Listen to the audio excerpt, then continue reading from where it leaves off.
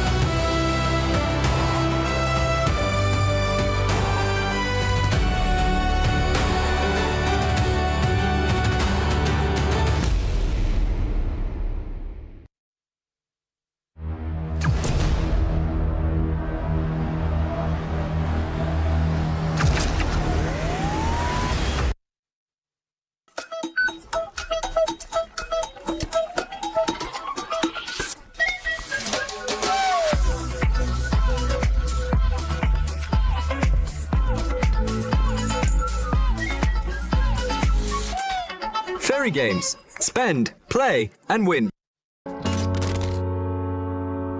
Welcome to the M7 Carnival, legend. You traveled all the way to the Land of Dawn? Don't worry, we'll guide you through all the activities and wonderful experiences we have. Here's everything you can do in the M7 Carnival for ticket prices as low as 20,000 rupiah. First stop is the Stage of Legends, filled with performances, music, cheers, the biggest M7 watch party, and a special performance from Stephanie Poetry on the final day of the carnival. Game recognizes game in the M7 Carnival, as we'll be collaborating with the NBA, and history is made here at the M7 Carnival, the first ever MCGG World Championship. The Go 1 Grand Final will be hosted here at Stadion Maja Jakarta, so come join us and feel the energy. Next stop, the Heroes Playground, to take photos with giant hero statues and meet cosplays of heroes from the Land of Dawn. Come to the Hall of Creators and Pros to meet and greet with top content creators. Teams from MPL ID and Legends are here. Line up, take photos, and even walk away with an autograph. Play games in the Rewards Arena to win prizes from all of our brand partners. It's at the MPL Market. Booths of your favorite teams, exclusive drops, and surprises from your favorite teams. Take a quick bite at GoPay's Land of Dine. We've partnered up with GoFood for your food and drinks. The Magic Map has shown us all 6 zones in the M7 Carnival. We're calling you to play, explore, and wander. Don't miss out on exclusive gifts ready for visitors worth over 2.5 billion rupiah, including M7 limited edition swag bags, exclusive merch, in-game chests, and special skins. Are you ready, legend? Get your tickets soon, because we can't wait to meet you at the M7 Carnival.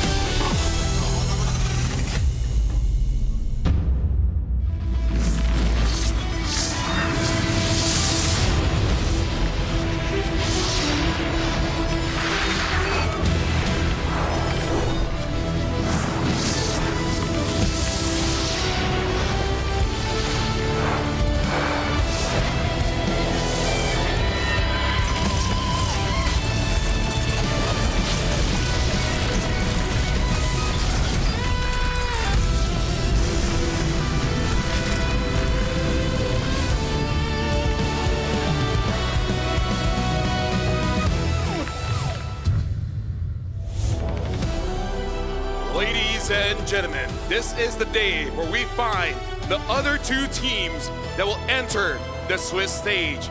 After days of the wild card, Group B seems to be quite smooth, but for Group A, quite a lot has happened. And for today, we have two more best of fives until we decide who goes to the Swiss round. Welcome to the wild cards. My name is Rafael. Alongside with me is Mirko as well as Gani. See, I can do it. Yeah. Hey, that was solid, man. Hey, thank you very much. That's pretty normal for you. Right? Yeah. That is very tame. That's the golden standard of openings for Eterna. Oh, really?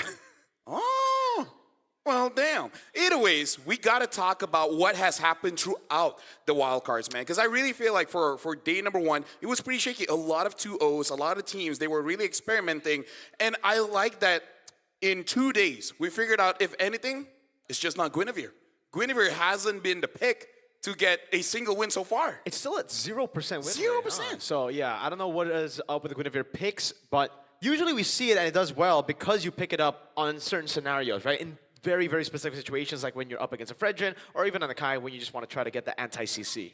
Very conditional indeed. And if you take a look at the other heroes, seems like there are a lot of heroes, other heroes, that has been doing well, right? Peep the Claude. I did not expect the Claude to be full, but hey, some teams, some players can definitely pull it off. Something that I really like is that we had a conversation. Do we want a fighter goat lane or a marksman goat lane? And then teams are like, both. Yeah. Right? Yes. So you just become a marksman and then just build kind of like a fighter. Fighter emblem with the Festival of Blood, now giving the hybrid lifesteal, making it so that really almost every heroes can really use it. Yeah. For now, we're going to be looking at the schedule to see which teams are going to be the ones playing first. We'll start off with Zone 1 fighting against Guangzhou to see which of these two teams will actually qualify towards the Swiss stage. And upcoming in the second match is going to be VP against Boostgate. Doesn't matter how well all four teams did throughout wildcards.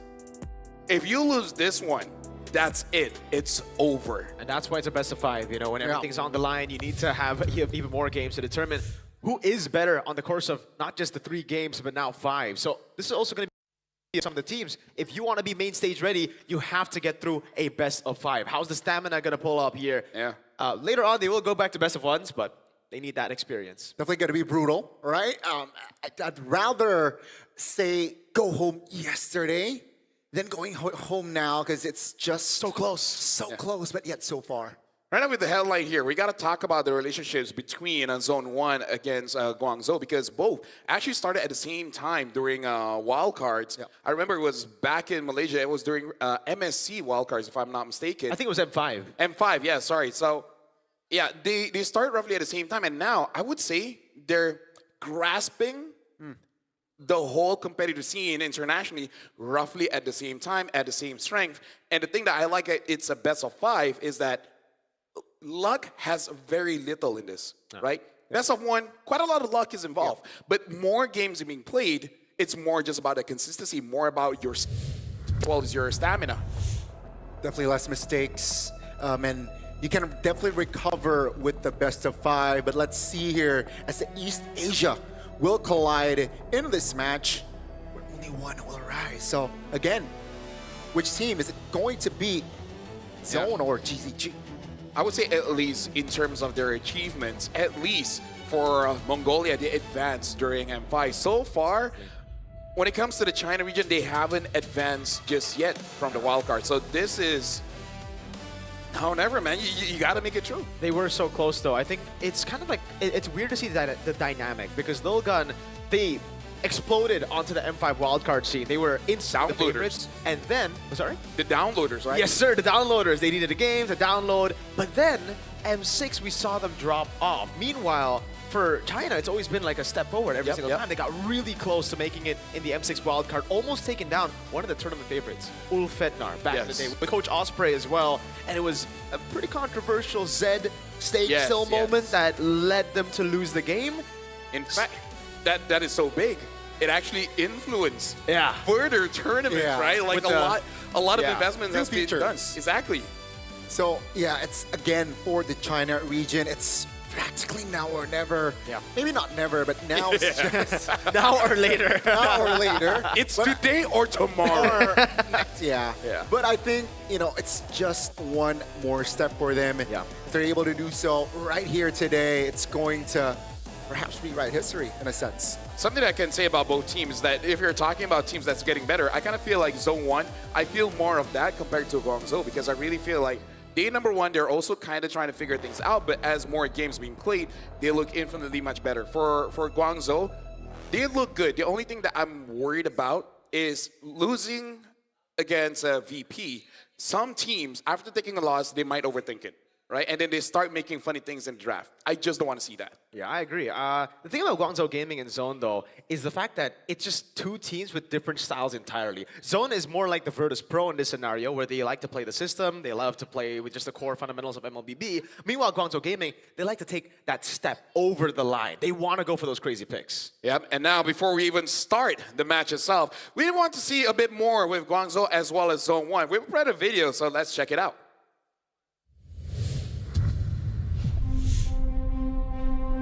Burmese goals. They drop Lil Gun 2-0. AP Brett, they will take Little Gun down and they will eliminate them from M5. Since M5, the international events have been harsh for us Mongolians, and since Lil Gun, there has not been a very notable achievements for Mongolian teams.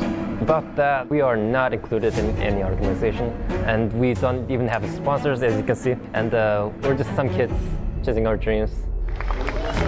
当那一次 MSC 失利以后，俱乐部对这个项目失去了信心，所以就解散了这个队伍。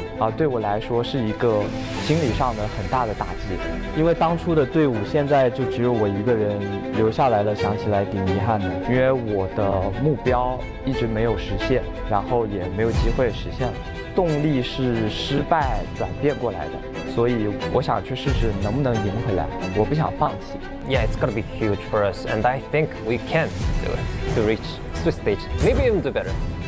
对于中国赛区来说，这也是很重要的事情，因为很多在中国支持我们的粉丝，他们一直是失望的，就是每一年带给他们的消息都是失败的，所以这一次我不想再听到这些东西。这次来到 M7 的外卡赛，我只有一个目标，那就是打进正赛。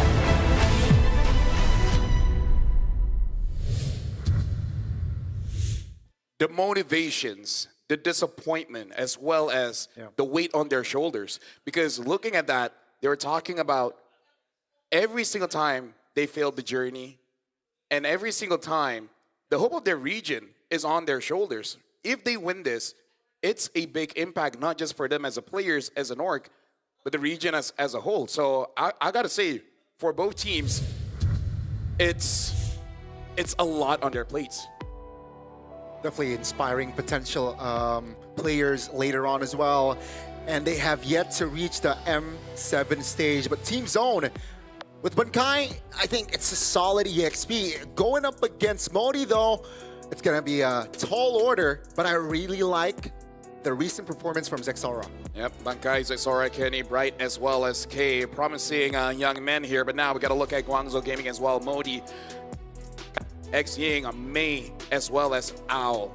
In terms of how they've been playing, it is slightly bit unorthodox, especially with the Freya popping up here and there, but I do like what I'm seeing. Yeah, even with the Minotaur coming in from Mei, you really get to see more of those comfort picks. And the comfort picks aren't really meta, per se, right? Which is going to be very, very difficult for Team Zone to draft against, because in Team Zone's case in Group A, it's never really been a group where they had to get tested all the way to the end. I think I've heard as well, that we'll get a fun fact later from a main stage team, say that if you take Zexora's Lancelot away, what's he going to play? So that's a big question that Guangzhou Gaming are definitely going to push towards them. We know that Guangzhou love to respect people in the first phase of the bans. Yep, we're going to be looking at our own predictions here. So a bit of a mixed table here, but the thing that I do like is we don't feel like it is going to be a 3-0 game. Like, even for you, Mirko, you say it's a 3-1, but I'm guessing even you wouldn't be surprised if we go all the way, especially just seeing the video of how both teams, they're emotionally invested in this one. Yeah, even though we don't agree here, even with the scores, I think we can all agree that it will not be a sweep. I think everyone, I mean, they're both going to bleed in this matchup. I personally predicted Guangzhou Gaming Yeah. to make it to the main stage with Virtus Pro.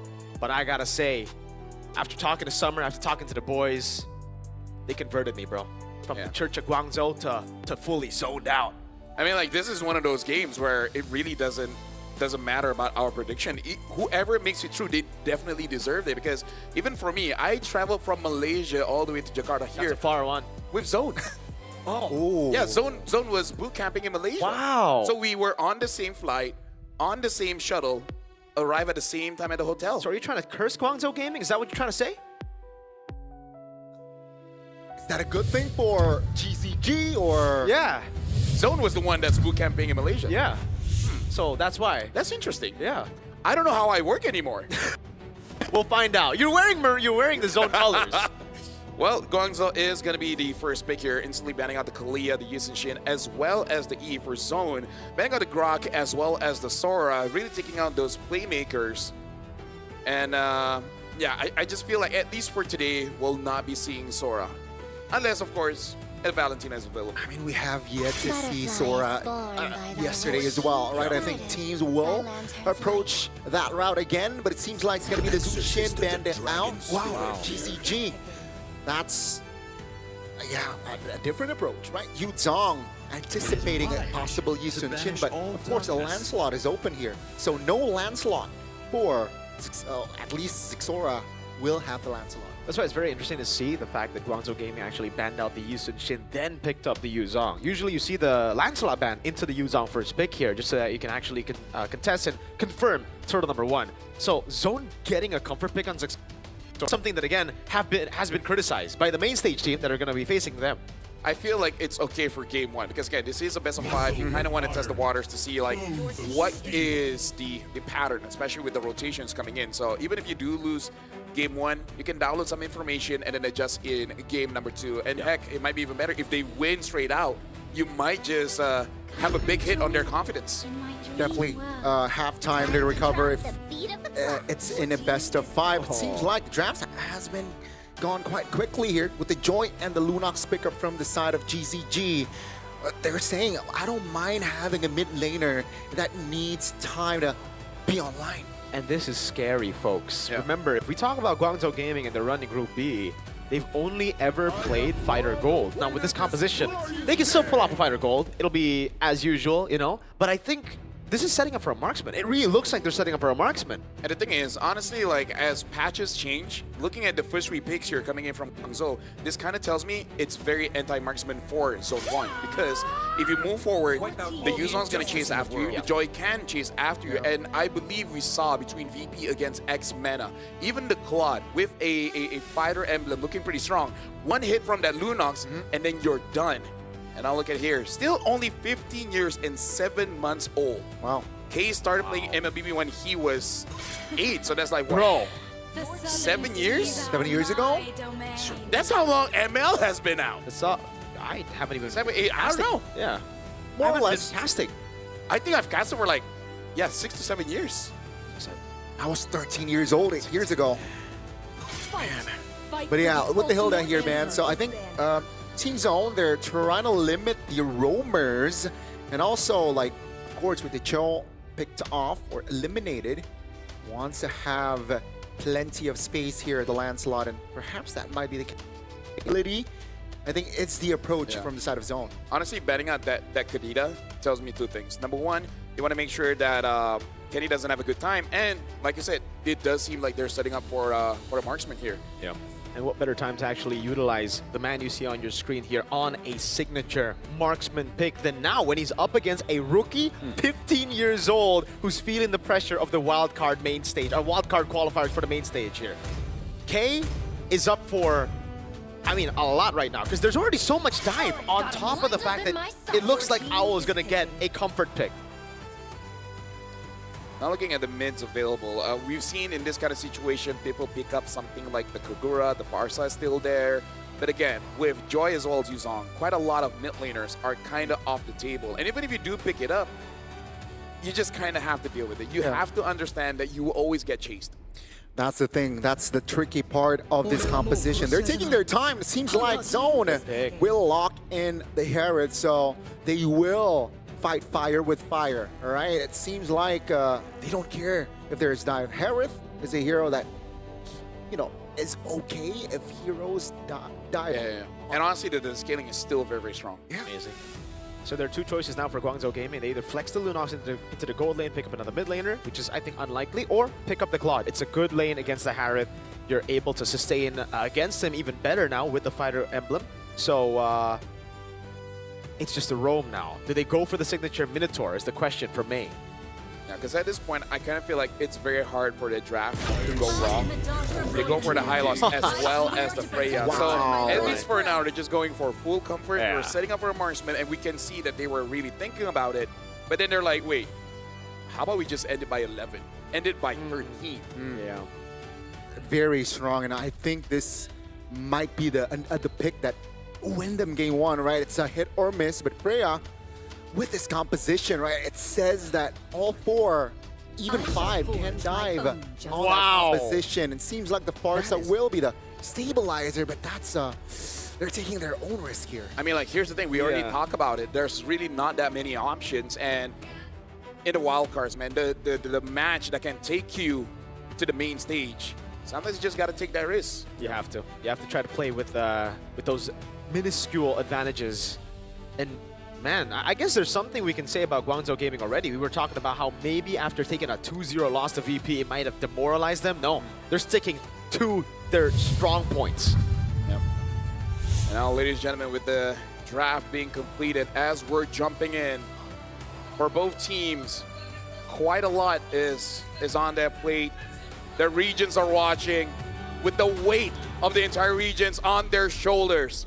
With past disappointments, this is the start of the best of 5 here between Guangzhou and Zhou. Let's see who's right first in this best of 5. Will it be GCG or will it be Zone?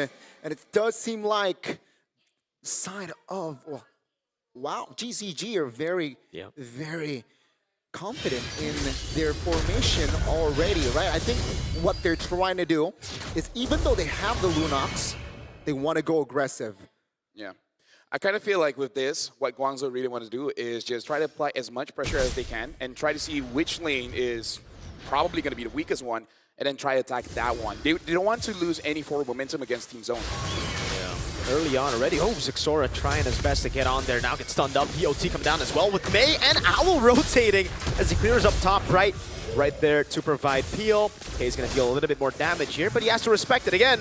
This is not the fight you want to take, Kay. It's a revitalized, baited out from both roamers. It's evident, right? At GZG, their gameplay is trying to apply pressure as May, though. Way too aggressive. No revitalize. That is an instant punish from Team Zone. Yep, definitely a big mistake, because we can already see it's very evident that what they want to do is to apply pressure constantly. But the thing about a high loss is that with your first skill, the Law and Order, you do with the move speed, you're able to get out of there. But without that revitalize, that was simply just not worth it. But again, at about 1 minute, hold on, ow! Still survives. Yeah. Still survives. Barely, though, all right? Still holding on towards that flicker at least. But yeah, GCG, especially Mayor, on this high loss, gotta stay composed. Gotta stay your head in the game here. But that was an advantage for Zone. Will it move over towards the first turtle here, as seems like farm-wise Xora is having a splendid time. Great feather airstrike in the mid lane. Actually baits out the flicker out from Xing as the Black Dragon form gets used up to Zone's Xora, but he's on the Lancelot now. He's gonna go in now. Also with the red tree, it's still Cannonale who takes it away, and Guangzhou Gaming strike on the neutral objective.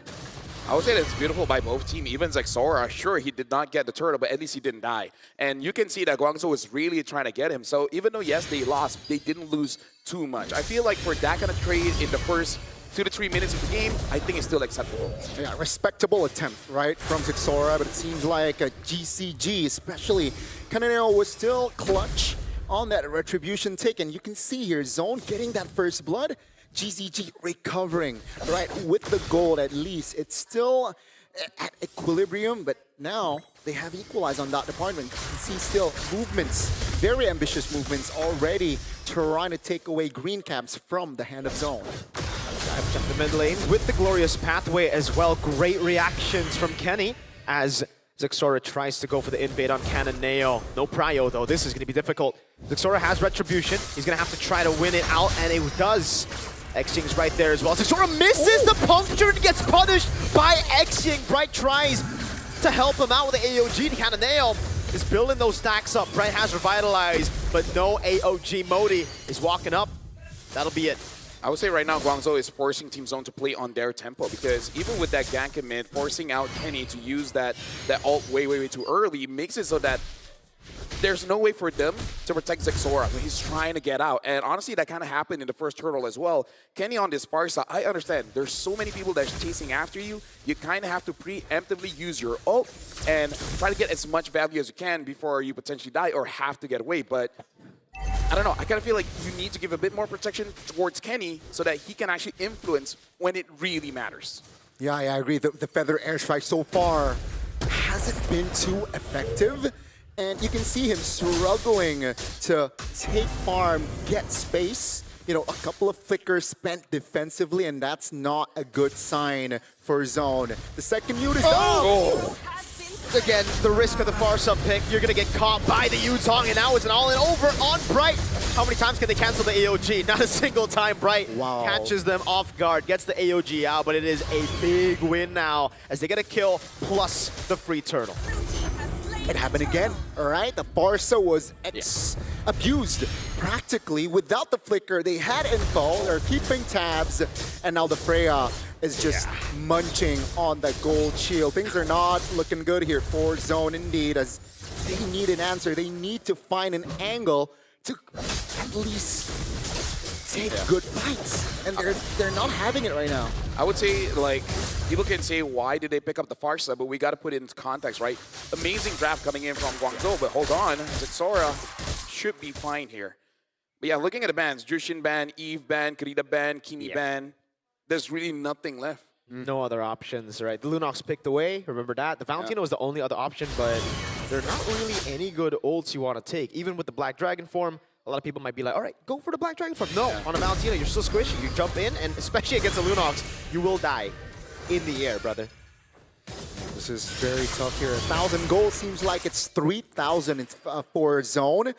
Because I really like the tempo that GCG is creating, right? They're not forcing unnecessary fights. They know when to press their buttons. And yeah, Team Zone, as of now, 6 minutes in, they're catching strays. I would say this lead looks bigger than it is, just because the damage dealers are the one that's really getting choked out. And there's also one thing that I want to say about Team Zone, though. The one thing that's good about their composition and how they're playing right now is they really took the blueprint from VP as to how to beat Guangzhou Gaming yesterday.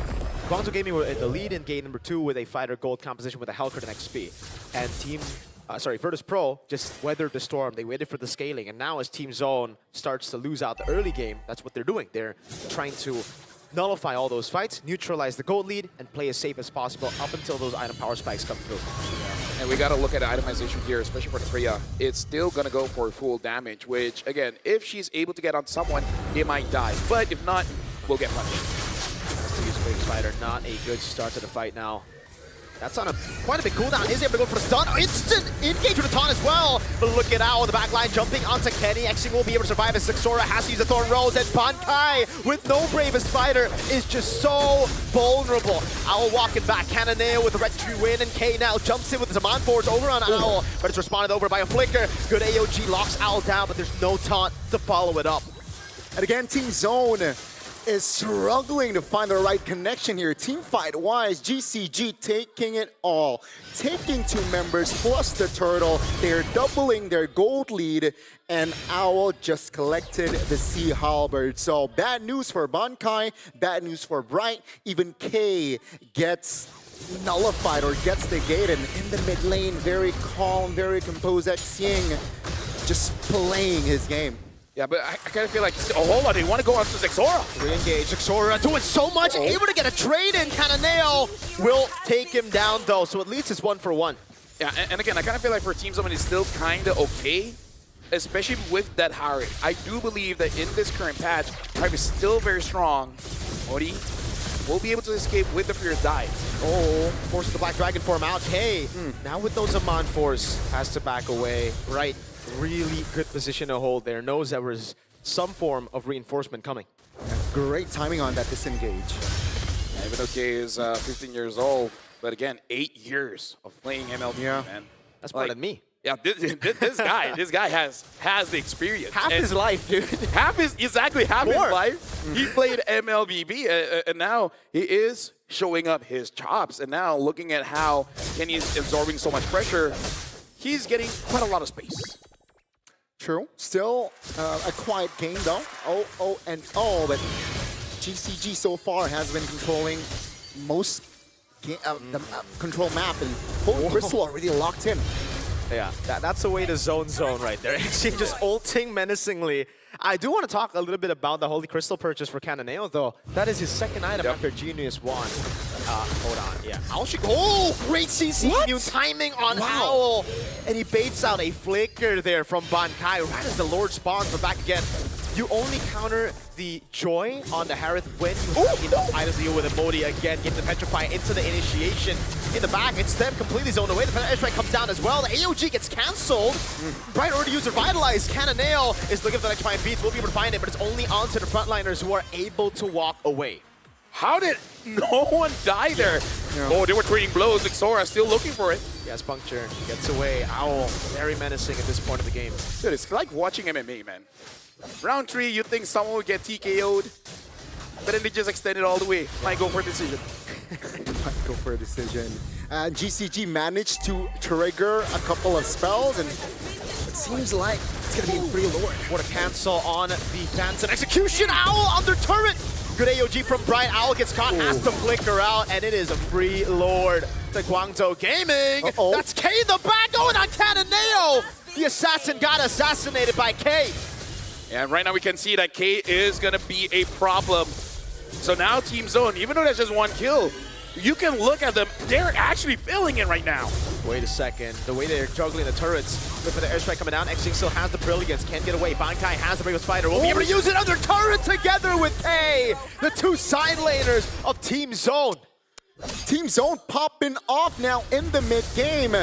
They lose out on the Lord. Xora still able to escape, but they lose out on the Lord. But they manage to recover, and that Lord is meaningless so far. As you can see here, the gold lead shifting more towards Team Zone sides now. And yeah, it's all back to neutral. Now from 2000 now, equalized. That's how big of an impact when K got that kill.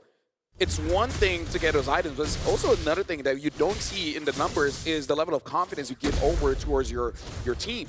So now Team Zone, looking at the itemization of the Harith, once he gets that Holy Crystal, that will start becoming a problem that Guangzhou has to answer. And keep in mind, they got the Farsa, which means they have the range, they have the burst power as well. And, you know, while defending, Team Zone's okay as long as they keep their formations tight. So GCG now, they gotta find solutions to create angles, at least take Kenny or K down first before the big fight. Well, I do have to say for Guangzhou, there's multiple threats here. The Yuzong is a threat, and Cananeo looks like he's building towards a concentrated energy. Once he has that, he will also be a huge threat, and an Owl as well. So it's also something that Team Zone has to be careful of, the targeting. Because they might be spread out because there's just too many threats. Yeah. They can't let their guard down though, Guangzhou Game. The fact that they got the Lord and then they let their guard down, they didn't really play properly to disengage. Rather, they actually went back in. It created an angle, a window for Team Zone to punish. So now for Guangzhou, they really got to make sure that their order of starting to fight is good. Owl, making sure that he doesn't make a mistake, gets away. Yes. Yeah, very good at keeping his distance. So far, both teams now are playing it slow. You know, an engage. Yeah, they are not gun shy at all. Hey, that was 3 ultimates. Yeah. I mean, like, the Lord is 20 seconds away. By a bit of time, I'm pretty sure everyone will get everything back. So, you know, just that was an attempt. It was an attempt. Respectable or not? It was more psychological. Psychological attempt. I like that. Yep. Maybe more for them. Right, to be like, guys, we're brave, right? Yeah! You want to go, bro? Okay, we're brave. I wasn't surprised with the Glorious Pathway commitment, but the Black Dragon form commitment earlier was quite surprising. Zone now has the river control. Yeah, Modi's really low. Exing again jumps in over the Bankai. Has Big Spider now. That's Owl jumping in. Bankai still going for it under Exing. Able to find it now. SK deals out the damage over on Owl. No Zaman Force. There's a window for Guangzhou Gaming to punish. Cananeo with the stacks trying to go and stack it up. Now on 3, but cannot find the opening onto the Lord. For the airstrike in the mid lane, zoning away Owl and Modi. They can't do it. It's Team Zone, the free Lord. Again, Zone is, with their system, they're able to find the right connections. Bottom side is pushed, but Team Zone, they lose out on the first Lord, but they recovered now. It seems like Guangzhou Gaming, they have lost the foundation of that early game. I love the shift of power here, where Team Zone, like you said, they saw what we beat and just waited out, right? Waited out. Eventually, Guangzhou, especially with this kind of draft, they will feel like they have to make a play. Yes. That's the thing about playing double fights. You feel like you have to, even when you don't have to. That's why we saw how easy it is to bait out skills. Once they see an angle, they go for it. They need to commit together. Glorious Pathway with the Black Dragon form used. Despite us thinking it'll be up back when the Lord spawns, it wasn't. Modi got chunked low by the Feather Airstrike, and again, now it's tough for Guangzhou Gaming. They have still good clear, luckily for them, despite having the 2-fighter comp. So far, so good here for Team Zone. Oh, look at the siege. The Dragon used up the zone in the back down, but it is just to defend their base turret in the mid lane as Cananeo clears up top. The rest of the team will be sent down below. Zixora. Look at the play. Oh, Zixora! What? I don't think that's a good play, man! Way too aggressive, and he will fall. A simple law and order was there. It's a 5v4 now. Yeah, they're really trying to go on to them. But the airstrike coming down now with K on the Zaman Force. Brave Spider as well. Xing has to flicker out. K's looking for the play. Has to flicker! And finds it! But he's already used it, and now he's compromised in. He's still able to buy some time, but it's a shutdown for Owl as he flickers out the safety. Bankai on the Bravest Spider. Modi's going to try to chase Kenny. Will provide enough support to back away.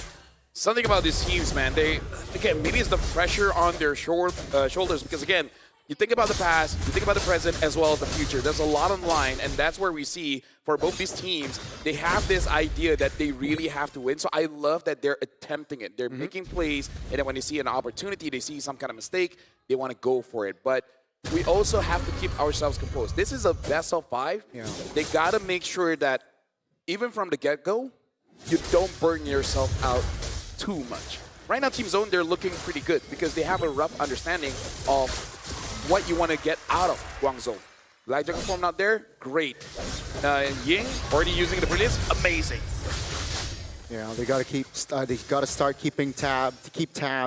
And you can see here the items already building up for both teams here. Total kills, it's 6-7 for DCG and Zone. 7. So it's 1,500 gold lead for Zone, but it doesn't really mean much at this stage. It's all a matter of positioning. Zixora peep the Malefic Roar, so there's extra penetration from the Lancelot.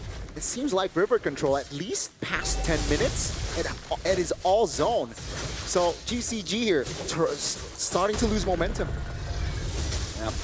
Right now, Main wants it. Oh, look at that. Owl jumps in. He gets taunted. That might be him caught. He is able to escape with the ult now. Black Dragon will come down with Main with the Glorious Pathway. Zixora with the jump in forward is able to zone Xing away as he's taken very low. Modi still trying to get the DOT damage. Owl gets locked up with the AOG. Cananeo now jumps in with Electrifying Beast, but Kenny is able to maneuver around the walls perfectly. Zixora, this is unnecessary. They have 2 members down. They can go for the Lord, but Team Zone, do they want to go for the end? They really should not. Again, everyone's trying to make hero plays. You don't have to. I think this is a free Lord, no? They get a base. Oh no, Cananeo. No. Okay, but Zixora used the red tree. Bankai gets the stun. K flickers in forward to find the kill. In hindsight, it worked out. You're right. Beautiful stuff. Beautiful coordination from Zone and GCG.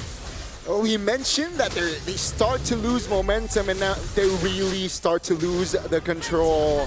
Potentially, you know, if all things go right, this might be the final push for Zone. I just want to take this time to shout out Kenny, man.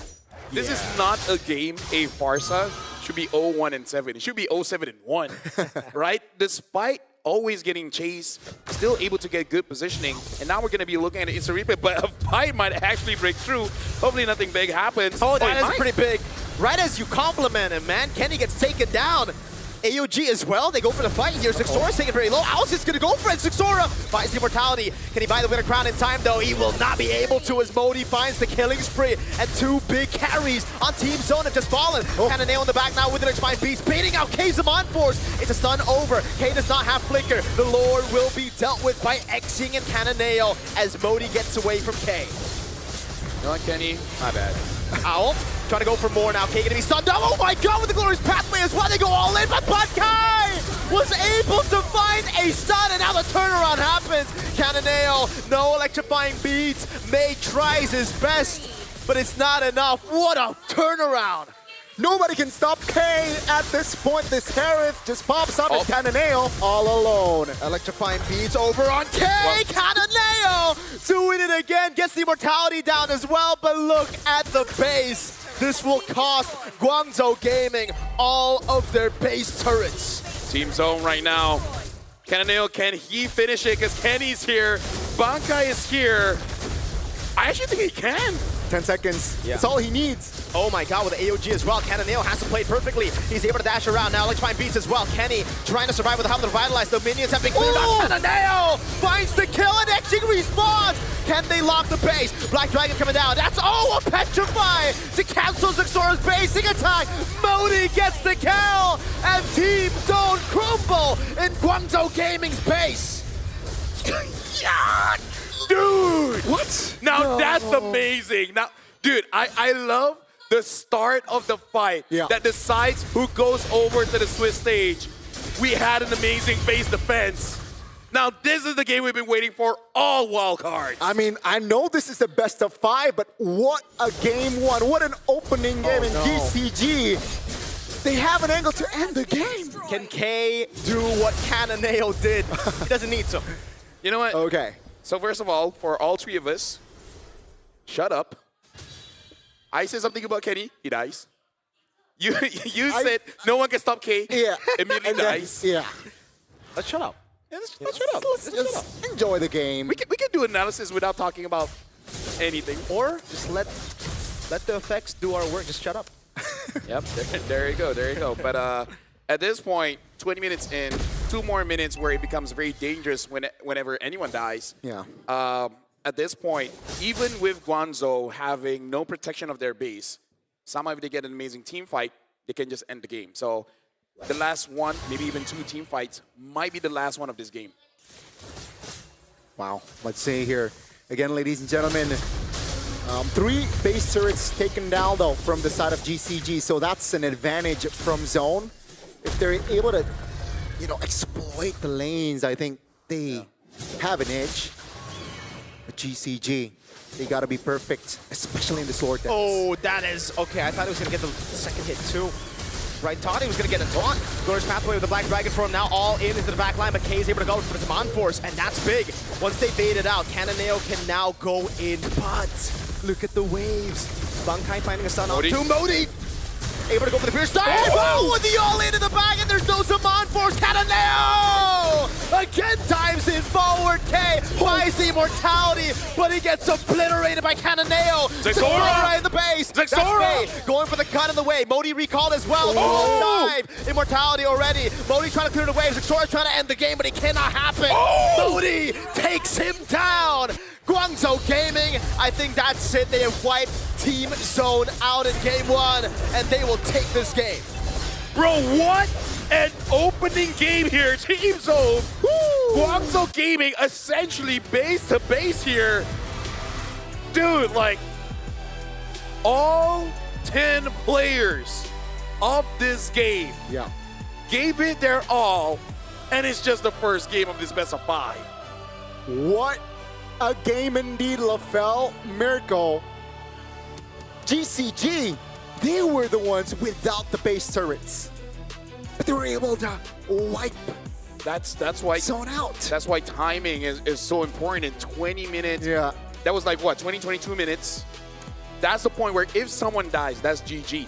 That's over. The value of the Lord is not as high when you die and you return in like what, 50 seconds. So Yeah. that was brilliant coming in from Guangzhou. They understand with no base turrets, it's all or nothing. They got to get a win in a fight, and my goodness, they won that fight. And you can definitely see the youth of Yeah. Zone. You can definitely see that they have a very young squad because they get overzealous a lot. They thought the Look late at game this. was just easy for them, but then again, baiting out Zaman Force and a Cannonale. This was beautiful Cannonale. It's beautiful from everyone, right? Modi gave an opportunity Yes. for Owl to come in. But all the while, Cannonale, if it wasn't for him, Kenny would have been a problem. Exactly. Kay would have been a problem. The layering. Like, there's so many playmakers, again, from both teams. Like, every single name that we've said in this game matters. Yeah, that was, you know, the positioning, right? Very awkward from Kenny and also Kay, but that was all because it was forced by GCG. And Cannonale, props to you, finding that angle. What a game one indeed. GCG, well deserved. Honestly, this kind of game always makes you feel a bit bad that only two teams can go through, and for this one, only one. Yeah. Right? Where everyone watching, they're like, yo, both deserve it. They're amazing, but this is the pain of competition. If you want to win, you got to trample someone else's dreams. That's true. That's true. But at least good news for Zone. That was just game one. Yeah. You know, all they need to do now is just to recover, adjust. But yeah, you mentioned them being, you know, young team. Yeah, they got to figure that out in the back rooms. Something I do have to say, though, Zexora did not have an amazing game on this Lancelot. If he had a better time, maybe it would have been a better game for Zone. Yeah, I agree. I think for Team Zone, again, it's just the overzealousness, getting those positions, not instantly going for Lord and instead going for the fight. Yeah. That ended up actually paying off. So that one we can't actually nitpick, but the other parts of the game definitely, with 3 base turrets, that's not how you should play it. You shouldn't be fighting the enemy team head on. Yeah. So right now we are going to be looking at the MVP by Real Me here. And again, whoever comes out on stream, they really deserve it, man. I feel like for Zone, Kenny, with the cards that he was dealt, great. Kay, we love the Harif. I wonder if there's more, because what if we'll get banned out? Zesar is the only one that, I don't know, maybe nerfs, you know, because he has been here for a while, so he does have that experience, but maybe it's just past ghost haunting him, you know? Yeah. And I'd say it's also kind of tilting, Lafel, when you're in a game like this when it's close. Yeah. Usually when you get stomped out, it's another form of tilt, but this is a tilt that you're like, man, what do we do next game? Because we played it so well. We took the blueprint of Virtus Pro. We tried to weather the storm. And still, despite getting into our item power spikes, we weren't able to do it. Yep. And now again, where we're looking at the MVP. That was by Real Me. And the MVP is going over to Cannonale. 6-3-3, 68,000 total damage. But it's really the context. Yeah. It's not because of the KDA. It's not because of the damage. But where did the damage go? Even from the start, right? If you really think about it, Cannonale managed to find that clutch retribution. It was pressured by Zexora, but I think that was what I think built GCG at least to have an okay early game, and then it translates towards the mid, of course translates towards the late, but yeah, GCG, even though May was caught, but they were able to recover in that early. Yeah, and again, looking back at the highlights, they were trading blows. Again, this really does feel like a boxing match. Someone punches in, someone tries to dodge, bait out a few hits coming in, but all the while, it's really about catching those mistakes in the late game. And I do agree with Mirko, even though the play did work out for them, but out of 10 times, can you confidently say 9 out of 10 times it will work out that way?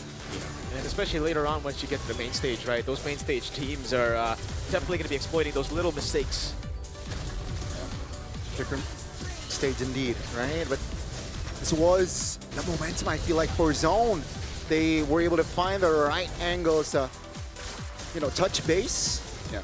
But then, you know, it's just so brawly after minute 15. And this is why, for me personally, especially as a Harrod user myself, right?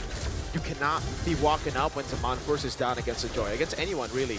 You're very cycle-based. It really depends on whether you have ult or not. Here for Zone as well, The force. Beautiful. It was beautifully cancelled out by Modi, but even if it wasn't cancelled, I think they just have more damage in the end, so they wouldn't have been able to end. Yeah, two-man petrified there, and then Owl jumping in, kind of understanding his objective, going for those damage dealers. This really is a good showcase of good communication, right? Because that chain of events could not have happened if someone else was zoning out, right? If someone else was, their head is back in base, their head is thinking of item swaps. That was beautiful. Speaking of item swaps, now we do have to look at the items here. And Modi only died once, but his War Axe was actually quite late. And again, we do see this kind of use on quite a while where you build the Hunter Strike first and hoping for more damage, translating into more sustain. Modi, 5-1-7, had an amazing game as well. But again, Zone, props to Kenny as well as Cayman. They tried their best. They really tried, right? It seemed like for a minute that Kenny was having an okay game until GCG managed to just steamroll the position. 1-4 until you mentioned 0-1-7, and then he ends up 1-4-7, bro. Right after you compliment him, he dies 3 times, LaFell. And then only 1 kill. Yeah. That's and it stayed at 7 assists. You didn't get any more kill participation. What do you have to say for yourself, man? What do I have to say for myself? I've been doing this job roughly for how long K has been playing the game. Why am I still cursed? Exactly. You would have thought this would be over 2 years ago. Chat, it started as a joke. I don't think it's a joke anymore. I don't think I want to play anymore. I don't want to play. At this point, no one wants to be friends with me. Don't worry, I do. You're the OG. We're cursed. Yeah. And you know what? You look at what happened with us before we started the day. That's true. Right, That's true. Yes, sir. Hey, you know, friendship has its trials and tribulations. Yeah. That's what they all say. That's what they say. But again, I That's think... what some say. Some say. I feel like not a lot of people have thesauruses, you know? What? Thesaurus. Do you know what a thesaurus is? No. Is that a dinosaur? No. Thesaurus is basically a vocabulary. Oh. Yeah. Well, I don't. See? Not everyone has thesauruses. Exactly. There you go. Oh, you guys really don't know the thesaurus. Because for us, back in MPLMY, if our cast was boring, our producer would just throw a thesaurus over to us, like, get more words. Damn. Wow. Speaking of damn, do you guys know Realme has AI coaching in the phone? I don't need a thesaurus. I could just ask Realme for the AI knowledge, man. The M7 official gaming phone. Yep. And again, the players have showed their chops here on stage. Like, if you guys need convincing how amazing of a phone it is, here in the wildcards, man, especially game number 1 of this best of 5, this has been the build-up, and my goodness, the payoff is amazing. Hey, you know, I think with that display alone, by both teams, by the way, convince you enough, perhaps, you know, to get the Realme. You play, we carry, all right? So check it out, boys. It's want to know GCG still, though. Yeah, you can ask about in-game stuff while you're playing. You can also just be like, hey, if I'm not in-game, I could just go and take a picture, ask the AI what this is, all that, man. They have all the amazing features for y'all, so go and get it. Let me just say, after we played a few games of Frank, you guys need it. Yeah. Especially you guys were stuck in Epic. Yeah. Wow. Usually I would say uninstall. But you have AI now, so you could actually get better. I had a amazing time with friends, but without my friends, my God. Like, I can carry as a roamer. I didn't thought I would be carrying that way. Yeah. How can a roamer have the most amount of damage? Battle Pass, though, make sure you guys grab that one because there's a lot of goodies, but the one that you guys will be focusing on are the skins as well as the figurine. You'll be trying to get for that one. If you do, props to you, man. Moonton, I'm still waiting for the diamonds, man. I want to get this. Like, dude, I love the skins. I'm a Granger player, but I don't have the pass. I got 160 diamonds. Please, I need those diamonds. Yeah, we played with Owl. She had an amazing Granger game. You know what? Shout out to the skin. And she had the skin already. Yeah. That's why I had to take MVP from her. I'm like, no, I don't have the skin yet. No one gets MVP on that skin. Yeah. No, in those kind of games, even though as a roamer, and I still see that she has not died yet. If I have to go, I have to go. You know, my life. Wait, that was you were the roamer. I was the mid. I was a roamer. Yeah. You should have killed her. How though? Throw your cool friends exactly. the team. Throw the team to her. Don't go throw us the wall. Yeah. Just over to them. Okay. Noted. And here's the thing. This is the wild cards. But after this will be the Swiss stage. And before the Swiss stage, we do have an opening ceremony. Rise as one. Now that's going to be interesting, will it not? Yeah, it's going to be very interesting, as the fell put it. Yes. Rise as one. Gani, do you want to rise as one? R to the I to the S to the E. Damn, bro, Gani. That's all I can say. There you go. Gani's excited That's for all it I can because say. That's all he gets to meet his favorite girl. That's how you group. spell rise, by the way. That's how, yeah. That's how you spell rise. Yeah, Isn't it I know. R-I-C-E? I know what you're spelling. Isn't it R-I-C-E? That's rice. Yes. Like I the don't hear overrated, Nazi. like the I don't hear overrated difference. midfielder. That's Nasi. I don't hear a difference. That's Nasi. Rice. Rise and rice, you don't hear the difference? Hey, props to you for not seeing difference, man. Yeah, respect. Let's celebrate. No. Okay. Hey. Just that part. Okay, Just that part. Just that part. It's that part. I would dap Thank you goodness up, you were here. but you're too far. Hey, no such thing. It There can you work go. anywhere. There you go. All right? Anywhere. And that's kind of like their gameplay too. It's freestyle. It's freestyle. From zone? From both. From both. They like the freestyle. The fella's enjoying his time. Fellas. No, Enjoy yourself. because like that you gotta let it out, but you just don't say it. Yeah. You just move your lips and your tongue, but the volume, swallow it. Yeah, camera's like, we had enough of that. Hey, come on. Perfect timing. We had an amazing game. We were just dessert. Yeah. We were the break. We were the what do Garnish, dessert, no just Entree. entree. a palate cleanser.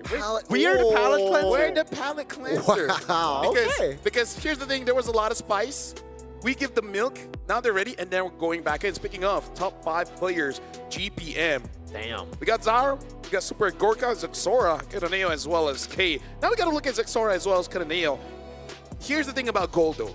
807 and 792, you're like, okay, it's only a few digits off, but bro, when we're talking about per minute, that's huge. Yeah. That's a lot, right? And keep in mind, it's on a jungler as well. So very, very splendid job from Zor. And also Kananeo, But I want to see more, especially from the side of Zone there.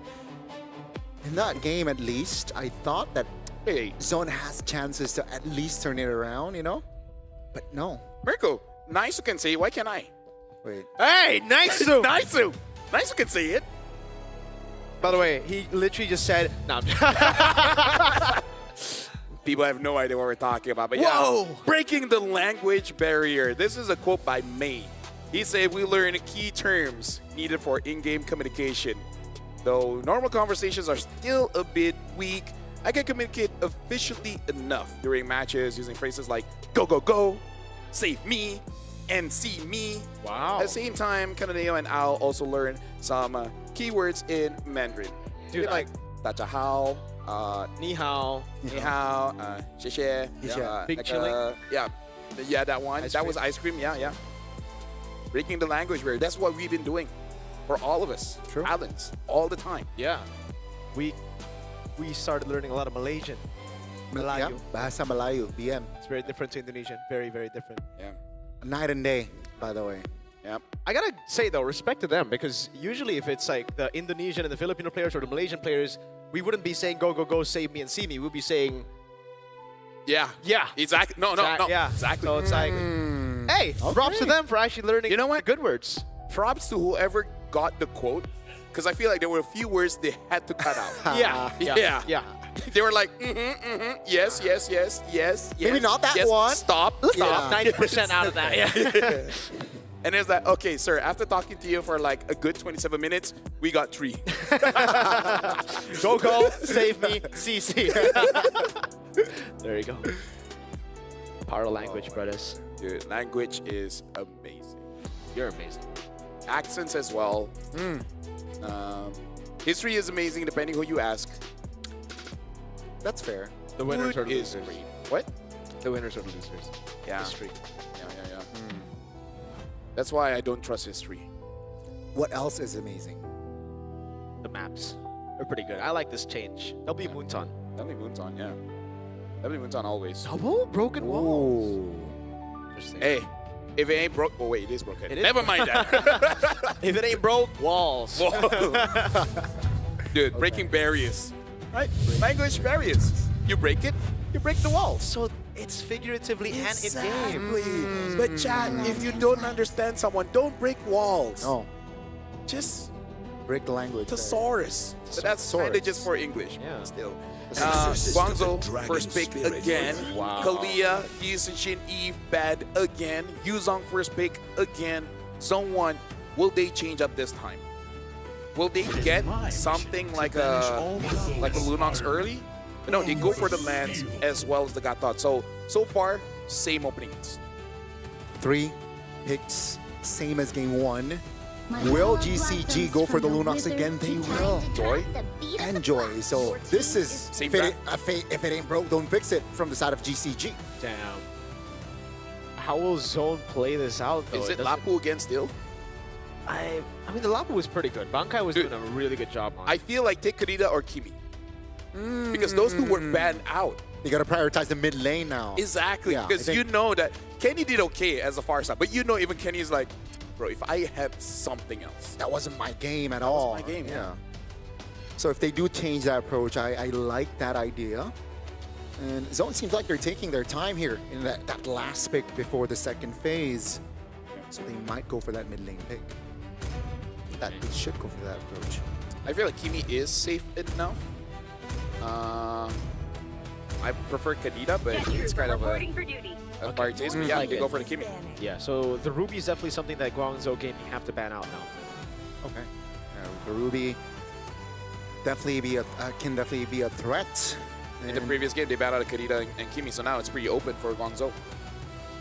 they should. So now, Zone, I think they're trying to at least play around the mid lane now that there's Kimi is in play.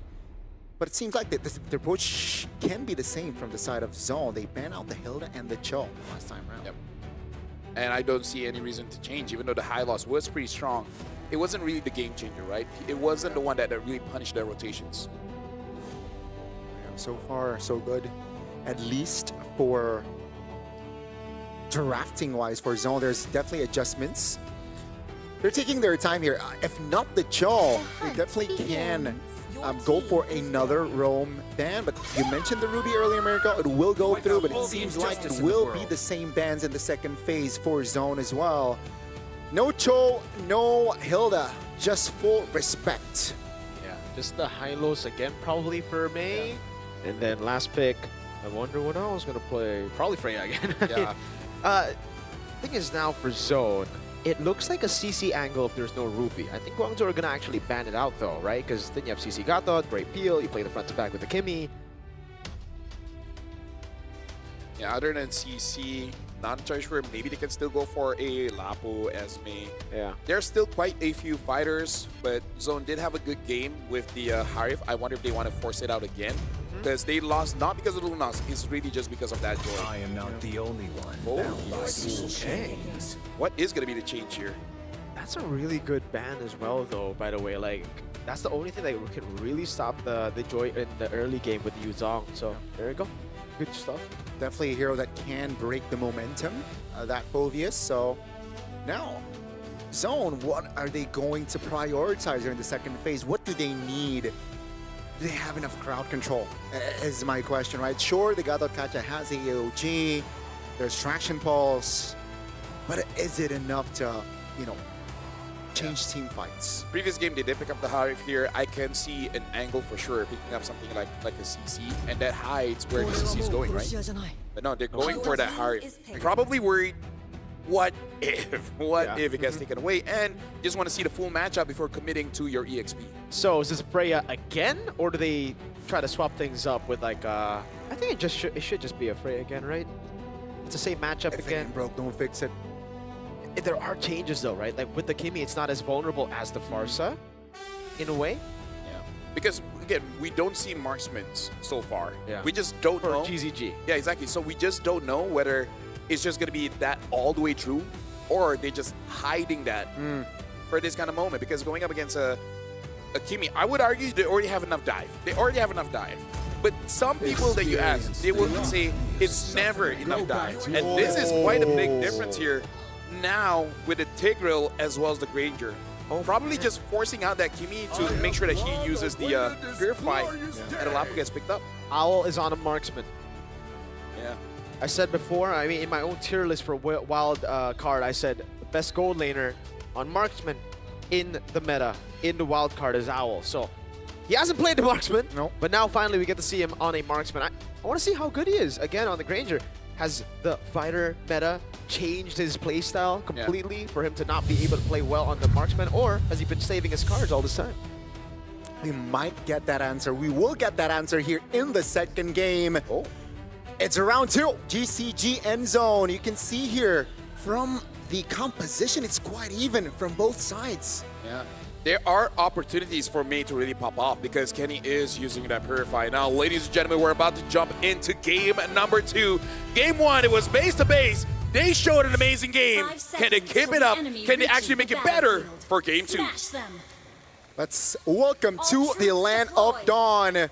Ladies and gentlemen, will GCG double their lead in the series, or perhaps we might see an equalizer from Zone? Let's see it.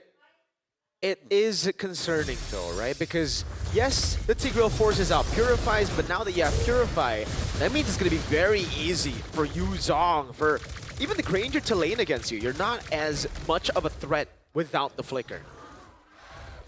Early Petrify already for Modi as well. Just a chunk HP on towards that Lapu. Xing immobilized. Yeah, he's gonna have to Flicker. Early Flicker burnt out here, but look at Cannonale, dude. He's so busy. 2 green camps taken over for Cannonale. Yeah, I'm loving the pathing coming in from Cannonale on this Joy. Ever since game number 1, he really tries to make sure that he has a lead, and he's just out of there. So far, pretty clean, not punished at all. Dude, that is so clean. Good prep there from GCG, reading out the habits of Zone, and we're able to capitalize here at least for the first minute. And yeah, I think standard emblems here with the Kimi bringing that magic shop as well. But gotcha. Very tanky, concussive, tenacity, as well as vitality. So yeah, especially in the early game, it will take more time to take right down. Something to note as well, it is still an assassin emblem for the Granger. Oh, hold on. Good knock up. Modi trying to go in with the Petrify, but won't be able to find it now as that's what they try and beats. Trying to lock Kenny, has to Flicker out. There you go. They paid out Revitalize and Flicker, and Zixora still not 4 yet. And that's huge for me, because now the tools to escape make it so that if Mei gets level 4, the next turtle fight might be huge. Yeah, that's going to be a game. Oh! Solo kill! Modi in the bottom lane. That is massive. Xing able to go with Brilliance. Good knock up from Mei. Cannonale singing the song, and that is definitely not the song you want to be hearing if you're bright. GCG starting early, strong here, taking the turtle, and seems like they want to invade again. Uh-oh. Cannonale still has the red tree, and Zixora does not. That is a massive lead at the start of the game. I gotta say, man, if I'm playing Lapu against a Yuzong, I do not like that. Yeah. Like, before level 4, there's legit nothing I can do. I just gotta stay behind my turret like a good boy and then just throw my swords and hope that I get a last hit. The fact that Modi got that 1v1 and now a 1 level difference, it's big, but he can redeem himself if he gets a good catch. But this kind of lineup, I think, is going to be very difficult for him to catch. Yeah, I think there was a big miscalculation there at the bottom side. That's a taunt, though. GCG jumping in. Oh, man, implosion. But oh, no! Zixora dashed into the knockup! Cannonale under turret will fall. So Marcelo's Xing will find a kill, though. So it is value, 2 for 1, and there's no shutdown on Cannonale. So Zixora just failed successfully. Yeah, I like that. Right? Failed successfully. Yeah, he jumped in, got an escape, and take Cannonale down with him. Well, not with him, but alongside him. Yeah. But it's still GCG here. 3 minutes in, 1,500 gold. So again, still a lot of ground to cover if you're Zone. Yeah. And Zixora is still level 6, a level behind. So that's not good during neutral objective fights. I'm guessing Kenny and Zixora be like, hey, how did you do that? And he's like, calculated. pure Read my name again. Read my name again. I got that aura. That was intentional, folks. But yeah, BDF just to escape, right? So now it's gonna be in neutral. Oh! Not worth it. Yeah, Oh my. Instant flicker, singing the song again. Bankai Man. wanted to get the kill back. Was that tilt? Because that was so not worth. Even if he gets a kill, Yeah. it's not worth it. And again, just before the neutral objective fight again, right? So tough luck there, but Bankai, man, again with a big miscalculation. Someone's got to calm him down. Right? Losing that 1v1 might have activated a part of his brain that needs to be shut off for a while. That's true, man. You get tilted, you get overzealous a lot of times when you get solo killed, and then you go 0-5, and then you lose the game. Relatable. Oh man, X-Jing goes on to Bright. They really want to go on Bright? Yeah, I don't think this is like the best choice, and they don't. Okay, they just bait out Revitalize. That's value, dude. Yeah. So overall for Guangzhou, looking good. But we saw in game number 1, things can definitely turn around at about 7 to 8 minutes. So there's still hope. You know, Team Zone just got to kill 2-3 people and then they're good. They're really occupying the top lane, though. Oh no. Yeah, Implosion, Purify coming out as well, but now he doesn't have anything. Modi in the back line, able to find a Petrify on Kenny, the OT Cananeo. Looking for the angle, Electrify beats onto Zixora. That's Bankao getting the kill in the end. Xing on their turret, finding the double on K, and it is such a big win again for Guangzhou Gaming. He got the shutdown, though, so perhaps that might help bump his gold up, but it's still just GCG taking all they can here in the jungles of Zone, and that's a turret top as well. More ground for GCG to play around with. But take a look at Zixora. By the way, if you guys haven't bought the M7 Fast, look at Owl. Right? That's cool. Is that why All played Dude. Granger? Because Owl's gonna play Granger? We just talked about it. Oh, I completely forgot about it, dude. It's the ADHD, man. Caster Bless. Caster Bless. We called the draft during a sponsor segment. That's true. We're kind of good. It's almost like we do it for a jump. Back up. Yeah. They should raise maybe just a bit more. Maybe a lot. Just like a, Maybe a lot, you know? No. maybe a car or something. Oh, I would love that. Yeah. But anyways, right now, again, Team Zone, they're looking okay. Just play around K. K can give you that miracle. Can he do it though? Yeah. Can he do it with the Purifies up? Yes, he can. Oh, yes, he can, May! What an implosion, and then the Petrify! It is beautiful from Guangzhou Gaming. Right as the AOG out, Zixora has the aura, but he cannot deal with Cananeo, who's on a killing spree. And now Owl looking for the next, or actually his first Sky Piercer stack. He's still 0-0-4. Man, again, the coordination has been so on point. The calls has been precise here for GCG. They lose 2 members, but it doesn't really matter. They got the final turtle, and Zone, it's just looking from bad to worse from here and out. If they're not able to stop the momentum, GCG, they might double their lead here in the series. Let me just say, as a roamer, I'm pretty sure the roamers watching this game right now, they're like, where's the instant replay? Let us watch that again. I wanna watch that Dashing again. in, get the implosion. Again, you were setting it up before the fight even happens. Can they even do it? Uh-oh. Yes, they can. Oh my D. Oh, my CC mute. Okay, he gets out. Okay, gets a turret down below, but now it's a 1v1, and it's Cananeo, who is so far ahead of him. Zixora with Phantom Execution able to clear out the wave here, so there's not going to be a turret take, at least for now.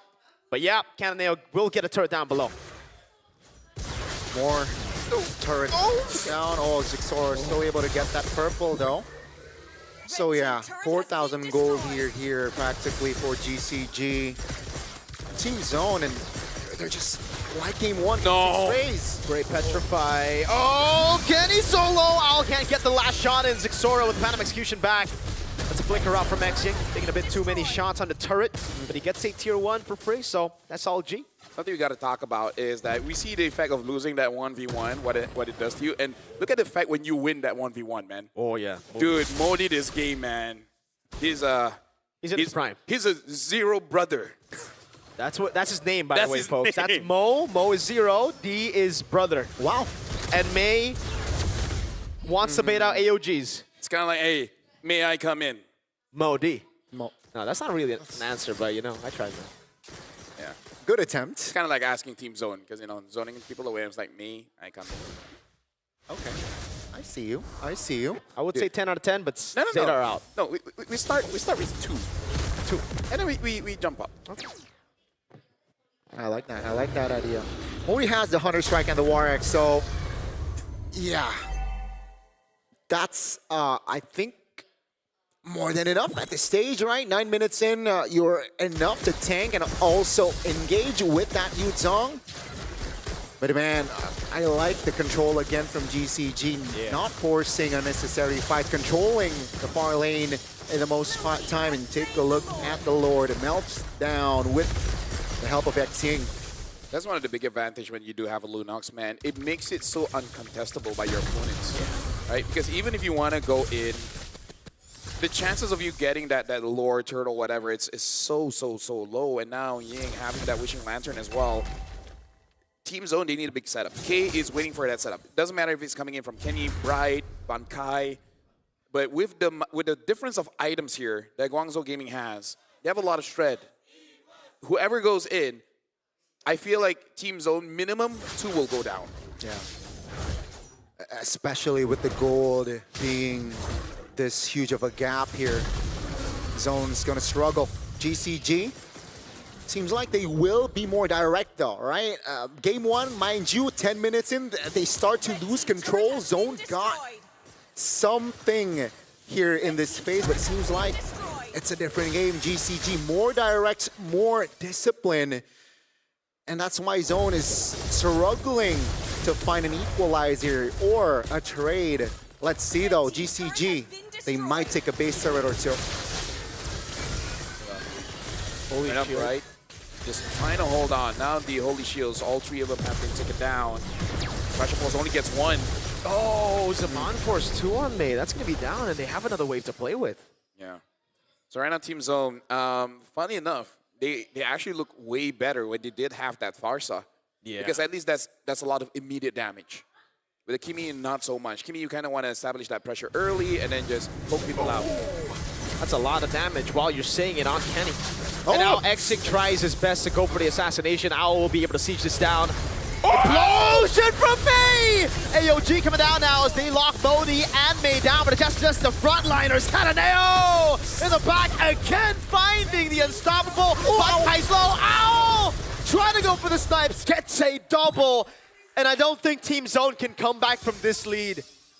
The coordination was beautiful. Cananeo in the back, Owl keeping his distance in the back as well, just free hitting, and Zone, they're in trouble. Xjing jumping in over on Kenny again, has brilliance, will be able to pop it in. Bankai with a 3-man stun, Owl's able to get away, but he will fall in the end. It is a kill though, however, to Modi, and they get a base turret. No, actually, never mind, just the bottom lane. I thought they would get more. I would say, Team Zone, take what you can get. Yeah. Right? At least the game is not over yet. If you're able to, I don't know how, but stall it out by 10 more minutes, maybe you can have a miracle team fight win, and then you can win it out. Because as of right now, this is so different from game number 1. Yes. Guangzhou Gaming, they just look a little bit better when they have a marksman. Weird, that one. Modi. That's actually a really good poke on Modi. They need to do this if they want to win out the fight on Lord. Yeah, I think both teams will take it slow, wait for their spell to go back up here. So expect a slower time here. They do understand that they have a base turret in the bottom side. GCG will be happily to perhaps bait out a couple of players. Yep. Question is, Zone, I don't think they can contest, so that's why Lancelot is rotating towards top. My question is, who's going to stop Cananeo? Right, he's died twice, sure, but if he's there, K is, and K wants to be there. So they got to figure out a way how to stop Cananeo. There's a lot of threats from Guangzhou, but Cananeo has to go. Yep. No real, like, insta-locker here, all right? Composition-wise from Zone. It's got to be perfectly timed. It's almost like you have to wait for a bush and hope that Cananeo goes through it.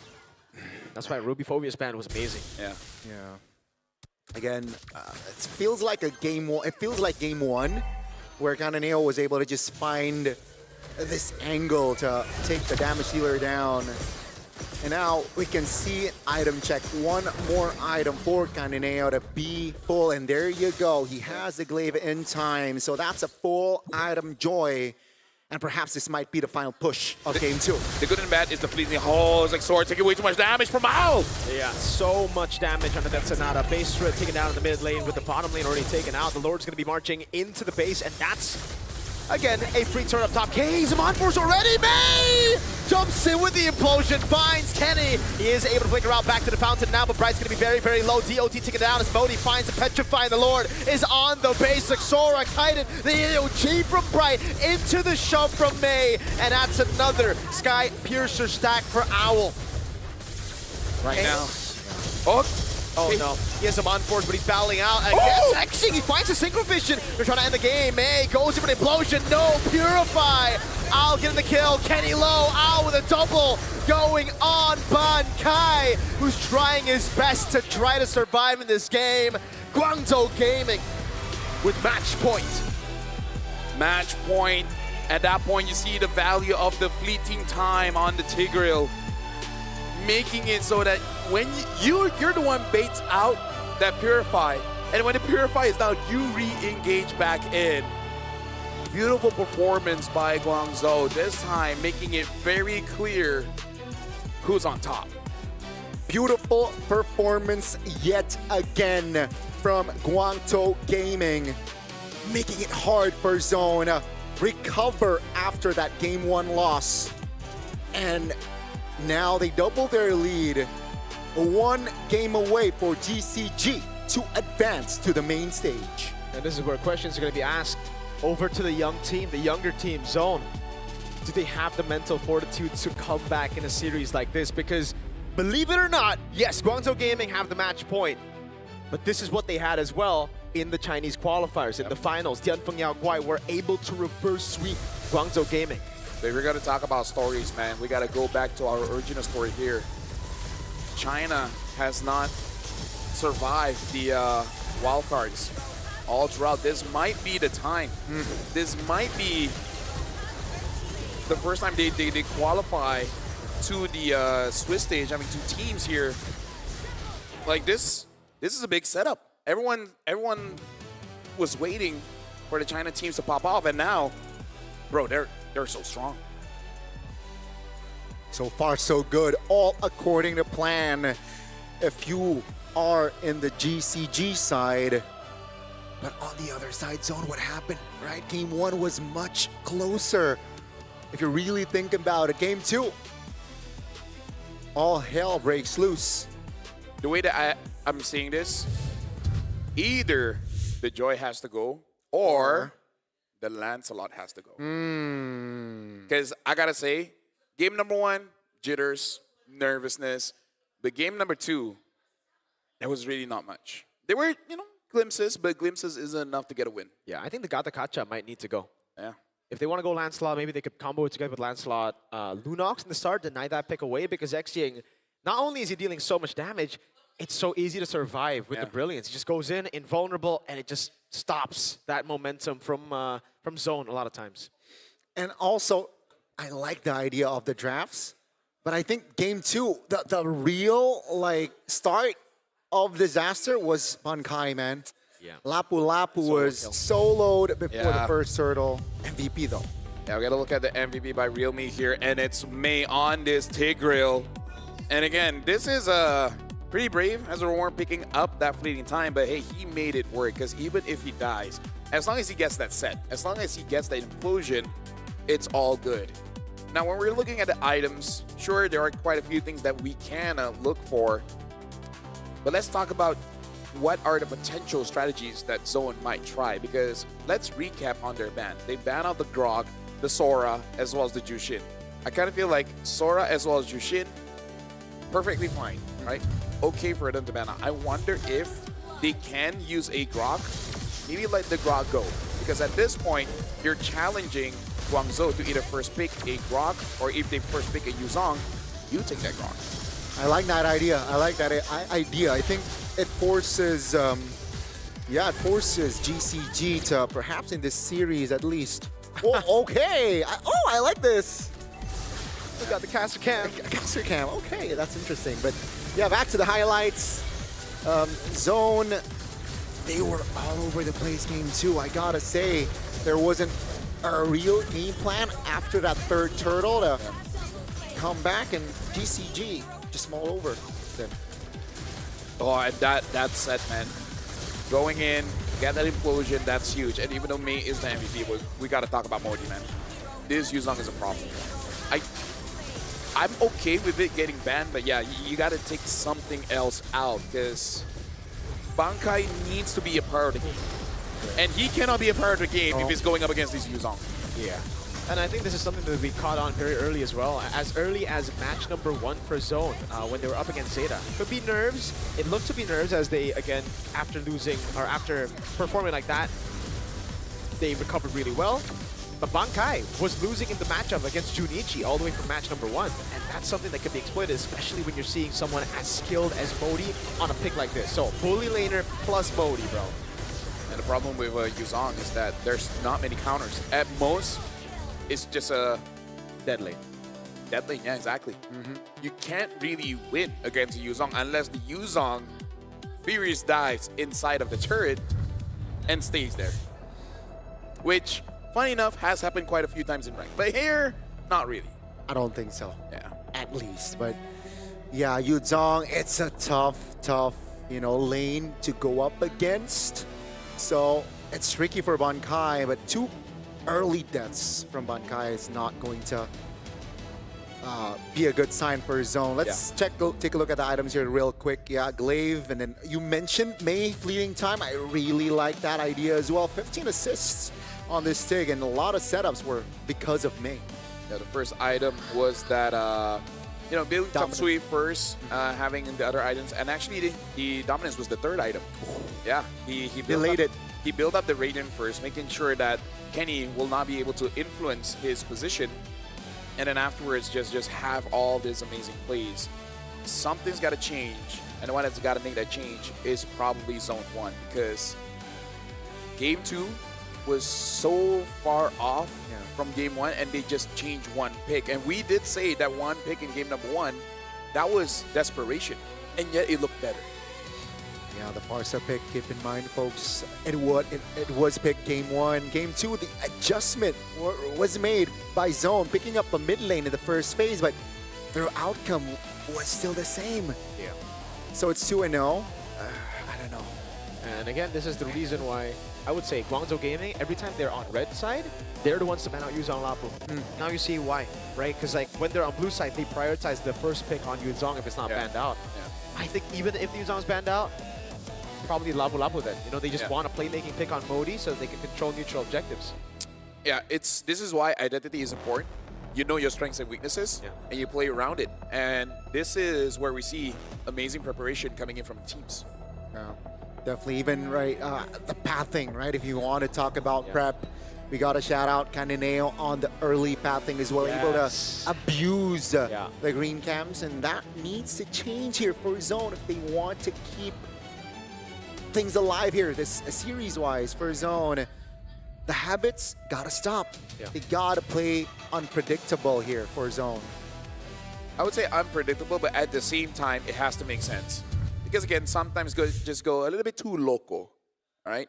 We've seen certain drafts here in wildcards where you're just like, there's really no win condition, or the win condition is extremely slim. I feel like don't be overly complicated. It's just that you just gotta acknowledge what's the real problem, and it has to be addressed. Yeah, and here's the thing. Everything that has been done by Guangzhou is all in those details, from the bans to the first pick Yuzong and the pathing. All of this enabled them to have an amazing game. And you guys can have that same experience too, because Visa is our official payment partner and they care about the details. And that's why, even for me, when I'm traveling around, Visa makes it so easy for me to get anything I need here in Jakarta. So thank you very much, Visa, our official payment partner for M7. Yeah. Gani, since you want to get the M7 pass all the way to level 150, The screen card is there. and you don't have the diamonds, Nope. here, buy yourself the diamonds with the Visa card right The here. code is like 1 4 something. Thank you. 1, 2, 3. 1, 2, 3. But we won't tell them the number, so it's okay. Well, now we gotta talk about a skin as well, and it's it's the Edith skin, the Vernon 9, from 9 January all the way to the 31st of January. Just log in 13 days to get for free, which you would think for us it would be easy, but considering the schedule that we have, we will try. We will try. 13 days is a lot of days, man. I think I'm just gonna call Poppy Moonton and be like, yo, diamonds, please. Poppy Moonton. Poppy Moonton. That's what we call him. Yep. But if they don't give us diamonds, then it's just Moonton. No Poppy. Fair enough. Or maybe we want to Poppy went out for milk, and never came back. and Poppy milk is hard to find. Very. The best he got was yogurt. And now we gotta talk about Gotagacha as well. The Solar Spark skin. Level up the M7 pass to level 45. Only to 45? Child's play. To get this skin, look at him. Gone, do the pose. Do the pose, Gone. Do the In a pose way, as well. at least for Mars, this is also a Kufra pose. Right. No, Oh, it's this. you're right. Bam. And then like he does this. Yeah. Dude, that guy's funny. Shout Should be a out. caster. Yeah. No, that's the great thing about being a Malaysia caster. We know how our games look like, Okay. so we gotta make it funny. Yep.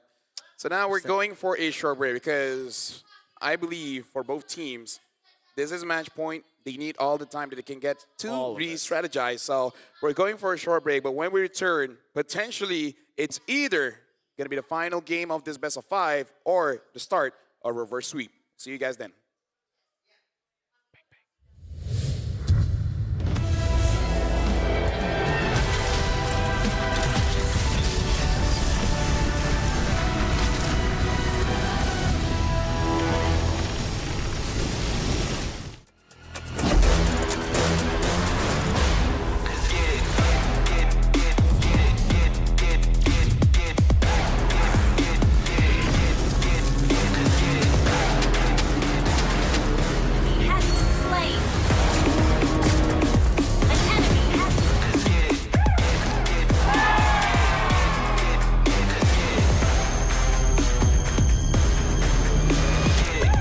Realme 15 Pro M7 official gaming foam.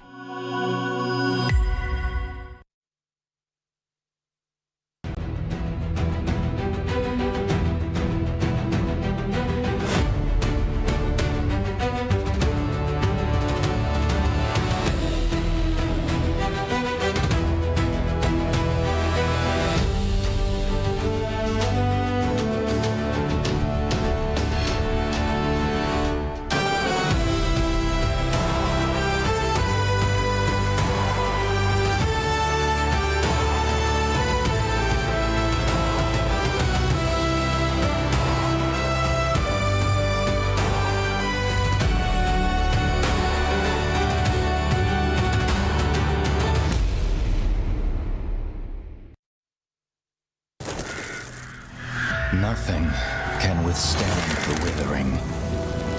Against the endless erosion, my strength grew weaker by the day.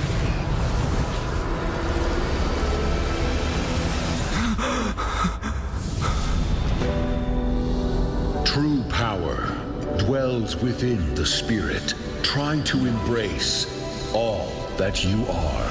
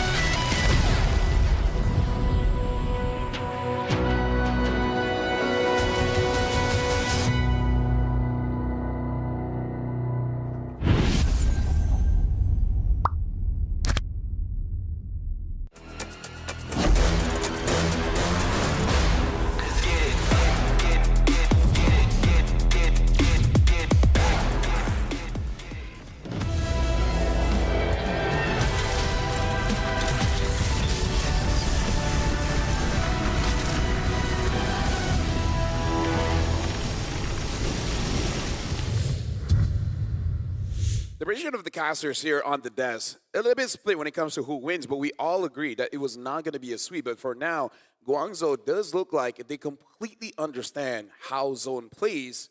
If this continues, then, hey, in a way, we're all wrong because it's a sweep. Welcome back, Lafel, Mirko, as well as Gani. Gani, what does Zone really have to change here? Because for Guangzhou, they understand what they have to do. Yeah, that's the thing. I think what they're talking about internally is, I think it all starts from the drafts. I think blue side is too strong for the side of GCG. If they want to start change, they got to start there. They got to start picking blue sides and start dictating from that drafts. What do you think? Yeah, I think it really comes down to the draft. It really comes down to how you start the game, but also the patience and the mental fortitude. That's the big question for me right now, because if you can't reset after those 2 games, everything you try to do here, new strategies that you want to try to implement, will not matter. Yeah. And I really feel like the ones that really has to reset here is definitely Bankai as well as Exora. Because especially for Bankai, again, like making plays, this is the thing that a professional player has to have a different mindset when it comes to other people playing rank, right? Because there are moments where if you can get the kill, it can give some kind of momentum for your team. But as a professional player, you got to think of the bigger picture. You got to think of the macro. Like, even if you do get that kill, you're in a position where you're in enemy territory, number 1. Number 2, you already expanded your flicker. You expanded your ult. And a turtle is coming up, and the opponent jungler is still up. Your job as the jungler is not to, your job as an EXP is not to kill the other EXP. It's to deal with the jungler, right? So they have to reset on that one and make it clear what's your job and what's not your job. Definitely, I think that needs to be addressed like game 3 instantly. But will they be able to get back into the zone? That's going to be the big question here. Ooh. And now the question for you guys, pick or pass, who is the better funnel jungler right now? And personally for me, I think the real funneler is Yi Sun-shin, where, again, marksman, he skills a bit better. In comparison to Lancelot, he just feels like, I'll do it when I feel like it. Yeah. For me, it's like, it depends. If I have a good team, I choose Yi Sun-shin. If I am playing alone, I'll go Lancelot. Because, like, Lancelot's so good. Use Lancelot with us. Let me... yeah. All right. Yeah. No, well, but to be fair, I asked you guys, should I Yi Sun-shin or Lance? So you're like, just go Lance. Well, our EXP was Zilong, so... Yeah, so it's like, we're not really playing with like a full stack team. If we are, and there's no Yu Zhong, I'd go Yi Sun-shin, brother. I think we'll end games much quicker. Thing is, though, when I have a Zilong XP, or when I have a Bruno Gold who does nothing the entire game, I'm going Lance. Fair argument, right? I think that's a fair argument. Good catch, though, on the Lancelot pickup by Mirko. Good catch, y'all. Mirko was like trying to... Yeah. This is you guys. Like, if I'm with a bad team, Lancelot all day, I'm like, yeah. What did he pick earlier? Were we just playing earlier? We played like 5 games of Lancelot. Yeah. You even took MVPs from more deserving people in that game. More deserving. Hey, we all played good. We all played good. You just came in when it was convenient. Maybe not the Zilong. Yeah, maybe not the Zilong, just everybody else. Yeah, shout outs to whoever that Zilong was in our game. Yeah, we just recruited because we didn't have 5. Yeah. Shout outs to Moontown for adding the recruitment because we would have been stuck. Yeah. It's so hard when all your friends just doesn't want to play with you anymore. Yeah. They would prefer going for like video shoots. Yeah. Eating. Makeup and stuff. Doing an actual like job. Dude, like, your job means nothing if you don't play rank with us. Exactly, dude. Like, what is money for if you're not even high rank? There you go. Get a life, man. Yeah. Or don't. Or don't get a life, man. Come to us. You know, play some MLB. Well, the map reveal here. Expanding rivers. All right. You like rivers? Dude, because I'm disappointed. I want to see Dangerous Grass. Okay. Yeah. Hey, at least it's not Broken Walls again. Yeah. Hey, but hey, you know what I always say? You cannot spell Broken Walls without okay. Yes. You cannot spell broken without okay. But okay. Yeah. You can't spell Broken Walls without okay. That's true. And there's no what? Yeah. There's no I in victory. There is an I in victory. Oh, there is an I in victory. Yeah. But there is no I. But there's no you in victory. What is you for? Because you're actually that might be a good time. That U might be or good. L? No, there's no U in get victory. it. No, get it. It's like you're on other team, and it's like, hey, Yeah, so there's no U. All right. So you're a loser. He just called you a loser. Yeah, Yuzong for speaking game, by the way.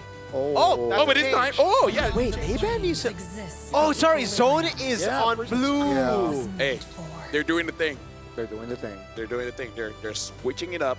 So Zone 1 for Spick already changing quite a lot. We gotta highlight this. They banned out the Lunox as well as the Joy. This is more on, instead of meta, just banning out what your opponent really wants. Game 1, Game 2, it was just it's to overpower Zone in that game, or both games.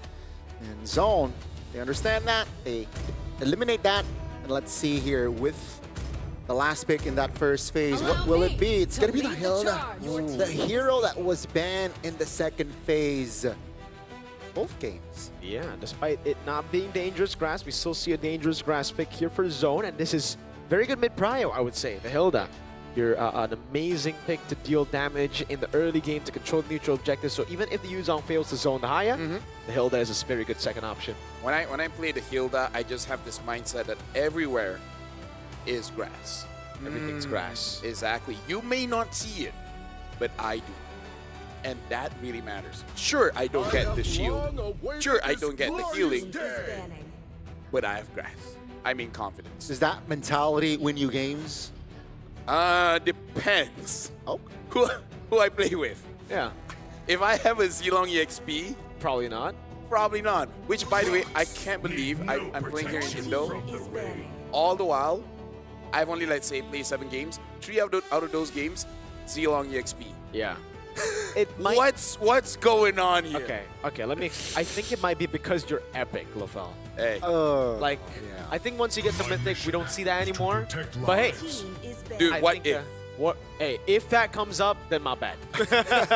Let me just say, Arcadia played Zilong before on stage.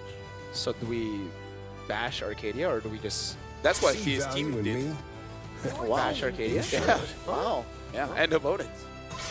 Yeah, but they won, so it's kind of like we want to bash, but then Arcadia won, so yeah. What do you do then? I'll tell you more about the story. It's an amazing game. All right. By the way, though, like all the utility jungles have been taken out, so they're literally just Akai, Guinevere. Akai. Yeah, let's not talk about Guinevere. Yeah. I would go for a Balman first. Before Guinevere, okay? At least you control objectives, you know? But here, what do you think, Gani? Because like 4 jungles have been banned out on the right. There's a Joy ban on zone. I think if they are really going to prioritize the neutral objectives, it's Akai comes to mind here. Going up against a Haya is not that bad, but GCG first pick, second phase, you're going Gata. You're going old school, or at least, you know, conventional. 25%. So what about fighters? Leomord. Oh, for zone? Like in the jungle? Okay. No, I mean like we're thinking utility, but what if just fighters? You know. Fighters. You know, I'm thinking Alpha Martins. I'm not saying they're good, but let's just open up our minds. We're gonna be open-minded. Have more noodles. You know. Why is noodles open-minded? No, because noodles is just another word for knowledge. Ah, knowledge. All right. I don't know about Leomord though. I don't know about Leomord. Yeah, I think it's I don't know about one-dimensional. But you know, fighters in general. What about Ling? Wow. Oh! You guys doubt me. I don't know why. Dude, I don't doubt you. I doubt the Leomord. Okay, that's because like there's a reason it hasn't been picked. There's no Yeah. other pick here, so technically that makes sense. It's not the safe choice by all means, but now it's very all in. Like the composition just wants to go in. If they bait just one cycle of ults, they're gonna have to wait for 30 seconds. I was gonna say if my name was Wolf or Midnight, you guys would have reacted that way. Dude, if your name was Kaisam, hey, I was, ooh. That's Lafel? true. That's true. What? No, I gave it appreciation. I was, ooh. He appreciated you, man. Now you're my boy. Yeah. But just saying, LaFell, if your name was Kaisam Yves No Pueto, yeah, I would be calling you some things with a B. You know, at the start, I would be calling you Mr. B. Kaisam. Balman. Close. Perhaps. You got the BA right. And there's another B. But not the one that I called you at M3. That was bad. Okay. Not that BAB, yeah. I get it. Badminton. That's not a BAB, that's a BAD. That's bad, as in like, bad if zone gets swept. Well, we'll see if that will happen here. Ladies and gentlemen, this is game number 3. Either the start of a reverse sweep or the end of this best of 5. Can Team Zone extend this? Or this is their last hurrah?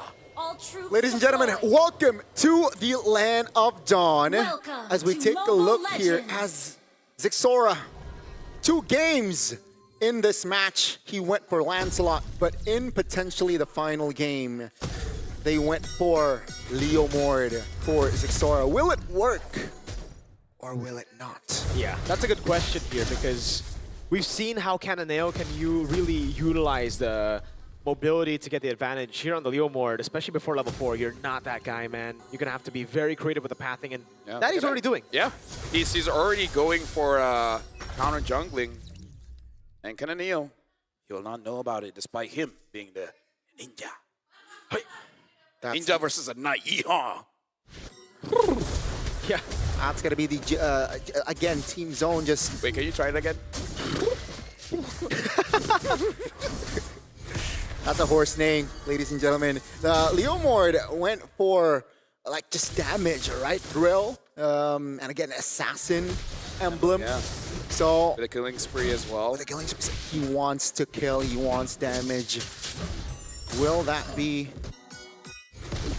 make or break? Let's see, right? Because I'm pretty sure he really wants those kills. Because he's like, yo, you know what? Game 1, game 2, my bad.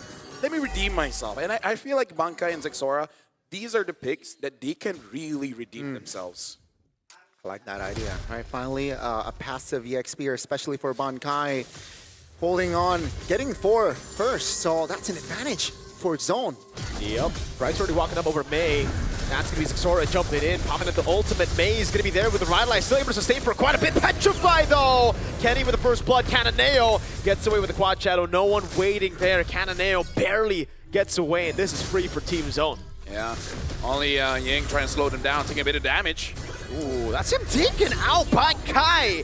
Starting things off great. Wow, this feels like a GCG game 1, game 2, but it's Zone, all right? Just starting the tempo very well early, getting the first neutral objective. Mind you, this was the first turtle for Team Zone in the whole 3 games. So, again, Team Zone here.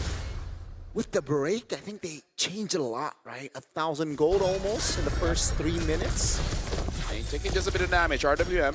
That's going to kill him with the RWM. Yeah, nothing Exit can do. Meanwhile, Cananeo in the bottom lane.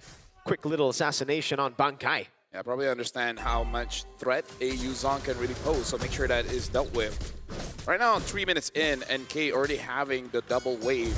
And we haven't seen Moskov work so far. This is the second Moskov of wildcards, but you know what? I feel like if anyone can do it, it's definitely K. Gotta be more, perhaps, right? The patient approach here from K, you know? Playing the far lane more intelligently here in this game, but a quick item check, though. Nothing too crazy just yet here, just most of the players getting to that first item. But yeah, all control, right? Just 600 gold differs, but Team Zone got 3 kills, so that's not really a lot. Yeah, you would expect a bit more of a lead. By the way, Team Zone, 3 Fury Hammers. Penetration. Yeah. I feel like that's the big difference of why Mei is really struggling a bit to sustain here, because the penetration is pretty strong. And as a tank, I really don't like penetration. Yeah. I prefer someone just slaps me instead of stabbing me. Yeah. Less painful. I share the same I mean, like, feeling. if you guys have never been stabbed before, I'm pretty sure everyone has been injected, taking shots. Yeah. So it's kind of like that. Oh wait, Black Dragon form already used before turtle. That is a big win for Guangzhou Gaming, no? Yeah, but that's just Bankai. He just does that, you know? Just to rotate fast. Just No, rotate. he was losing out on the 1v1 against Modi, and now he won't have it. Owl's walking up already. Zixora has to back away, gets it. control is on Guangzhou Gaming. RWM locking him down. XC with the Crimson Beacon walking back now. Zhao still there with his Manforce retreat battle. It's Zixora wins it this time around. K rotates from the bottom lane with the SOD. No casualty though, only the turtle being the victim, but Zone again showing consistency. After that first turtle take, they're able to capitalize and take that momentum towards Turtle 2. Perhaps GCG was a little bit too gun shy there. Yeah. Not forcing a big fight, but hey, props to Zone to stay composed. Whoa. Modi with a stun, even with a flicker now onto Bright. He doesn't have a flicker, so it's a kill over. It's a trade up top with the turret as Zixora gets the turret down below. Yeah, look at Bankai. Finds some new targets. Pierce dive. Oh, he finds Pierce dive with the Petrify actually. But that's it, no Petrify. Right now, Zixora is getting quite a lot of free farm, so much better time even compared to the Lancelot. But I really feel like the biggest difference here, every single fight, is Kenny. That RWM, the positioning is astronomical. I agree, but I'm afraid. Don't be afraid, be brave. Be brave. Oh, I understand. Yeah. Oh, okay. That's... You know what? He's average. Yeah. Okay. He's high. Okay. Because remember what happened in game 1. Yeah, no, my bad. But yeah, I do agree. I think the placement and the timing on that real if he word dies manipulation. after this, I swear. You don't swear, you curse. Oh, yes. That's right. Well, for Team Zone, it is concerning though, Gani. Yeah, because if he gets a shutdown here, and then like, because it's different. Last time it was 0-1-7. If it's 3-0-1, that's a lot more gold you're giving over. And the fact that Zone, whoa, Modi, an attempt. Brave, he is brave. What, 5 members already committed by GCG, but not really getting any value, at least so far. But they do have more river control just before the last and final turtle spawned. Let's see here, Zone, will they be able to create this perfect turtle in this game, or perhaps GCG might spoil it for them? Yeah, great Black Dragon form here. This is how you want to use it. Taking free objectives. Zixora getting it. Perfect turtle for Team Zone for the first time.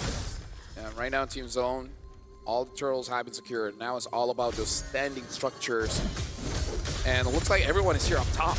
Yeah, Phantom Steed already used up. That is a window now. A few seconds while it's down. Owl wants to pull the trigger, goes over to Manforce now with the AOG as well. Baits out the flicker. Tumble stun from Modi with the bravest fighter on Bankai. And that's another as Bright falls. Right as the window opens, Guangzhou Gaming bursts through it. But you got to count your blessings still. Like, it was the front lines that got taken down. It's not Kenny, it's not K, it's not Zixora. The damage dealers are still fine. Do they want to fight here? Oh, no Saman Force on Owl. Another Phantom Steed coming down. Oh, it's back up already. Xing taken low. Does have the flicker. Purple buff going to be taken as well. And Guangzhou Gaming have deleted Team Zone's lead. Oh, man. Oh, the early game from Zone just instantly negated, nullified, neutralized by Guangzhou Gaming.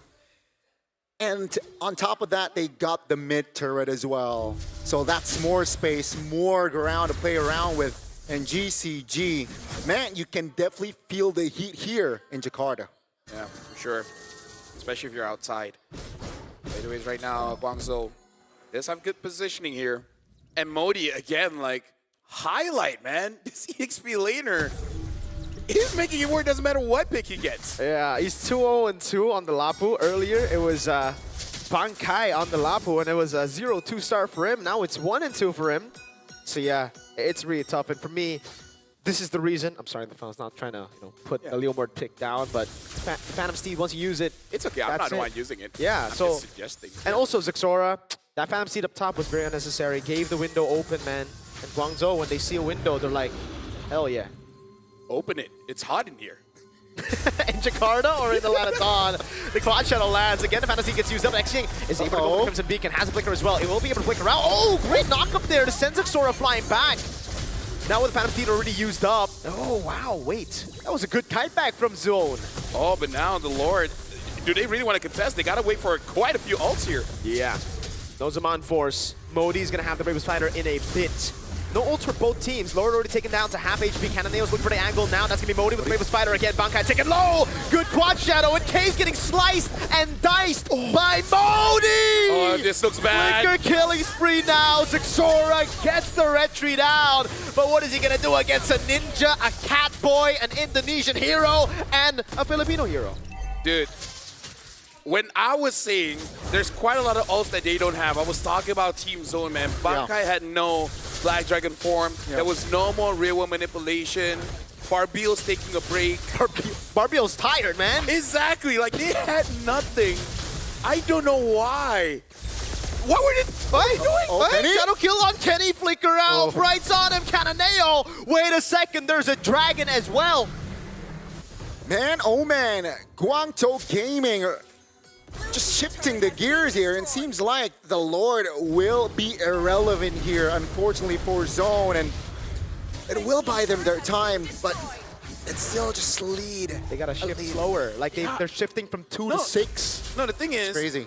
The way that they've been utilizing their resources is just not great. Yeah. They need to be financially Responsible. responsible. Okay. They're right now financially irresponsible. Yeah. And Like, that's not good. Just because you have it doesn't mean you use it. Yeah. You gotta save for a rainy day. Save for the rainy days. Or a hot day. Yeah, ice cream, man. What? Oh. Yeah. Okay. So on a hot day, you just get ice cream. Is that what you mean? Yeah. Okay. That'll be immense, man. Big chilling. Yeah. See, going back all the way to the intro. That's why we build on the 2s. full circle. See, you just gotta trust. All the bad jokes. We'll find a way back. Yeah. Why are you face palming as you say that, dude? All roads lead to LaFell, man, at this point. No, do you always have that feeling where you're disappointed but proud at the same time? Yes. Yeah. Yeah, that was me. That was me. Okay. Oh. Speaking of Guangzhou, Cananeo still having a great game 2-1-4. Yeah, Owl as well. That's Modi. Going for double stun. AOG! Kenny's gonna be locked down, and he's slashed to bits. Black Dragon form coming down with the Phantom Steam as well, but I don't think you want to fight in the Zaman Force. Guangzhou Gaming, you saw the Lord advantage there from Team Zone. It was a Lord disadvantage. Team Zone is just waiting for his Zixora to just one-shot anyone when he steps on them. Yeah, the angle is just very tight. Oh, Owl. Oh my lord. If the turret was down there, he would have been able to reset. Oh my god, Guangzhou Gaming, they just tripled their gold lead in a span of 2 minutes, and you can see it translates over towards the item. Holy Crystal locked in for Owl. You can see the Malefic Roar even on top of the Hunter Strike on Cananeo, so that's penetration on penetration. And you can see here with the Lord up, Zone is going to struggle to find an angle to contest. K does have 3 items.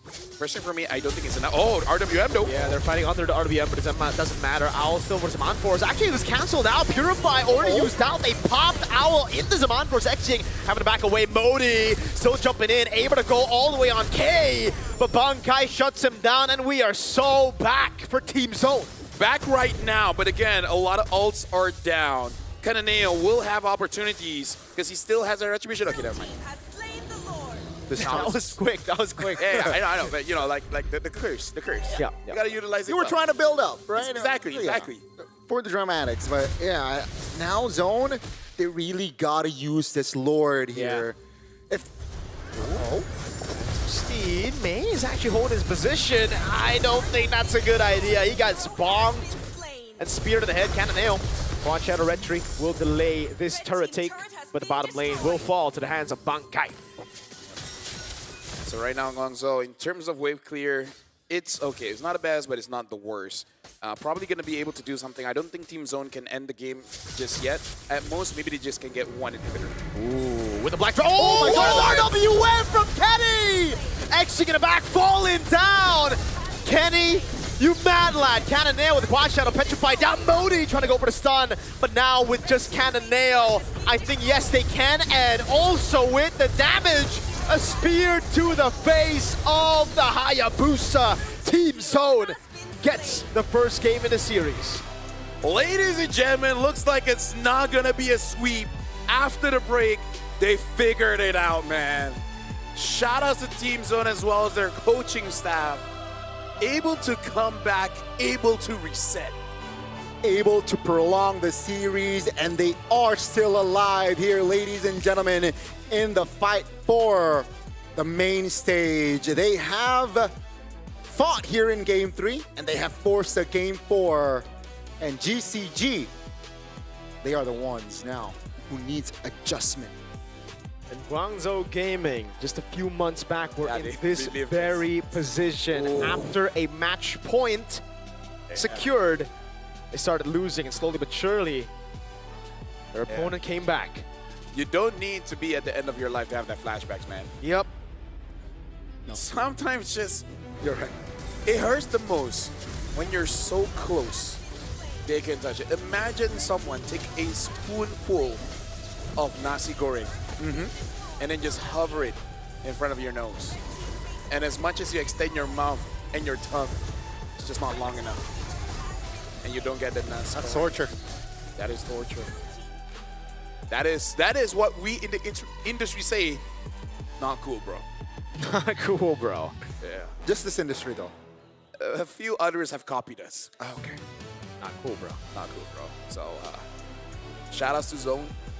I really feel like the biggest changes was definitely the Eve. Yes. Like everyone else had their moments, you know, Manka the Yuzong, the Leo Moore, but really, if it wasn't for Kenny on that Eve,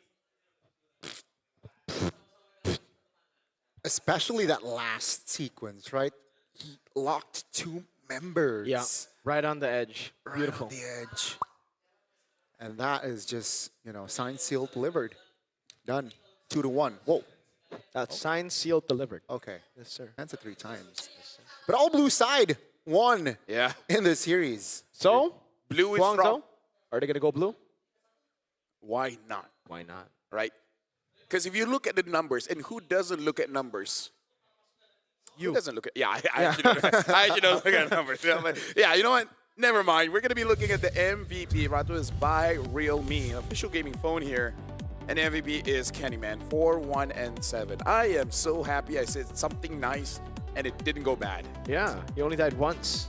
Yeah, was that my fault? Wait, in the game you complimented him. He was 1-4-7. Now he's 4-1-7. Oh! You know about me, man. I love shapes. What? Oh, full circle. Okay, got it. Okay. Just a circle, though? Or Triangles, maybe. Did they have a triangle in that game? Because it's almost a Squid Game draft. They have a square, right. They have a rectangle, they got a circle. Can I twist anything so that it can be a triangle? Thinking. Yeah, let's just highlights. Moskov. Oh. Here. I guess, yeah. Yeah. I can see it. If you have good imagination, you can see. If you don't see it, then you just don't have good imagination. Yep. I don't know what to tell you. Let's talk about the highlights here, Gandhi.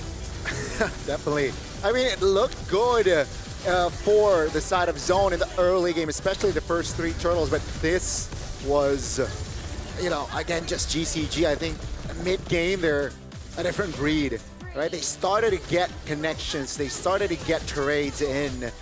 But it's different. I feel like it's the blue side effect. Yeah. Team Zone was able to recover after this sequence. So blue right now.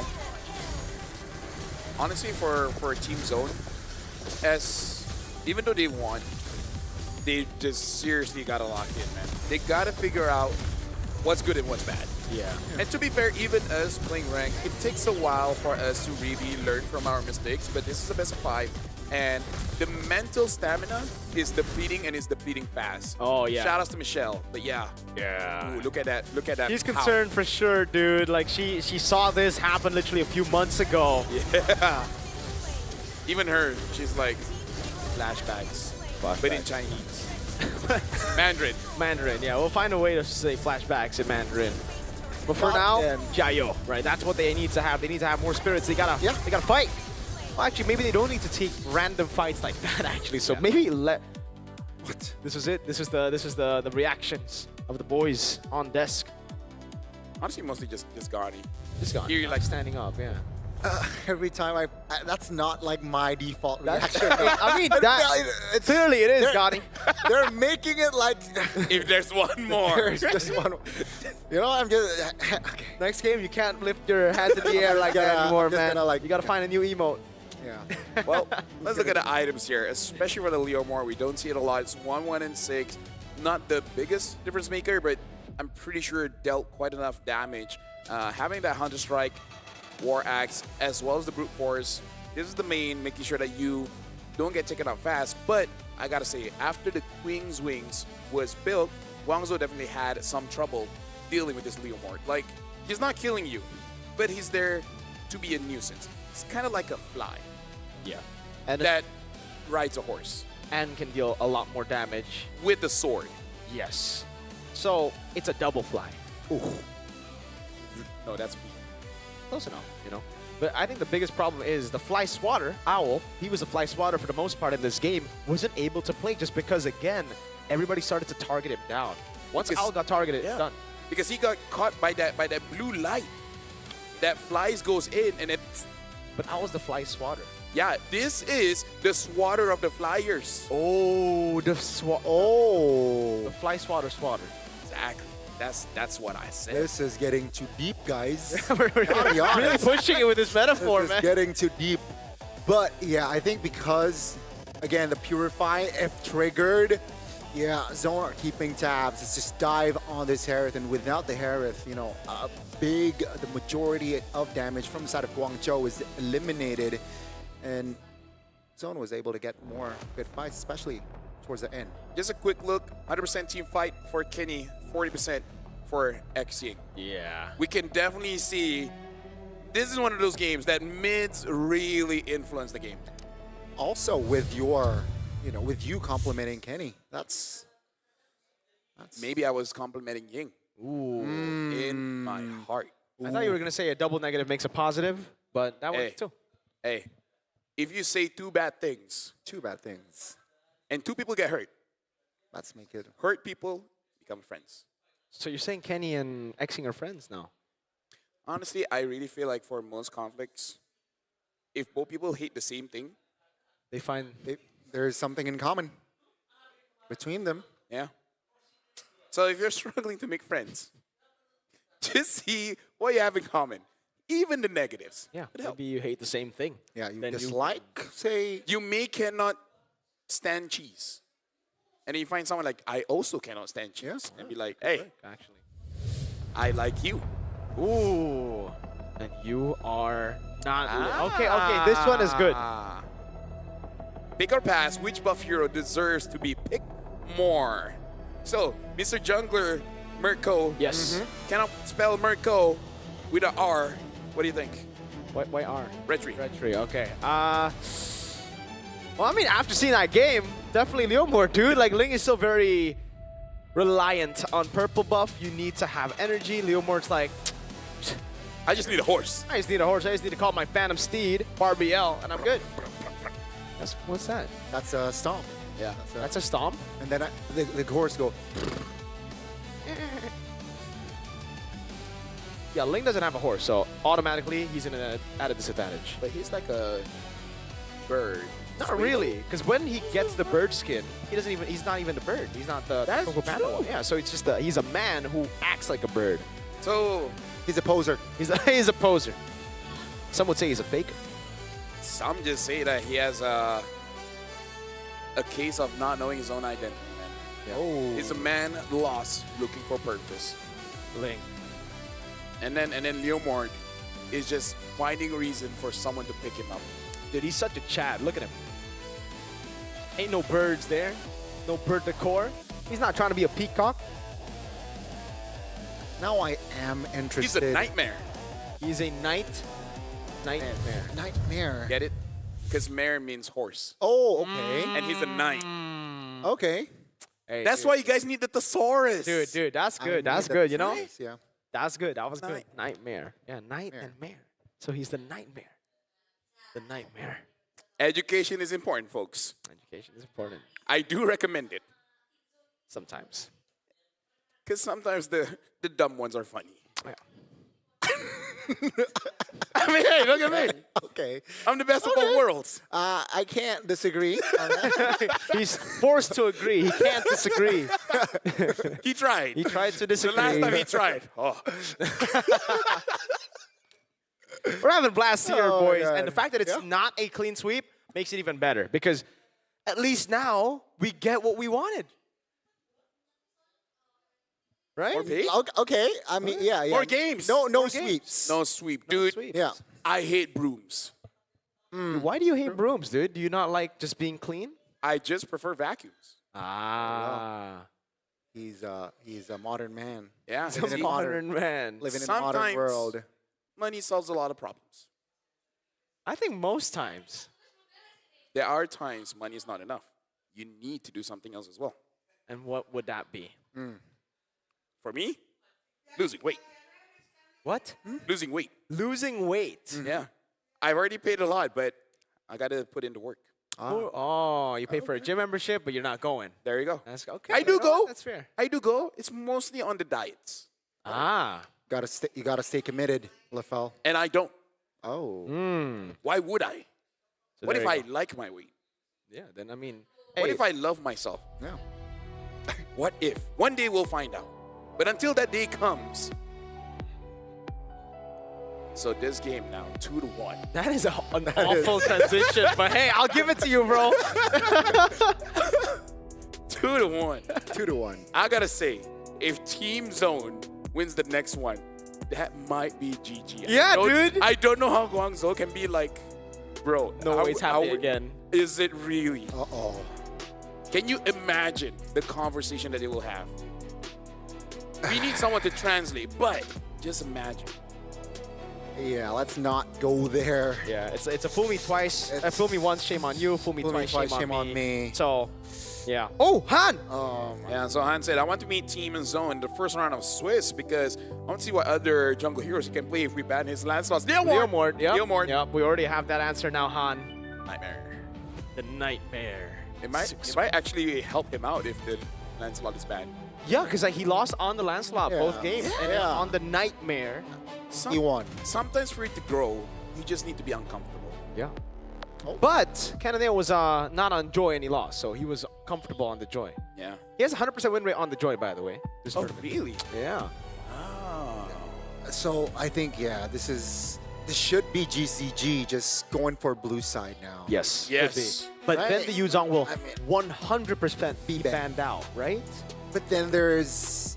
Okay, if that were to happen, would you just go for Lapu first pick or... I think Eve first pick. Eve first pick. Especially when the Juicing is still up for grabs, right? Like that. There's no Yuzong. I think the Eve gets immense value. So let's see. Oh no, it's back to the Guangzhou Gaming. 2 wins on dangerous grass. If they they're on blue side. Then dude, it's wrap it up, grab some drinks and sandwiches. Because you might need a little bit more energy for this one. Because Guangzhou might be feeling happy and they're on blue side. Yeah. At least Yuzong got banned out with the Joy. Now, the Zone banned the Eve out is the question. Because the Eve gets so much value as first pick for Guangzhou Gaming. They banned out the Lunox already. They are clearly setting up for it. Will they? Oh, wait, the Sora is also open. Oh, that's a force. That's a force. Sora band then. They will lock in the Eve. Should be Eve. But yeah, ladies and gentlemen, all 3 games was taken by blue side. So if patterns don't lie. The plot twist! What? Well, with no Yuzong, I guess they don't want to deal with Zixora's Lancelot. The Lancelot was dealt with by the Yuzong for the most part there. But that means the Eve will be up for grabs. But I guess the Lancelot can deal with the Eve. So there you go. That's a double, or the thinking ahead from Coach Vren and Sumanas. There you go, guys. Thinking really helps you out. So now, Wouldn't know. I do feel like Eve is very solid, but what's going to be the accompanying it? The Grok was banned in the second phase, so it does seem like Zone is not really A fan? yeah. Maybe they can just pick up a Lapu. Yeah. Right? Eve Lapu sounds pretty good. Make sure that Modi doesn't get both those picks. I like the Lapu pick, but Bankai needs to reset after remember game 2 on that Lapu, but it seems like they will change their approach here. They will not prioritize, of course, the Eve. The Jushin and Arlet, though, will be picked up from the side of Zone. I can respect it, but at the same time, we saw the matchup, and Eve is so good on that one. So Brock pick, this has to be Eve, and that's already. Wow. Yeah, interesting. The plot thickens yet again. Why Esmeralda here? I'm guessing because there's just no Shred, right? There's no Lunox, and if you're Zone, you're definitely not thinking of the carry pick now. You're definitely thinking of an assassin or a jungler first, because Guangzhou Gaming will try to do what they did earlier. Though I think Zone will just take it. They're like, yo, we played the Leomord earlier. We have a lot of heroes. They go for Gatot, because in my head, I'm really thinking, what if they just go all in on the Arlet, which honestly, with Bankai's performance, maybe not, but I was thinking either Fredrin there. Among the planes exists the Fredrin or equilibrium. Arkai, right? But either ways, right now, Zone 1 does ban out that Eve. I feel like just to be safe, maybe ban out Kadita as well. Right, I think that definitely can Or be Kimi. approach. Right, yeah. Kimi is also an option here for the side of GCG. But GZG now, they will look to ban and limit the gold laners. They do not want to deal with Case's Harith. Yeah. Should be the carry next, right? With the Harith? And for Zone, yeah, I agree. It's either, I think Kimi would be a better ban looking at the composition of Guangzhou Gaming over to Kadita. I'm just worried because here, me being headcanon, right? If Bankai is not having a good time, right? And then you just exploit that, right? The Kadita goes to the EXP and just make sure he's the first to die. Okay. That might set him up for failure. So it's more of a psychological pick rather than, you know, draft specific. I am vengeance. Definitely, right? With the bush control that Kadita has, definitely can, you know, force the opponent to overthink. Yeah. It's got to be the Kimi and the Moskov banned out. I like the change here. They try to ban out Zexora. Turns out Zexora has plenty of heroes, so they are not going to do it again. Instead, they're going to try to lock down the youngest member in M7. 15 years, 7 months, okay? In the gold lane, no Moskov, no Harith. Remember, Owl has plenty of heroes in the gold lane. The Claude will be prioritized by Zone, and that means Guangzhou Gaming can get a matchup win for Owl in the gold lane. Yeah, the question is, are they going to go for carry or go back to the Freya? Right? I personally think a carry would be pretty good here. But, you know, they have shown that they are pretty comfortable having that Freya, having quite a lot of dives. Yeah. Definitely a problem here with the dive potential from the side of Guangzhou Gaming. But, yeah, I mean, right, 3 heroes as of now definitely can dive towards the back. I think both teams just want to go at it, right, so far. Yeah. 2 playmakers already from Zone. Mid laner. Yeah. Carry locked in alongside Lilia. We've been waiting for the Lilia pick. I'm guessing Guangzhou Gaming are also expecting a utility jungle from Zone. So if that's the case, Lilia does get value, and that's why Zone are forced to be like, all right, let's not go for the Fredrin. We have to go for something else, because carry Lilia will shred Fredrin. Let me just say, I'm pretty okay with both drives. I really don't know which one really has the advantage. I agree. This is rather 50-50. Definitely a toss of a coin here in the, again, ladies and gentlemen, a potential final game between GZG going up against Zone. According to the numbers, though, the damage potential from Zone is slightly lacking. Yeah. Counter index and line rating, though, favors Zone. So we'll see how they'll be able to utilize this K on a Claude. Yep. Ladies and gentlemen, we are jumping into game number 4 here, where this looks like it might be the start of Zone's comeback. But all the while, flashbacks coming back to Guangzhou. They want to finish it, and they want to finish it now. Welcome, ladies and gentlemen, to the Land of Dawn. And let's see here. GZG. Will they be able to take that step? Ooh, Xing, Flicker, Lilia. Despite going up against 2 playmakers on that Arlet and Gatot Gacha. Very ambitious, I gotta say. Yeah. Nothing else too crazy, it seems, with the emblems, yeah? Yeah. I really feel like it's mostly just on the turtle fight later on. Modi with Vengeance, by the way. That's the first time for Esmeralda so far in Wildcard. Maybe it's just for that Claude, right? Making it so that you just fight back. But the Vengeance has been nerfed, so it doesn't hurt that much. Yeah. Good read there by the members of Guangzhou Gaming. It's able to spot Sixora out though. Still got the green camp. Now, let's take a dive on towards the talent. Inspire for that Esmeralda with a support emblem as well. So more rotations coming from this Esmeralda already, or early rotation towards the bottom side of the map there. Good. Yeah, and Kenny also using Rupture here, so want a little bit more damage coming in from this Jushin, which again, we did see the numbers earlier on. They are lacking in a bit of damage, so maybe even an early Sky Booster. You know? Maybe, we'll see. Really good by the carry, though. This is what I'm expecting from Owl, especially in a winning matchup, really bullying K. So it's going to be quite tough for him to win out in the matchup, or even, you know, to get the farm that he needs on the Claude to be a threat later on to Guangzhou Gaming. And even then, you look at it, there's the Vengeance on Modi, Xing is on Lilia. You don't really have anyone to Blazing Duet on. It is very difficult. It really is one of those situations you want to save that Blazing Duet just to protect yourself if you get died. If not, try to play with basic attacks as much as possible. Not the highest amount of damage, but what it is. Oh, he's taking a bit of damage. That's why he went for the Vengeance. Able to go for a final slash from Bankai. Locks him down. Cananeo still there. Retry win for Sixora. Guangzhou Gaming. The reverse sweep. Nightmares in the air. K! What? Solo kill against Owl in the gold lane. That's a Claude against a carry, folks. Oh my god. In the early game. And GZG, they're starting to lose out on control.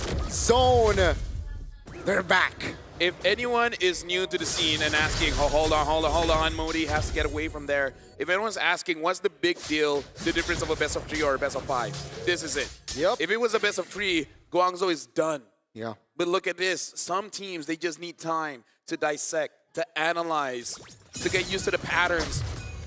The game is not over just yet, but Team Zone, with what they have, this is impressive. They got the Lil Gun DNA. Even though it's a different team, they have Sixora, the man who was in Lil Gun, known for downloading opponents. And I gotta say, if Guangzhou somehow loses this one, man, not a good day for the Lancelot. Yes. So far, it's not so good indeed. And it's massive, right? 3 minutes in, already 1,000 gold lead in hand. That's a lot. That's a great foundation moving on towards the mid game. And you can see here, they slowly but surely, Guangzhou, they're trying to recover. Team Zone here, all they gotta do is just keep this tempo, you know, don't take unnecessary fights unless it's sure. Zixara level 7, Candaneo level 6. They want to keep that advantage as long as possible. I would say Team Zone, in terms of fighting, they do have options. They can pick people off or they can go for a full 5v5. And I agree, don't force things out too much. If you can get a catch, that's enough. If you get 1 or 2, good. Don't try to get all 5. Keeping things tidy here from Zone. Oh, looks for an opening, just May though, so no real commitment. And again, I really like what they're doing, right? Keeping the control. 4 minutes, okay, there's a turtle. Cananeo is still level 6, by the way. And they're using this advantage. Oh, tech charge up the fine, but it's only Bright. Kenny has used the Crimson Beacon. Now Owl gonna be caught, has a flicker around. Final slash in the back, now gone! And being able to get used black shoes. Xing still counting away against Bright. Somehow no deaths, despite the big abilities being used. And I would say that's really the only way Guangzhou can really turn things around with a big tech charge. But only hitting 1, that's not enough. Yeah, and look at the lockdown for the Vengeance resets. Bankai actually taking it again, and it will be able to zone Guangzhou Gaming away. Actually, the final slash again on May. Won't over commit. Team Zone with another free turtle. A great execution yet again from Zone. 1,500 goldie, no casualty. I like the control here. But slowly but surely, again, Zone is just gaining more ground here in the Land of Dawn. They're threatening to take 2 turrets at the same time, top and bottom. It seems like they want to commit on towards the top. Yeah, Modi caught. That's the shadow kill. Modi is actually very tanky, so there's not a lot of kill threat on him. He gets away. Yeah, but again, it's all about extending the lead and choking out your opponents off that lead. This is very macro gameplay where you're just denying. You're denying as much as you can. And Guangzhou, what is the avenue? What are they waiting for besides Owl? Owl will be there, but eventually. But they need a bridge. Who's going to be that bridge? They're trying to look for that bridge. They're trying to build that bridge as soon as possible. And seems like I also, has the tech charge to escape. So yeah, that's gonna be A-okay for May, but that's again an advantage. Top lane though, gotta be careful again. Guangzhou Gaming, I like what they're doing as well. Staying passive, all bottom side. Ooh. Yeah, again, just so good at keeping their distance so far. Constant pressure. It's like they owe the money. You keep texting them, you keep calling them, even if they don't pick up, you just keep on adding that pressure. Guangzhou Gaming are barely getting out, right? You see the death collector on the door, and then they get out. Tried to go in there with a tech charge. Now won't have a tech charge. We'll be able to flicker out to safety. Kenny actually used a Crimson Beacon as well. Modi falling Star Moon on Kenny. Not enough damage to shred him down. Final Slash committed down, but K is able to get a turret in the bottom lane. So that was a win for Team Zone as they distracted a lot of the members. Owl is in a awkward position. Gets away. Yeah, it's a good thing he's able to get away, still having that flicker. So it's a good thing he doesn't panic as well. But Guangzhou gotta keep their heads in the game. There's a lot of visibilities here. Final Slash actually able to get out now. Modi in the midst of it all, jumping with a falling Star Moon. That's a red tree from Zixora as Meg is going to get taken low. No flicker this time around. A knockup on Modi. He used the vengeance earlier. The shadow kill shreds him down. Owl nowhere near the item power spikes. Zixora with a double. Perfect turtle as well. Why did they not pick up the Eve? I'm sorry to bring this back up. Their first 3 picks was that land and then the grab. Okay, but then why did it not? Esmeralda. Esmeralda is good still, but yeah, I don't know, man. This is that game where, like, if you had an Eve, this would not look like this. Absolutely. Yeah. Kenny would not be as online as he is right now. Look at Kenny. He's doing everything, and XYing, on the other hand, hasn't been able to do much aside from surviving. Yeah, quiet game definitely from XYing, right, so far. But I do gotta say here, right, for GZG, their high ground is looking quite strong. So what, if I'm in the position of GZG, I would just let go of all this turret and perhaps wait for the late game. Oh, that's a charge. Yeah, they go in, but Bankai still able to survive. Owl in the back line. Oh my goodness, even he wasn't expecting that. K with a blazing duet on Cannon Nail. BMI away. Zone pushing, pulling further away from Guangzhou Gaming. Gentlemen, this feels over. It does. It feels inevitable. Yeah. Like, at this point, if Team Zone loses, it's really on them. They have full control, and they're not getting weaker. In fact, they're getting stronger. So, I don't see a way that they can really throw this one. Let's see, this is a very healthy lead.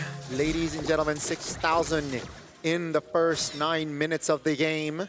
And you can see here, 3 items already for K. That's the Golden Staff. That's the DHS and the Corrosion Scythe already. So, yeah, K is going to be active to look for fights.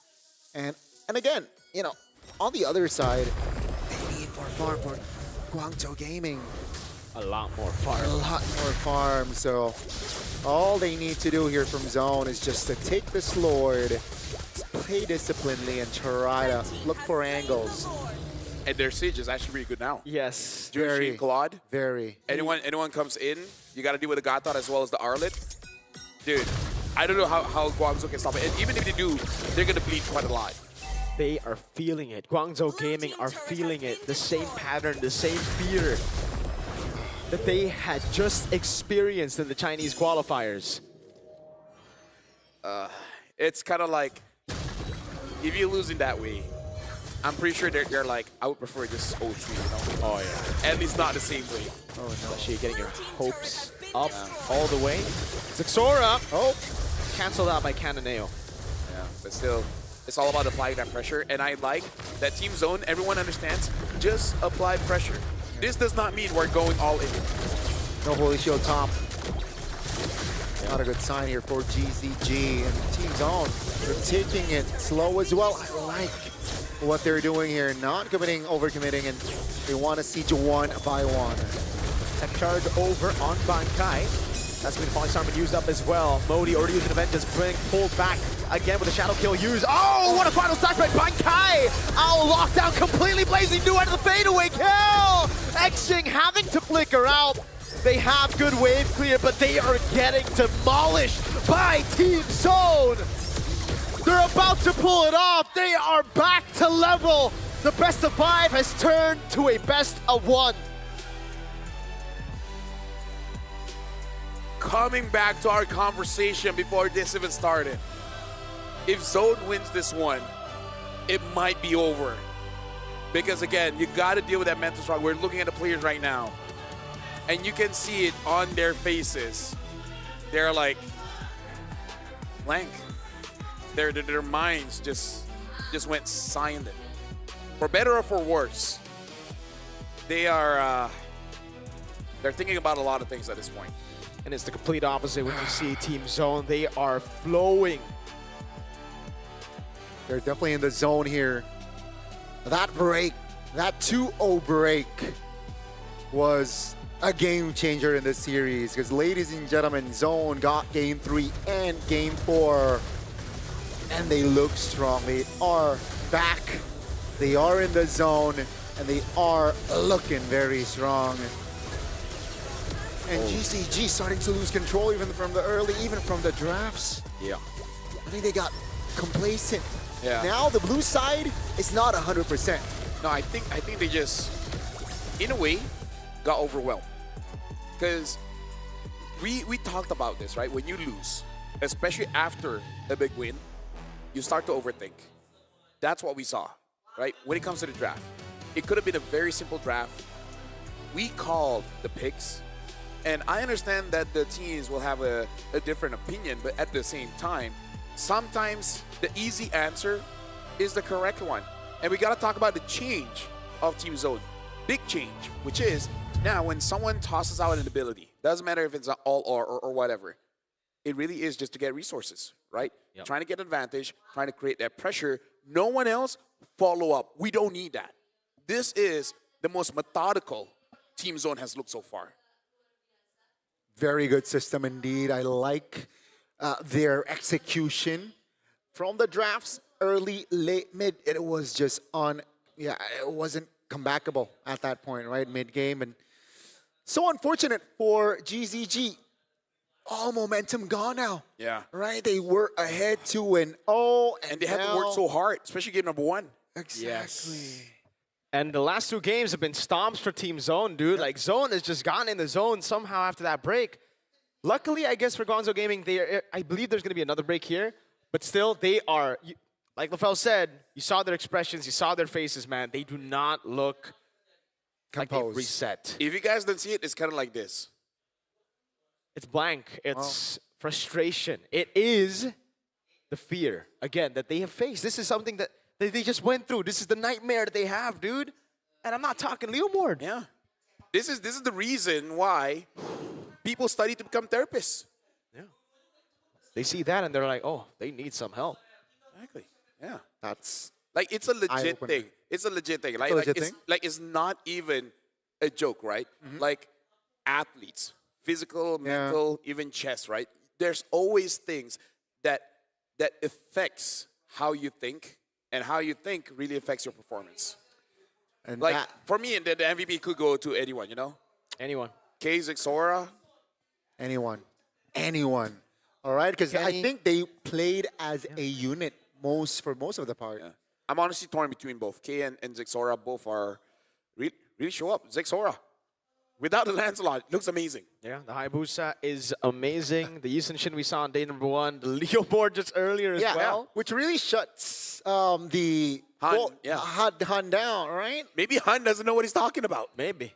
Or Or Han, this is the reverse psychology. oh, So he knows that other teams will be looking at that quote. And Han is helping them out. Han is Uchiha. Uchiha Han. Han is thinking in 2026. We are in 2026, so like He's thinking thinking in the now. He's thinking in the now, not in the future or in the past. I like that. I like that. We're going to be looking at the MVP by Realme here. And a spectacular performance all around. The game ended in, what, less than 11 minutes. Oh, yeah. Yeah, and Bankai gets the MVP. Deserves it too. But here's the thing. this is the best performance he had so far. Yes. In today's match. Yeah. I agree. I think he was one of the playmakers, if not the sole playmaker here, trying to provide, trying to enable. And if we see here, even from the early game, right? Ooh, that was beautiful. Without Van Kai's first blood, it wouldn't help Team Zone's turtle take. Oh, we get to see this. Oh, Solo. my lord. Miscalculation. Miscalculation. Owl. Maybe playing the fighters too much, and again, losing a bit of the comfort he had on the marksman. Okay, really showing that 8 years of experience. Absolutely. I was a SEA Games gold medalist, by the way. K just solo killed a SEA Games gold medalist. Hey, K's just and on a losing matchup too. Yeah. Yeah. Dude, UK. K might be the up and coming. He just tells everyone, it's like, hey, I wasn't born yesterday. I was born 15 years and 7 months ago. Just to let you know, so you can calculate around when's my birthday. Yeah. How many did I get? Maybe give me a gold medal. Yeah, I'm really impressed by Zone. Again, the biggest hurdle for me, that I thought for Zone, is whether they would have the mental fortitude to reset. Because, dude, they are a young team. They got 3 of the youngest players in M Series here. And the fact that they were able to reset against such... Dude, you saw it in the VTs, man. Summer said, we are a team that were just... We were nobodies, man. No sponsors, no nothing. No sponsors. Look at the shirt. It's completely empty, blank. And we were... But how do they reset? Do they just be like, because they're young, like, so like 6, 7? Maybe. Oh. Maybe it's brain rot. Maybe brain rot's the way to reset, dude. Just meme each other and they're like, we're good now. Yeah. Maybe Summer's like, guys, 6, 7. And then they're like, we're back. That Dude, is... if that's how they do it, Your generation, there you go. Yo, my generation. Your generation, by the way. Is it my generation? Or is... I think that's like Gen Alpha, no? Like 15, I don't know. Well, maybe he is Gen Z. That'll be Gen Z. Yeah. LaFell, that's a question you need to ask. How do they reset if they win? Because this is one of the resets of all time. yes, this is one of them. 10 minutes and 57 seconds. 11-1, and Zone has 1 in their name. Wow. What is one, Mongolia? Not sure. I'm not even gonna attempt it. Yeah. By the way, look at the itemization on Bankai. Usually you see a Fury Hammer into... He just went Fury Hammer into Brute Force Breastplate and an Oracle, right? Yeah. So it's a very, like, sustainable build, plus durability. tenacity as well. Yeah. No Rose Gold too. He was just... It's just the basic. He wants to keep himself alive, wants to get the tenacity. At least they all have... Never mind. I spoke too soon. Not all have 100% TP. Not for all. Owl really didn't have a good game there, and maybe this is why we've been seeing quite a lot of fighters, because the thing is, Owl can use marksman, but the thing about professional players is when there's a new patch, they lock in, and they lock in hard. So when you train for 4 months for a fighter, and then all of a sudden Munta just decides, you know what, M7 marksmen are back, and it's like, bro, I only have like a few days. And again, just to put in more context, at this short period before the start of the wildcards, it's very difficult to get scrims. Right? You may get scrim partners, but they're not of the level of your opponents. All right? If you have good connections, maybe you can get it. But if you don't, it's very difficult. So, you know, maybe he just locked in too much on training those fighters. Haven't trained too much on the marksman. So with that being said, we are going for a break. We saw how that influenced Zone 1. We'll see if we can influence Guangzhou Gaming. We'll be right back after this.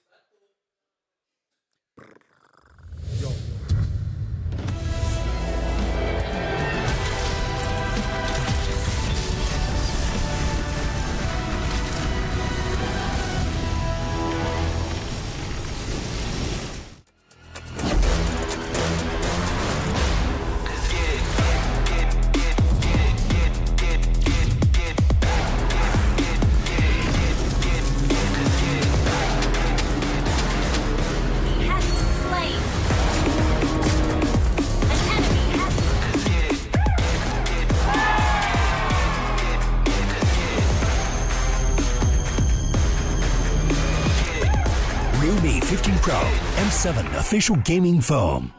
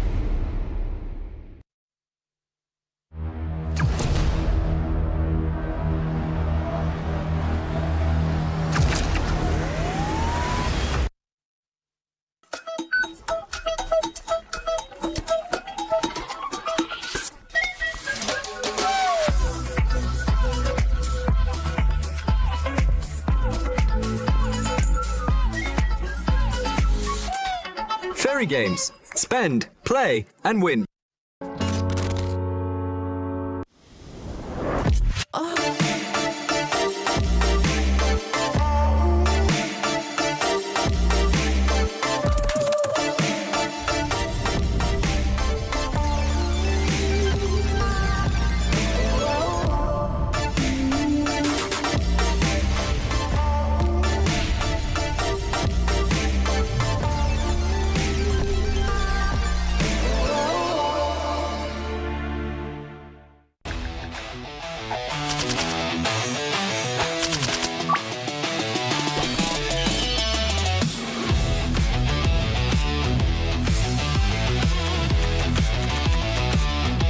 Are your M4 world champions? Winning the game, getting the checkmate, setting everything up right now.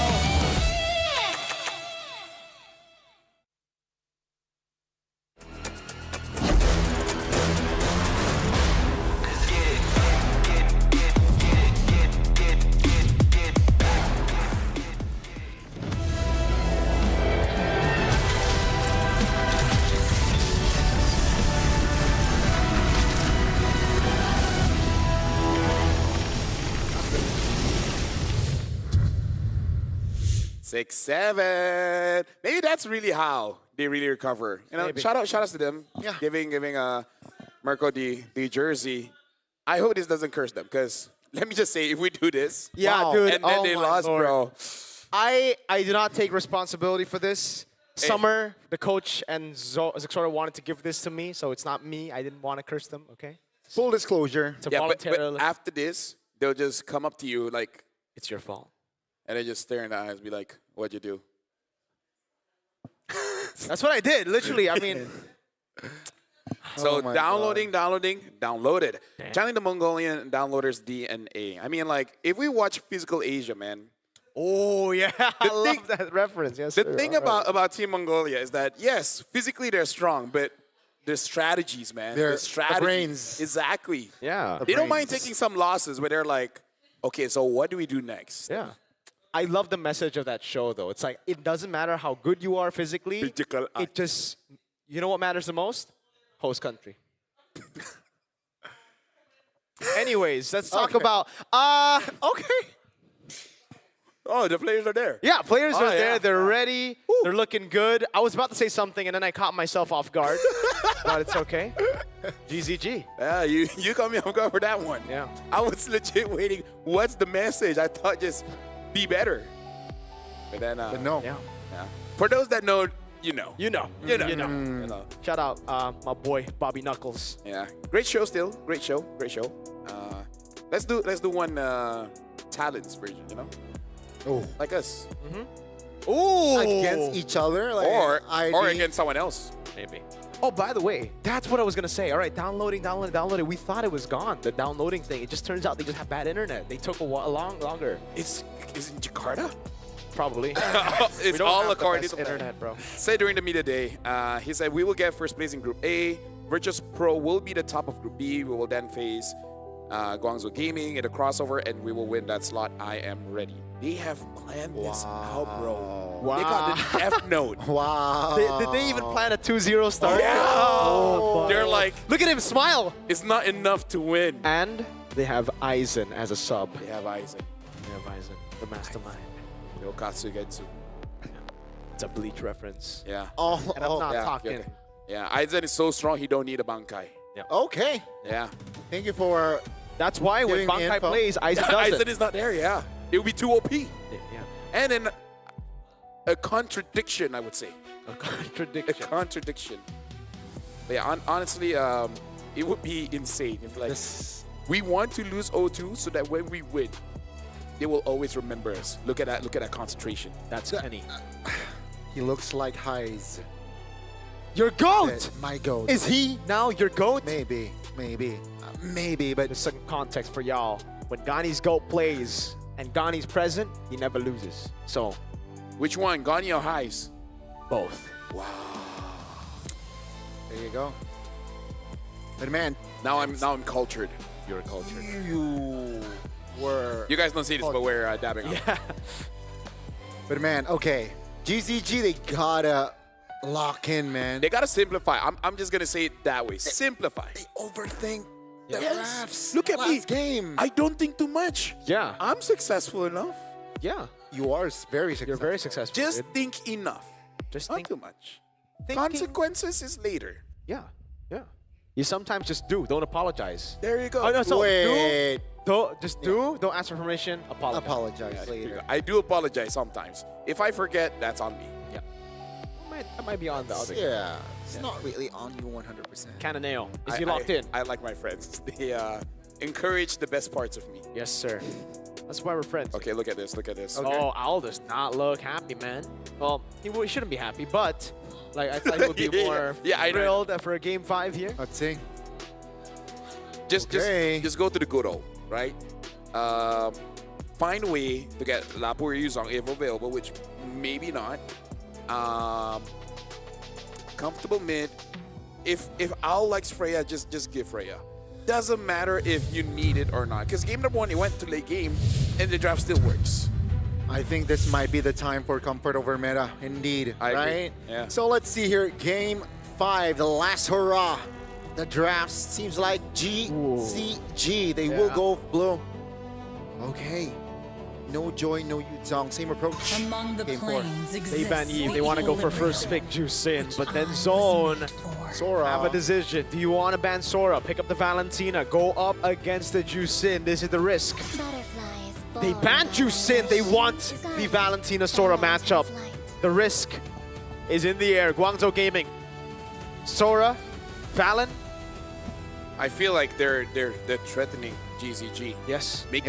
Forcing them to overthink. There you go. That might be the overthink because the Valen is there. Exactly. Zone are zoned in. Valen, Gani? I would say Valen Lapu. Or Valen. hide this Valen that might go to the EXP. Right? Oh. Right? Valen Okay. Gatot. Valen Gatot, gotcha. Yeah, something like that. Like maybe EXP later just to Could be. yeah. Just a save, right? Just In flex. case. And yeah, again, the Sora pick, it's just make or break, right? Will it influence? Will it be that impactful? On their last game as well, it's gonna be brutal. Zone taking their time here in their first couple of picks. It's gonna be Gatot Kacha and so no Valentina. Unless they have a different counter or they want to force Guangzhou Gaming to pick up that Valentina. Alright? Because if you force Guangzhou Gaming to pick up the Valentina to deny that counter, they're losing on one thing, and that's range. Yeah. Right? And that could be huge for Zone later on. This is why this couple They're of picks- overthinking. They're trying to make GCG overthink. It's gonna be Lunox, you know, the hero that won them their first couple of games. Oh, Lord. the Fanny. Wow. Okay, In the first phase. No, in the first phase, 0%. win This rate. is a gamble, man. Yeah. It has to be in game 5, right? It I has to. wanted them to keep it simple. I don't know how to feel about this. This is Maybe this is simple to them. nuts. Maybe True. it's just pure comfort from what they've been playing, what they've been training. And again, for Zone, they don't have a simple answer to this. Not yet.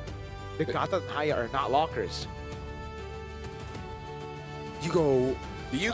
Ruby? Is that too... Is it too early to Is show it too responsive? Yeah. Because like you need a Ruby or a Moskov here, right? Like in the second phase, I believe both are going to be banned out if it doesn't come out now. You also need mid, Exactly. right? To get banned out. Dang. Wow. Tough call I for shall Zone. forge my own Oh. justice. Your team is Far banning. side. I don't know about the first pick. Like it makes sense against the matchup of Lunox, but Sora Fanny. It's a bold pick. It is. Here's it is the a thing. bold pick. I really feel like this is mind games between both coach. You know the whole fight about I know what you know what I know? Yeah. I think all the they're injustice in the threatening world.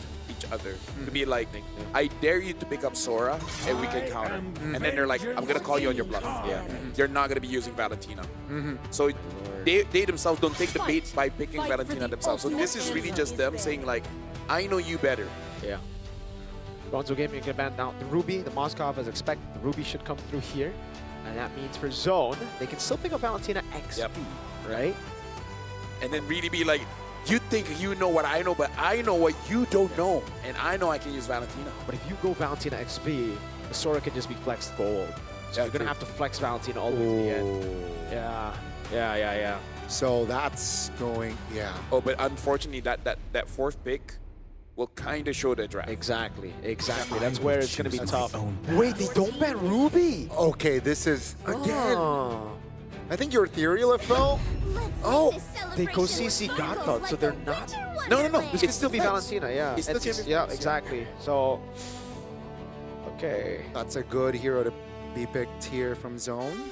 There's still no lock on Fanny, no? Not to mention, No crowd control, just the taunt. Sora comes in. If CC is not one of the people that gets caught by the curtain call, what are you gonna do? Yeah. You can't dash out. No. You can, but it's gonna be limited. Guangzhou. What is this? This draft is more intense than I thought it would be. The draft is very complicated. They're both going all in, man. Yeah. No holds barred. Yeah. So now, again, right, if we're talking about crowd control, I think both teams are lacking in that department. So, Phobius Chip. Okay. In a game 5, man, we thought it was going to be simple. Guangzhou Gaming just shifted all the way to 8th gear. Zone, though, will pick up the Lapu Lapu. It will be a Lapu Lapu XP for Bankai. Chip's debut, by the way, Chip's in debut. wildcard. You wanna know what Guangzhou said?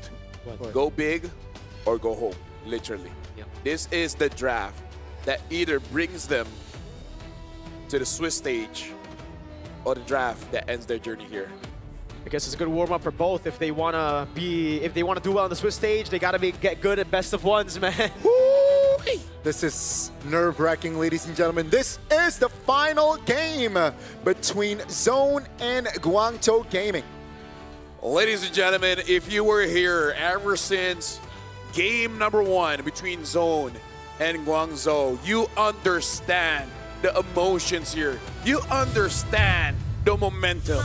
You understand what all these players are coming through. Welcome to the Land of Dawn. This is going to be the final game between both teams. Welcome to Let's see. Mobile Legends. It seems like Fort Flickers will be committed for spells from the side of Guangzhou Gaming, and for Zone, it's a little mix of Flicker, Revitalize, and Vengeance. So again, just from that approach, it's already Guangzhou Gaming. They're going all in here. Oh, Bankai taking a beating here. Up top, level 1, Exit. Also, be taking a few shots in, but Maze being in the bush. Good read from Kenny. Lethal take for Zixora, it seems. No contest. So honestly, for Guangzhou, this is the kind of draft that is big moments, right? The highlight plays. Yes. Usually you want to step away from that because you want to be more disciplined, but not with this. Highlight plays and coming from Cataneo, from May, from Owl, right? So this is really something that will test your instincts. The Owl play potential is definitely big from the side of Guangzhou, but then again, that shortcut can make or break your team. It can help you and it can kill you. Yeah, so the coordination must be on point. The communication must be precise here. As we take a look at the talents here, just a 2-3-1 kind of nail waiting. Yeah. He does not have it. Uh-oh. The nerves, man. Playing a Fanny in a making or break a game could be very difficult, and you can already see. Yeah. Speaking of boxing, K just dodged all of that. Yep. Bobbing and weaving. Both abilities from Owl and all the cables from Cataneo. It's going to be big. Exi with Flicker out. That's going to be Cataneo with the cutthroat over. Does he find the cables? Revitalize as well there, but it doesn't matter. Quad Shadow landed. Zixora is there, but he has to back away. First blood to Guangzhou Gaming. Amazing coming in from Guangzhou. Even though they were not able to get K, they make sure they need to get something. Again, they understand this is a draft that requires those highlight plays. You just got to commit. Yeah, the timing was on point there for Guangzhou, getting that first kill on the board, and it should translate towards a neutral objective. But take a look at Zone. They're not passive. They're on it. They're the first one to control the river, and this might neutralize the lead that Guangzhou has. Oh, decides to go in, doesn't have the shortcut, or rather will not commit it, knows that the Fanny does not have Purple Buff just yet. Heaven's Wrath, oh! The Vengeance actually turned the damage back onto him with the help of the current call. Yeah. Good play coming in. Quite a lot of damage at level 4 here. Good respect from coming in from K using the Vengeance. And again, we do also have the highlight. Looks like maybe just Al has been training too much on those fighters. Not going to commit for a marksman here in the final game of their best of 5. Now, in terms of looking for opportunities, it's Team Zone that has to be really careful and at the same time has to always be ready for a fight. Look at that, Owl doing so much. Cannonale knows there's no Vengeance. Comes through available. Curtain Call locks him down for a bit, but the last turret shot did not come through, and now he's 2-0. Well controlled, right? Again, just so clean, so precise there, the setup and Zone. I feel like they can take it right in the chin here. The first early game, what they need to do is not getting too over, I guess, panic, right? Yeah. They gotta stay composed and things are okay at least. Look at the respect given to May. By the way, Mirko, you called it right. We were saying how Guangzhou has to keep it simple, and this looks simple for them. You know, I'll trade a bit. When you feel like it's good, call on me. I'll come and finish the job. Like, the heroes that they use are highly mechanical reliant, but at the same time, the idea, the concept, the execution is straightforward in nature. It is very much so. And it's still anybody's game here, folks. Just 1,000 practically here, gold-wise, and just 2 kills on the board for Guangzhou Gaming. Okay. The next nude is up.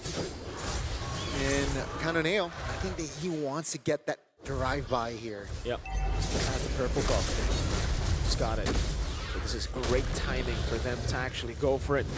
May occupying a bush in the dangerous grass. Map Modi trying to fight for the control over the turtle against Bright. Still, just both teams here hovering around. It's not a Lord dance, ladies and gentlemen. It's still just a turtle dance. Oh, Dark over the Dark Wave. Oh, they go all in! Can he still able to survive? But Owl finds the damage. Now that happens right even. Bright's still able to pick up the kill. Cannonale has to go down. Bright with a double. Cannonale jumping all the way. Goes for the cutthroat. Sixora survives. May in the back gets the last shot on him. But Bankai is massive. It's a 4-4-2. Team Zone trying to gain more control here in the second neutral of the game. And things are looking very shaky in the GZG area. Dude, I gotta say, Guangzhou Gaming at this point, I'm worried because they're looking a bit desperate. Yes. I understand this is how the draft is supposed to work. We're gonna be looking at the instant replay here, and you know, hope nothing happens in the meantime. But if we look back into the replay, a good engage, but again, you always have to go for those highlight plays, so you go and commit. But the thing is, the draft coming in from Zone, they have quite a few ways to counter engage. I'm just gonna talk about one, and that's the Gato Kacha. That unbreakable. It's hard to deal with when all of those explosive animations going on. Sometimes you don't even notice that you got taunted. Yep. Yeah. So again, just coordination from the side of GZG needs to be perfect. If not, that were the consequence. That was the consequence. And Zone, they understand that. So now what they need to do is just play more reactive, I gotta say. You know, Zone, they know that Guangzhou, they're the ones who need to pull the trigger. Oh, Assassin top? Ooh. Fanny says, no, we do not do business here. Yeah, I don't think she should.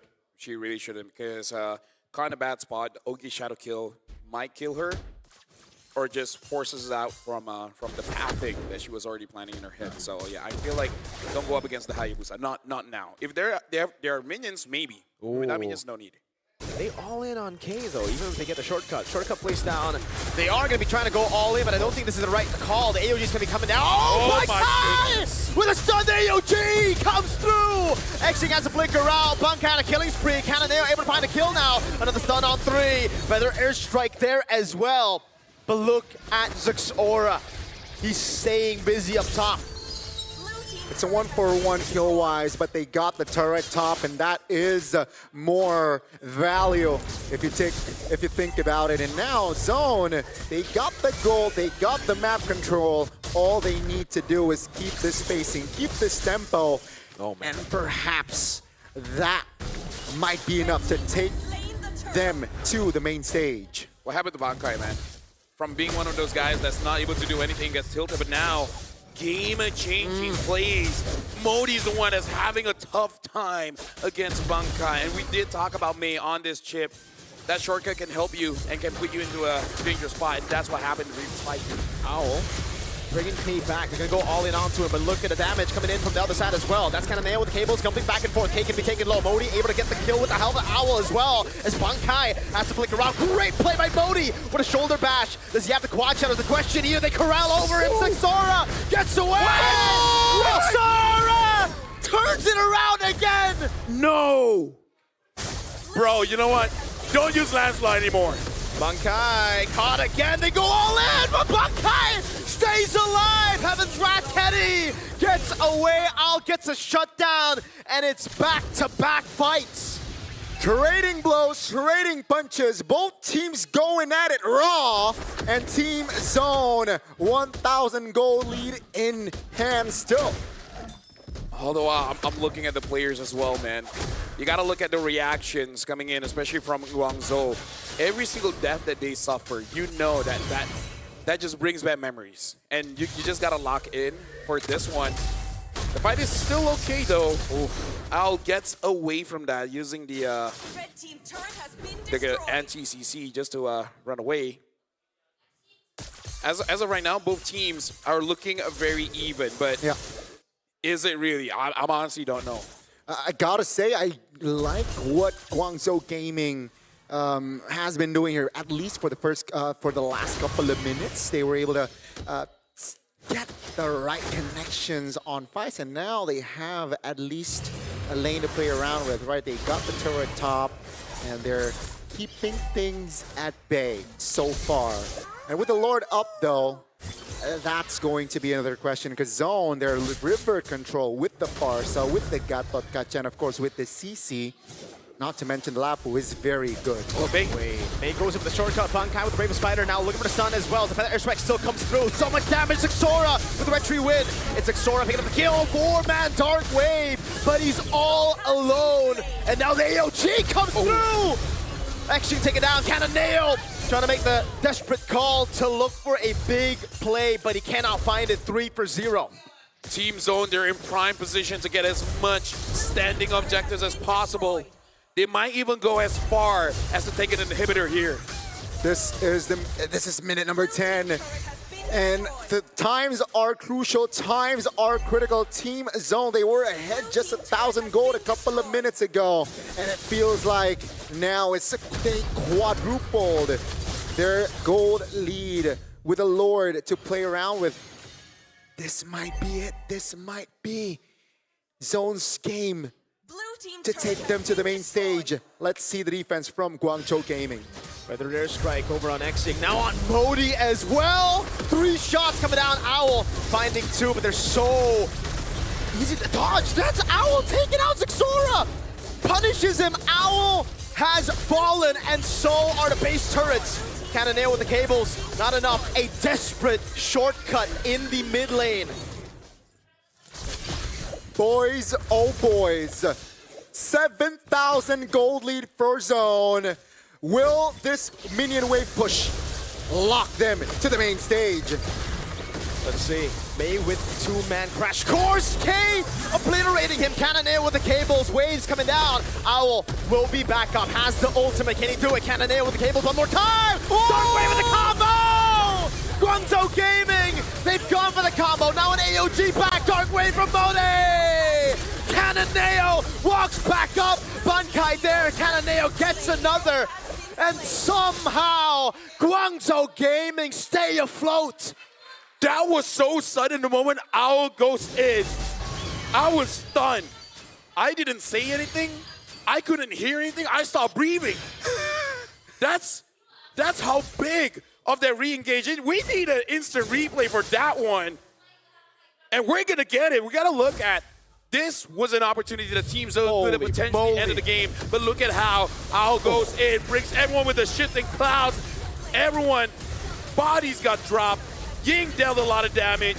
No one can stop Cannonale. And then all the while, Modi just keeps on charging forward. This is Guangzhou Gaming refusing to give up. Their defense gotta be perfect, May? and they executed very perfectly, May. Shadow Isolated. Kill. Yeah, he puts down the shortcut. They all come in! Kenny's gonna be caught. They find the roamer, but that's it. Now it's giving the shifting clouds again. K taking it very low. Cannonale. No purple of the current call locks him down, but as the cancel, the AOG is Xing gets taken down by Bankai! And he keeps on going. Now it's Modi. Can he make the play happen together with Owl against Bright and Bankai? Only 2 for 2 in the end. I gotta say, if I was Guangzhou Gaming, I'll take that trade, man. Yeah. That could have gone so bad. That's gold mid for mid-roam. Yeah. That's value. That's value indeed. And Zone, they gotta understand. Wait, Cannonale? I'm not sure about this. Oh my goodness. Oh. That would have been a TikTok clip. Would have been. Right? Sure. Using your cut throat to put you in a bad position. And the Lord is up as well. Zone, they still got the momentum with no base turrets left. May looking for that shortcut play. And I was waiting. Look at Al's positioning. Yep. Puts the shortcut down. Action coming down as well. Zixora with the red tree already there. Cannonale's gonna go for the fight instead of the red tree. Action! Gets the Lord! Cannonale in the back now as well as Owl takes Teddy down. Buys him with a crown. Is able to pop it in time. Modi, Infernal Pursuit with a Dark Wave as well. Bankai gets the shutdown. There's no Brave Spider. Modi's still jumping. And now he goes for the Dark Wave. In front of Pursuit one more time. Modi will fall. Dude, he sacrificed himself for the team. He was there for 2 weeks. The Lord has spawned. I don't know if Guangzhou Gaming can really utilize this Lord, though. Let's see. Cannonale is definitely making quick work of K's health bar. There's a vengeance, though, for K, so he can't get too overzealous. They can delay. They have bought time with this Lord take. Mind you, folks, you know, it's still a lot of homework here for GZG, knowing the turrets are still up here, mostly from Zone. But that fight, that coordination needs to happen again for Guangzhou Gaming if they want to have a chance to go to the main stage. Halbert built. That might be the item that Cannonale needs to have that extra burst. Gentlemen, we have one more best of 5 after this. I don't know how that one is going to top this one, man. It's not. This best of 5. Best of 5 full. Dude, this is M7. This is the wild card. Both teams really do deserve that slot. Only one will get it. Ying now does have that Wishing Lantern, and Guangzhou, you can see this. Their instinct is to go in, but at the same time, they know this is not the time for you to make mistakes. They were in a similar position in game 1. Yep. No base turrets for their side, but they were able to take that win. Will they be able to replicate that sort of formula here with a different composition at that? Team Zone, they can't get too complacent. It's games like this that makes us happy that we're casters, man. This is the reason why we got into the job. For real. These are the games that like make you feel like you're not even working, you know? Yeah. Just enjoy it. You're in the game, and the players, oh man. I feel bad for them, but I'm also very, very proud Yeah. of all of them. So now, Team Zone, at this point, 60 minutes in, it feels like we're already at the 22-minute mark, because only at that point do we see a lot of, I would say, cautious movements coming around. But now they understand this is the final game. Guangzhou Gaming with no protection for their base. At any moment, Zixora could come in and end the game. There's so much thinking that Guangzhou Gaming has to do. Like, Team Zone, their idea is to make them overthink. They have accomplished that even since draft. Yeah, they have accomplished that indeed. And just a quick item update. Bright and Bankai, as of now, has immortality. May. May with the conceal. Oh, they're going to go on Xing. Xing, can you escape? Nox. Oh, Bankai is able to go for it. Xing with the flicker out. They baited so many resources. Oh! With the all-in. There's no follow-up, but look at Teddy. No wings by wings, no flicker. They baited it all out. Xing will fall as well, though. Right now, it's 1 for 1. Cannonale with the cables again. That's Modi jumping in over on K, who's able to kite away. That's K again, all in. Making him take it very low. Dark Wave landing on 2 as Modi keeps on jumping with a ground pop by Kenny there. Cannonale gets the kill on Zixora. Does he have enough damage? Does he have enough cables? Look at the waves crashing down. Modi will fall to K. Will Team Zone try to end this one because it's Cananeo as well as May.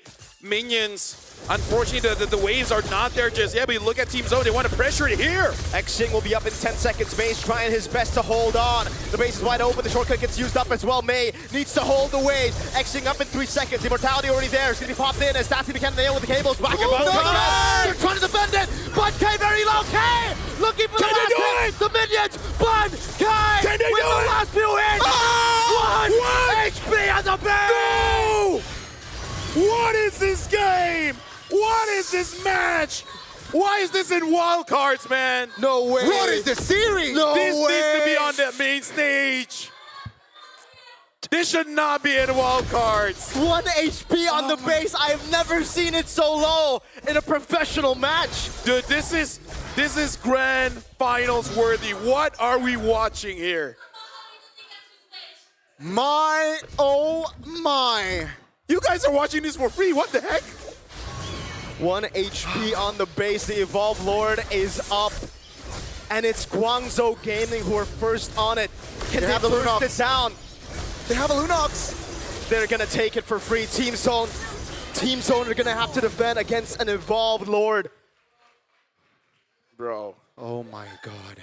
You know what? Sorry to all the other casters that you guys don't get to cast this one, man. This is... Holy bro. smokes, bro. Bro. I'm looking at the crowd as well. Even they're like... Even Virtus Pro. Look at Virtus Pro. They're like, dude, this is the best MLBB that we have. Like, we haven't seen this for a while, man. I like the first game, and I love Game 5 as well. The opening and the ending. The best way to close a series. Oh my God. Whoever wins, you know what? You deserve it, man. After so many anticlimactic ends to a best of 5. This is crazy. Oh, this is beautiful. Guangzhou Gaming now knocking on the doors of Team Zone's pace. Look at the Lord. The Lord is still marching down bot.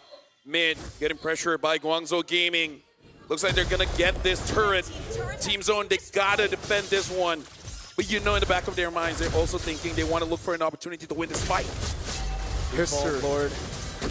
Into the base turret. That's May with the flicker in and the shortcut. Can they do it? Owl with the all-in as well. They get the combo down as Owl goes for the damage, and May's able to find his Xora. Is going to be caught on the shoulder bash. Cananeo again. Jumps around with the cables. Xora has fallen.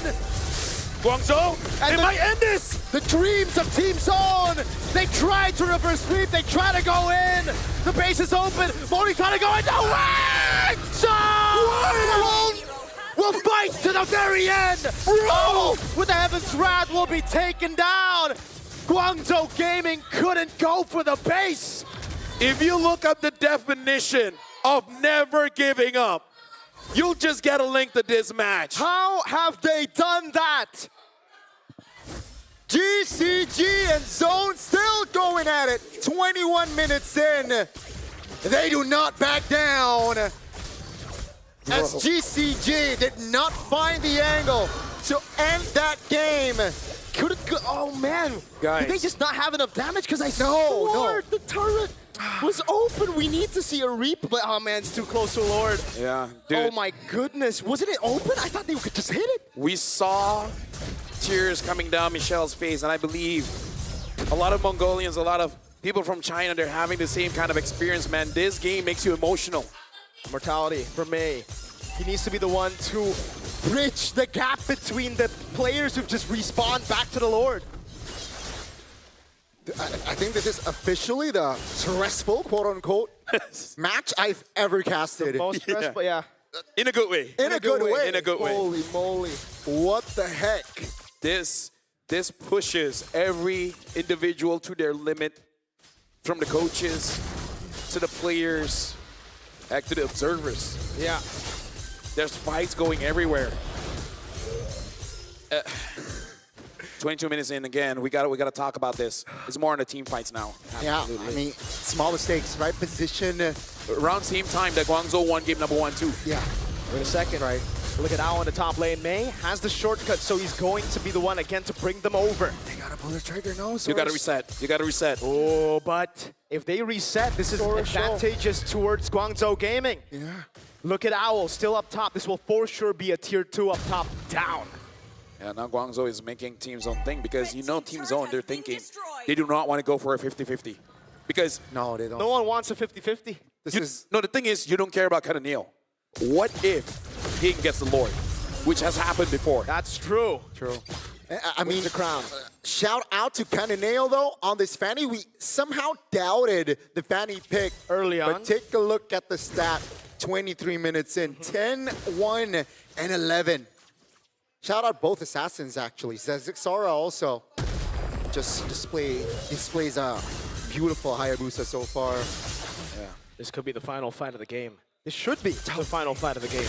Top lane is pushed. No one's pulling the trigger. Zone is not pulling the trigger as well. Wait a second. Lapu Lapu? Oh my god, they might be trying to crash. But they have a teleport. Yeah, but look at the positioning of Team Zone. They're making sure while Bankai is dealing with Owl, no one is gonna get caught by Mei. So very smart movements coming in from Team Zone, taking it very calculatively. Both teams playing chess. Not showing their cards just yet here. Hayabusa shows in the mid lane though. But Kenny has not shown in map. Mei. Oh, they bait out the shortcut. That's way too early. Now, how fast is it? The cooldown of it. Because Owl isn't taking it. Owl is not taking it. Oh, the window is closed. The window is completely closed. Now Modi's going to be all in. He's going to have to flicker out. He has the immortality. Now it's Cananeo. Jumps into the back line. His XJ will fall. He doesn't get the winner crown in time. Cananeo gets the immortality. K gets the kill. Owl now jumps into the midst of it all. Trying to go for the kill, but Kenny is able to pop in with a crown in time. And he's all alone. Owl, can he do it? Evans grab over on Kenny. Now pops in with a crown as well, but he's up against 4 members. Owl trying to go for the kill. AOG coming down right now as Owl has the immortality, but he will be slain. But Kai in the mid lane. Ladies and gentlemen, it will officially be a wipeout, and Zone has zone Guangzhou Gaming out. 0-2 to make it to the wild cards. They had to reverse sweep their opponents, and they climbed that mountain. Team Zone are going to the M7 World Championships. Ladies and gentlemen, in this grueling, brutal best of 5, we got 5 games. We have a winner.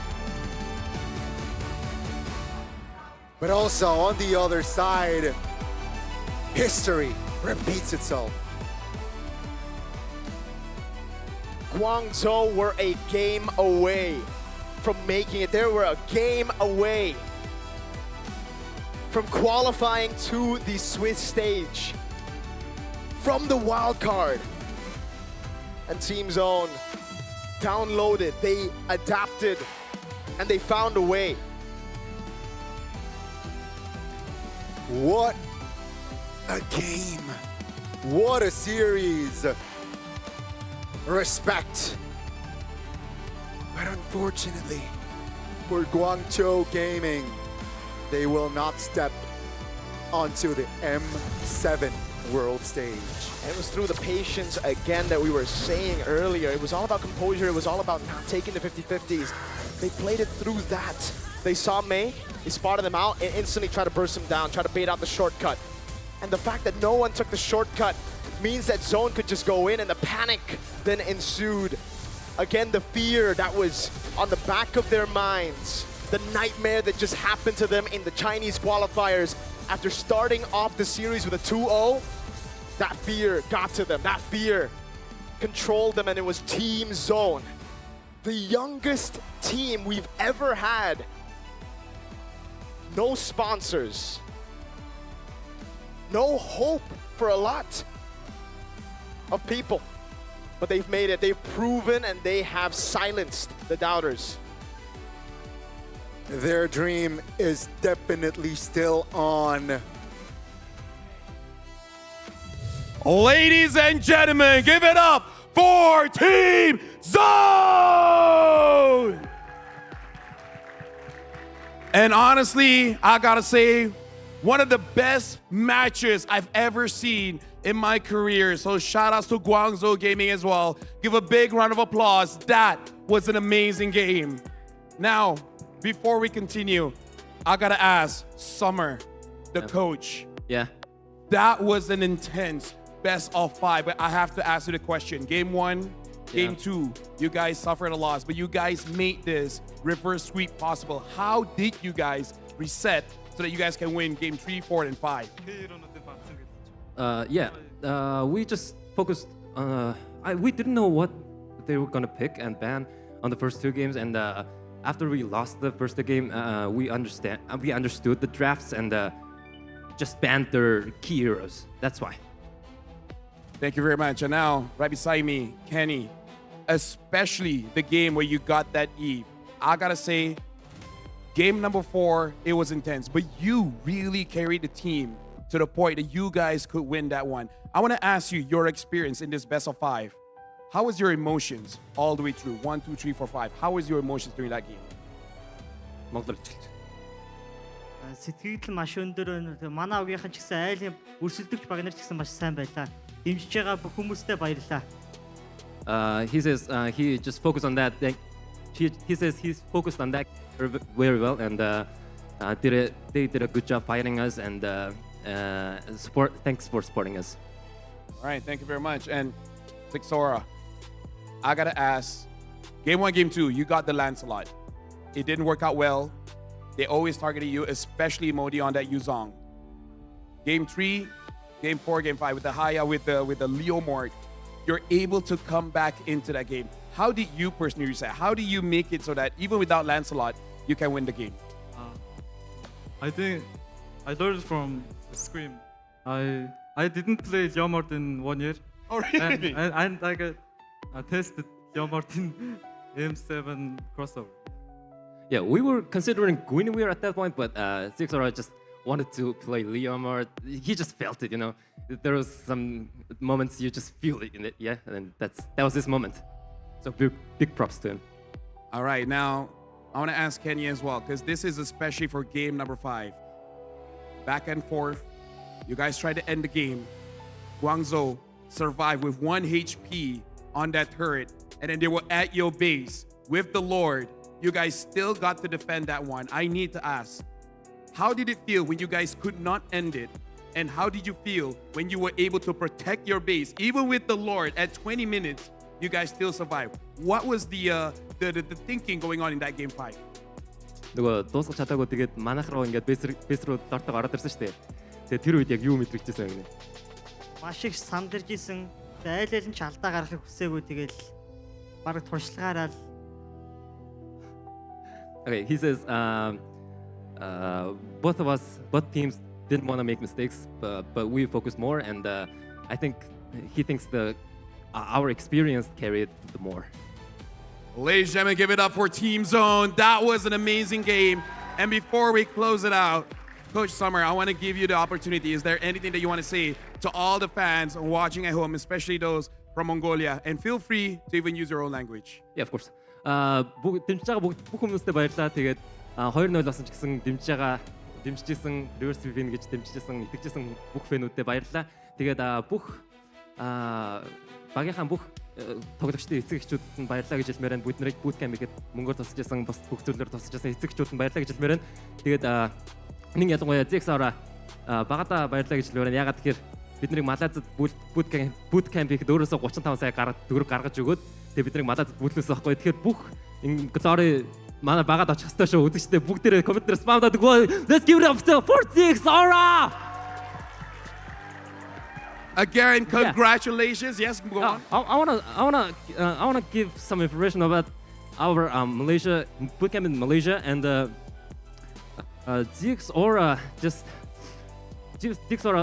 looked at us at the bootcamp in Mongolia, and looked at us and said, "Yeah, guys, this practice we're doing is not gonna cut it. Let's go to Malaysia," and took out $10,000 from his savings account and took us all to Malaysia. So big props to Zixora, guys. Big props to Zixora. Shout out, man. Big shout out. Big hands for Zixora. This is how you win. You got to make sacrifices. You got to know what you need to do to win. And again, congratulations. This is a tough wild cards, and good luck for the Swiss stage. Again, ladies and gentlemen, Team Zone. And now, with that, we're throwing it back to the desk.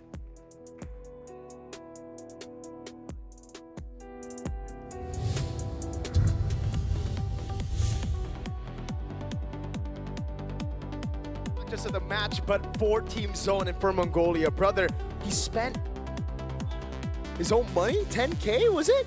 Yeah. That interview to fly all of them out to Malaysia. He basically, this. They have no sponsor. Scrim- This is a team that they just made it themselves. This is a community team.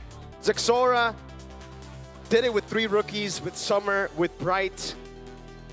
Wow, just how, wow. The sacrifice, the dedication, Zexora, and the determination from this team is inspiring.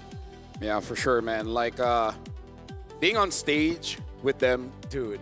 You can see the shivers in the hands and knees, and you know all the emotions. Yeah. But yeah, big shout outs to Zexora. Even I didn't know that. I knew they were in Malaysia, but I didn't know that he took out his own savings. Because again, just to remind everyone, this is a team that basically has no backing. No. After this one, I don't know, man. Maybe some orgs are looking and be like, hey, I think you're worth investing in. Bro, I mean, the fact that they also came back from a 2-0 lead, I think speaks volumes to how they are as competitors. It's one thing winning it out just with a 3-0. It's a whole other thing, fighting tooth and nail, knowing that you are a game away from elimination, being the youngest team here with no experience for most of their players. Only Zexora. Zexora is the only guy on the team with international experience. And doing this, bro. Oh my goodness. Now we get the... Yeah. That's a different expression, Gotti. Yeah. You don't do the hand? Yeah, Okay. Thank you. Yeah. Let me just say, if you have friends, family, doesn't matter, and they're like, what do you like about Mobile Legends? I feel like show them this game. I feel like for anyone that doesn't get the esports experience, watch this game. Even if you don't understand what's going on, you can feel what's going on. But when you understand the context, when you know the storylines as well, again, the nightmare for Guangzhou Gaming will still be there, and it is going to linger for a long, long time. Speaking of nightmare, Oh my god. imagine that. Never use Leo Mort in 1 year. Yeah. And it's like, you know what? I feel like it's a Leo Mort game. Yeah. So just like, how hard could it be? He wants to ride, dude. Yeah. He wants to He's ride. got Khan. He wants to ride so bad, and I mean, he was like- able to get that win. I was next to Kenny when I asked the question about game number 5, and you can see the spark in his eye. You can see the neuron in his brain reliving what just happened. Especially when I asked the question, the Lord was in your base. Like, you can tell, even he's like, I don't know how to explain it. Dude. It just happened. It just happened. It felt like plot armor already when Guangzhou Gaming survived with the lowest amount of health I've ever seen on the Crystal from the start of my career as a caster to today. Like, that is the lowest. That's just base has been. willpower. That's pure That's willpower. just willpower. That's just the willpower. That's just the crystal saying, I got nothing, but I'm not going down. And then the fact that Zone topped it with a defense against Evolve Lore. Like, I don't know how that could happen in my a single game, God. back to back. We have to come back. The only thing that comes into my mind, like even I forgot what happened, but I don't know. If the minions come out and the Lord was attacking the minions, that's the only way, right? That's the only way. That's how the defense could have worked. Yeah, I mean, I was so stressed and so like I was so invested. Yeah. But I think it caused me short-term memory loss, man. Dude, you have to, because you need more memory to take what's gonna happen next, because they keep on giving. Especially after shouting for that long. 24 minutes, it was a non-stop action. Total kills of, bro, 54 total kills. 54. Let me just say, I don't care about Southeast Asia games anymore, man. Yeah, Give dude. me more Mongolia against China games, man. This is the game that we want to see. And next is Virtus Pro versus Bousquet. Oh. Turkey versus EECA. So, no Southeast Asia. I'm just going to say, I don't think they can top this. If they can, if anyone can, color me impressed, and I'm colorblind. That is a very bold statement, but yeah, I think I agree. And I think this whole series, right? This series, 6-7. No, there you go. Now it's 6-7. But we got to highlight this, not the back. Bro. Look at all the sponsors. There's none. There's none. If any, yeah. it should be Zexora. Yeah, it's Zexora. It should be Zexora. Zexora. Is the sponsor, man. Bro. This is... How have they done that? This is the story that reminds me of the debut of us. When we started casting it, that was the story of most of the players. They have nothing. Yeah. But right now we got to talk about Fairy games. You guys can play MLBB and you guys can actually fight 1v1 and you can win up to $20,000. In fact, probably Zexora has to play that one to recuperate some of the money used boot camping in Malaysia. If I knew it was there, I would have helped out. But either way, download Fairy Games on the App Store or Google Play Store. Play MLBB 1v1. There's no teams. And show your personal best score and get an opportunity to win up to $20,000 and many more prizes from the app. If I'm not mistaken, they're watches for sure, but they're also like they're necklaces, accessories. No. What's the box that you put your clothes in and then it clings? Washing machine. Washing machine. Wait, they have a washing machine? Washing machine. Wow. Traveling. Like adapter? No, like big things. Like big electronics, big travels. But speaking of big, we got to talk about the Thunder Ascendant skin. This is the Granger Pass skin. Unlock M7 Pass to get it immediately. And personally for me, if you're a Granger main or not, if you only play Roam, if you only play EXP, still get that Granger skin, man. Because you never know that one day you might play Gold. I gotta be honest, that's a basic skin and it already looks cool. Yeah. If you get the Prime, that's extra cool. The Prime is beautiful, man. Yeah, and Look at also that. witness the true prestige here. This is what everyone will be grinding for. The Granger's new Prime skin. The beauty is waiting for you at level 75 of the M7 Pass. This is hype, but nothing can top what we just watched. Like, you know what? You know what to do. Just do it. We're still trying to process what just happened. I don't want this to end. Dude, me neither, man. If I could just relive that again and again, it would be fun. It would be fire. But we have to. We have to move on. Yeah. After this, it is Virtus Pro going up against Boostgate. I wonder if their adrenaline just got pumped watching that one. I mean, I want to play. Yeah. We're pumped. I'm sure they're pumped. Yeah. If they're not pumped, I don't know what gets them pumped. Yeah. That's true. Shout outs to Summer, man. I want to play love that MLBB now, bro. Dude, can we play while casting? That's what me and the casters did one time because the Malay casters they were casting, and you know they're checking skills on their phone. So I tried to prank them by inviting them into the lobby. And then they actually go in, and then we played on. Oh my god!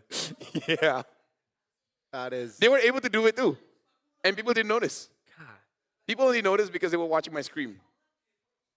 Shout outs, man. Let me just say, I'm happy to be able to experience this with you guys.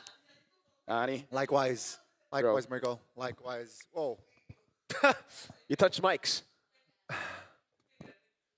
If I can only wish that's our grand finals. We haven't had a grand finals. Dude, we haven't even gone to Swiss stage. So it's like, dude, the fact that we already got this kind of game at wild card, if you really think about it, like the series game 1 through 5, it had everything. It did. It actually Opening did. and We had ending was stomps, just. Oh we had a my God. comeback. We had the drama of game 1, and then we had a comeback for Team Zone. New picks. 2-0, 2-2. Oh my God. Right now, we're already seeing Boostgate as well as Virtus Pro. Yeah, they're getting ready. They're getting ready. So after this, we will be going for a short break. Just short, yeah. Just to make sure that the players are set up. So in fact, we're going to do that right now. We're going for a short break. But if you guys just watched that best of 5, you do not want to miss this one. This is going to be the second team that will be advancing to the Swiss stage. We'll see you guys right after this. We need a Red Bull. We all need Red Bulls.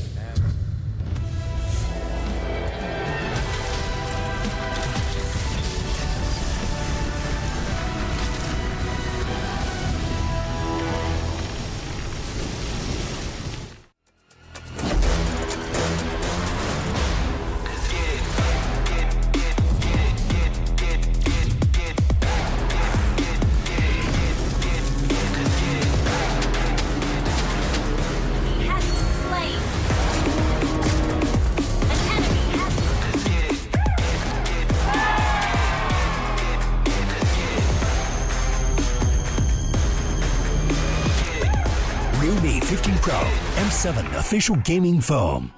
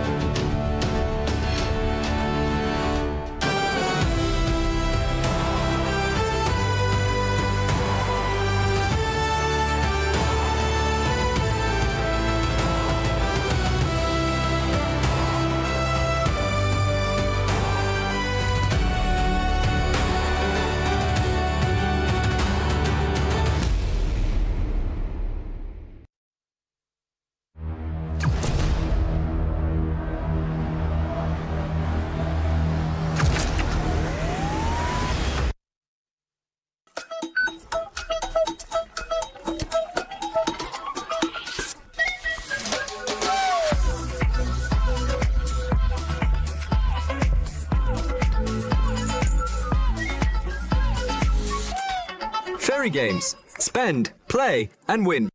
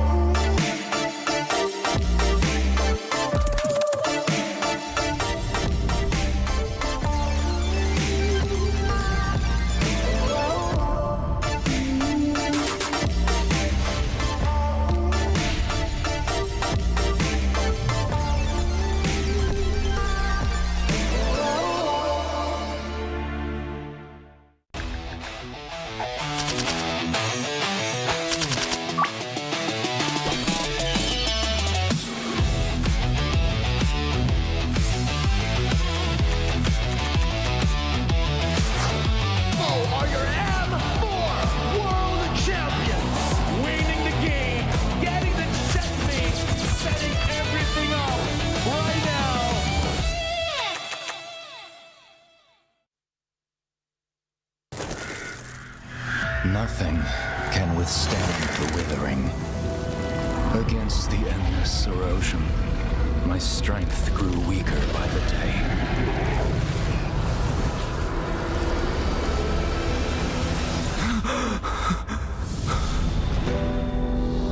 True power dwells within the spirit. Try to embrace all that you are.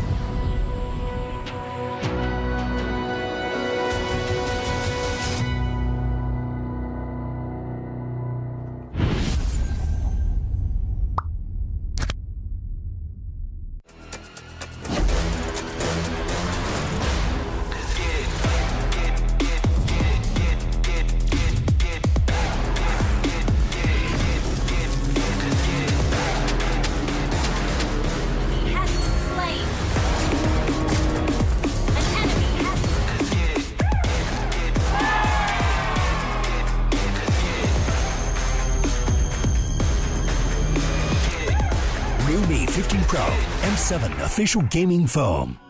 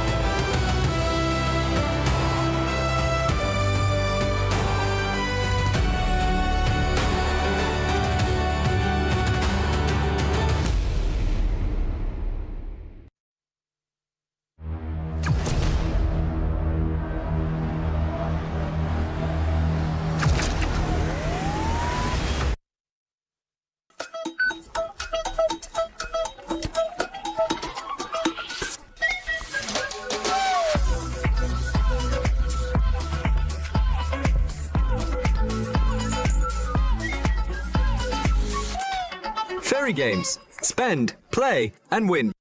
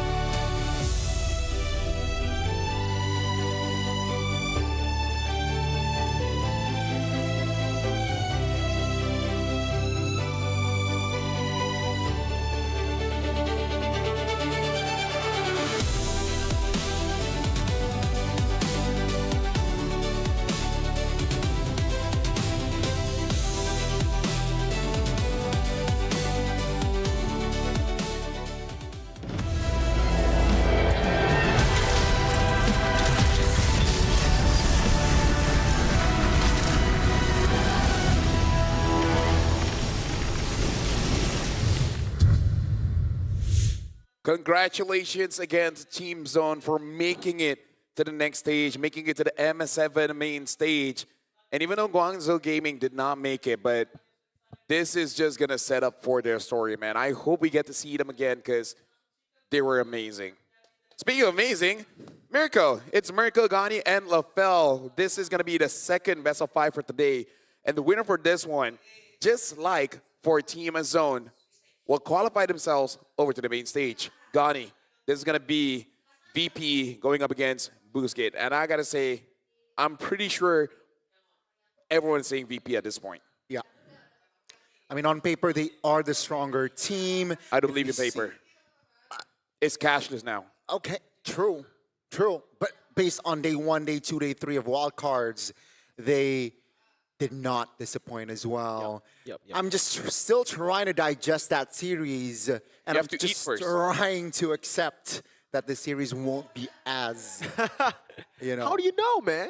What if More my expectations. Yeah. Okay, Gani, Mirko, have you guys ever watched anime? Yeah. Have you guys seen the protagonist basically died and then revive Yeah. and then just wins against the villain? Yeah. How does that make you feel? Boring. No.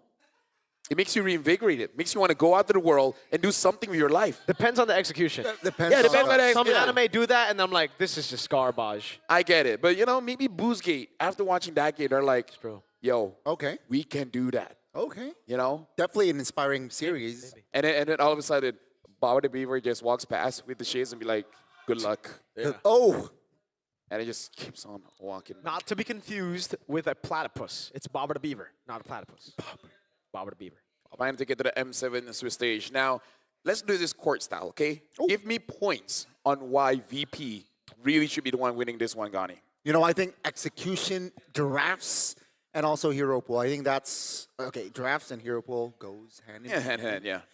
But I think execution, I think, again, on paper, I know you don't like papers, LaFell, but they're a stronger team, yeah. So now, for you, VP still, what are your points thinking that they should be the one winning this one?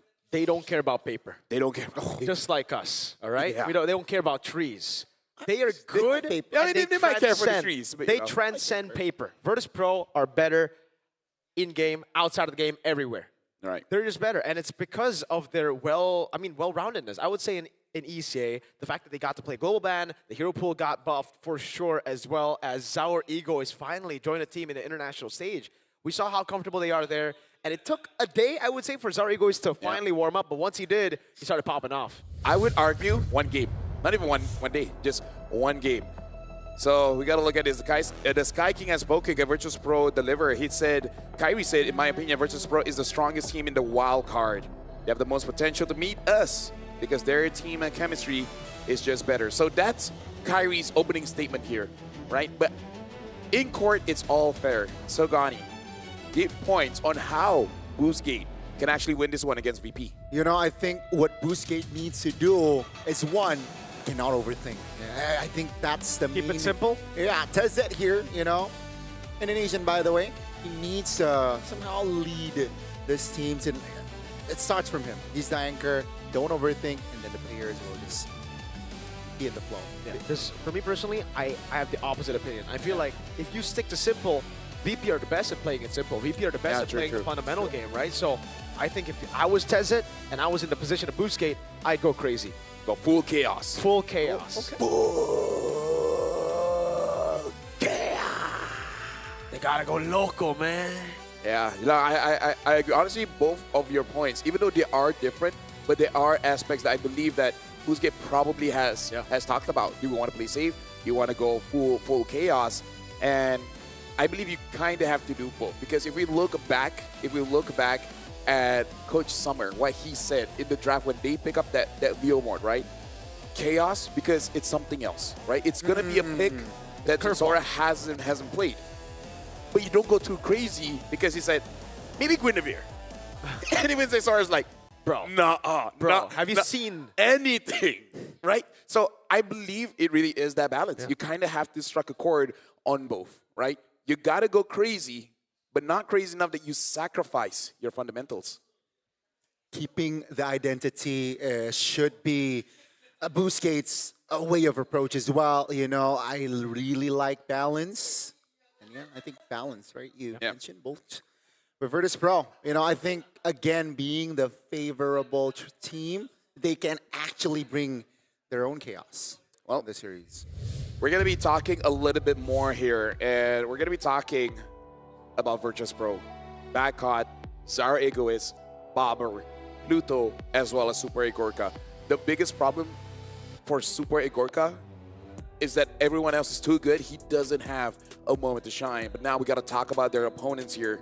From Boostgate Esports, we got Xe, Kazooie, Identity, Walker, as well as RX. They have amazing players, but at the same time, we got to be real here. Some players really have to step up. My opinion, especially Identity, as well as Walker. They're okay, but against Virtus Pro, you got to be more than okay. And the thing is, right, the main issue, Identity and Walker, they're the mid-roam duet. So it really comes down to, you know, their rotation, if they're able to pressure the right going up against Pluto as well as Bobber. That's not going to be an easy lane. Exactly. They got to step up, and if all goes well for Boostgate, you know, perhaps we might see an upset in the series. Yeah, I think in all the individual lanes, unfortunately, just my opinion here, VP have them gapped. Even in the coaching department, I feel like they have them gapped. Yes, Tez is an Indonesian. I'm Indonesian. I would want to, you know, be like, all right, Tez, that's the boy. But Fly Solo has so much more under his belt in terms of experience. He's been all over the world. Yeah. And the reason why Mirko would say that, again, is really about understanding which direction you really have to go. Right? Because even with Coach Summer in the previous interview, even he understood that there's a time where he has to reel his players back in. And we've seen Fly Solo doing it time and time and time again, right? He's been on the M series for quite a few times. Yeah. Tezet needs a bit more of that. But for now, we will be seeing a little bit in depth of how Virtus Pro as well as Boostgate really functions in this video. Onic ID after the wipeout will take the chances for Virtus Pro. Ну, в принципе, отдохнули после международного турнира, посмотрели некоторые ошибки, отдохнули друг от друга, потом опять соединились и начали лучше играть. I think because they're still young and they trust each other and also on me. I think they still want to try one more year. Да, в принципе, никак не повлияло то поражение, потому что мы уже прошли на международный турнир, и вейлкарт это отчасти даже бонус, потому что Зауру привыкнет к международной арене, и мы вспомним, как это играть на международной арене, и я думаю, даже немного лучше, потому что больше времени тренировок и больше матчей. Да не особо что-то чувствую, просто рад, что могу играть и все. I wouldn't say he will bring skill-wise anything that Andorio couldn't bring, but the thing that will make matters is the language barrier. Just when we speak our native language, our comps are way quicker. Just his dynamics or mechanics are good, makes his comps, so it's not hard for me to understand what he wants. For me, the team is young. Well, I didn't have any plans to leave or something, so just our synergy is fine. Но я думаю, то, что все понимали, кто как может играть, кто что может сделать, и понимали, то, что каждый имеет силу, то, что могут, и просто доверили друг другу, и в принципе так получилось.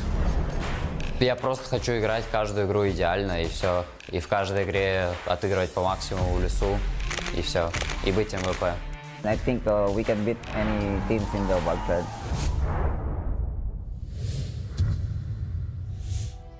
And that's Virtus Pro. And we got a lot out of that. And a lot has already been speculated by us. The fact that this wildcard is amazing for them. Yeah. That extra training, kind of like treated in a scrim-ish, not in a way that you're disrespecting your opponents, but for you yourself. You need that experience. You need that warm-up.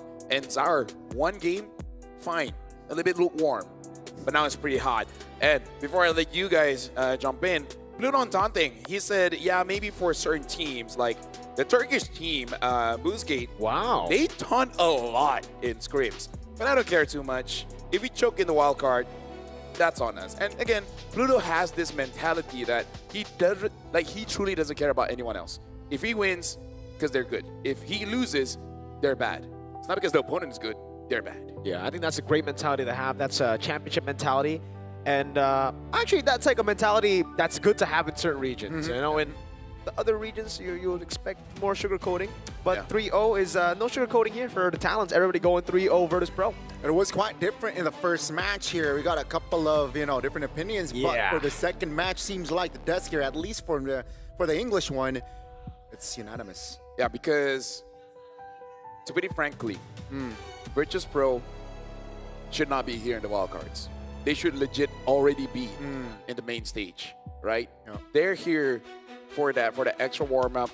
I would say this is making their story of being one of the more scarier teams that we gotta look out for in the Swiss stage. Because at first people think like, oh, Onyx ID is gonna fight someone from wildcards. You know, it's good for them. It's like, is it really though? Is it really? You're going up against a team that's hot. Yeah. If, of course, they make it true. First, they got to go against Boostgate, and the map is going to be Flying Clouds. Definitely, this is their match to lose here from the side of VP, so they got to keep it composed. And Pluto, right, he mentioned that, I think if we lose this match, it's on us. I like that idea, and I think he's pretty stoic, right? Knowing that BGT likes to taunt. But man, let's go. Giraffes game 1. BGT will take blue, and Virtus Pro will take red. It's Tezet taking on Fly Solo. Yeah, in terms of the bans here, BGT already batting out the Grok as well as the Arlen. Respecting this forward momentum kind of draft coming in from VP. And then VP respecting the Cho and the Sora is something you just don't want to deal with. Okay. So, I'm not too sure if the pattern will continue. It looked like it was going to be a pattern with the first 3 games of match number 1 where blue side was just dominating. But then, 2 game losses for Guangzhou Gaming back-to-back on blue makes it a bit more 50-50. So I don't think we're going to be talking about how blue side is way more favored, red side is more favored. It really depends on both teams. And VP, again, have the better hero pool. Yeah, I truly believe blue and red side should only be talked about in a vacuum. Right? There are certain metas where clearly one side is favored. But when the meta, in my opinion, after all the games in wildcard, I think it's still open, right? We still see some picks that has potential that hasn't worked out just yet.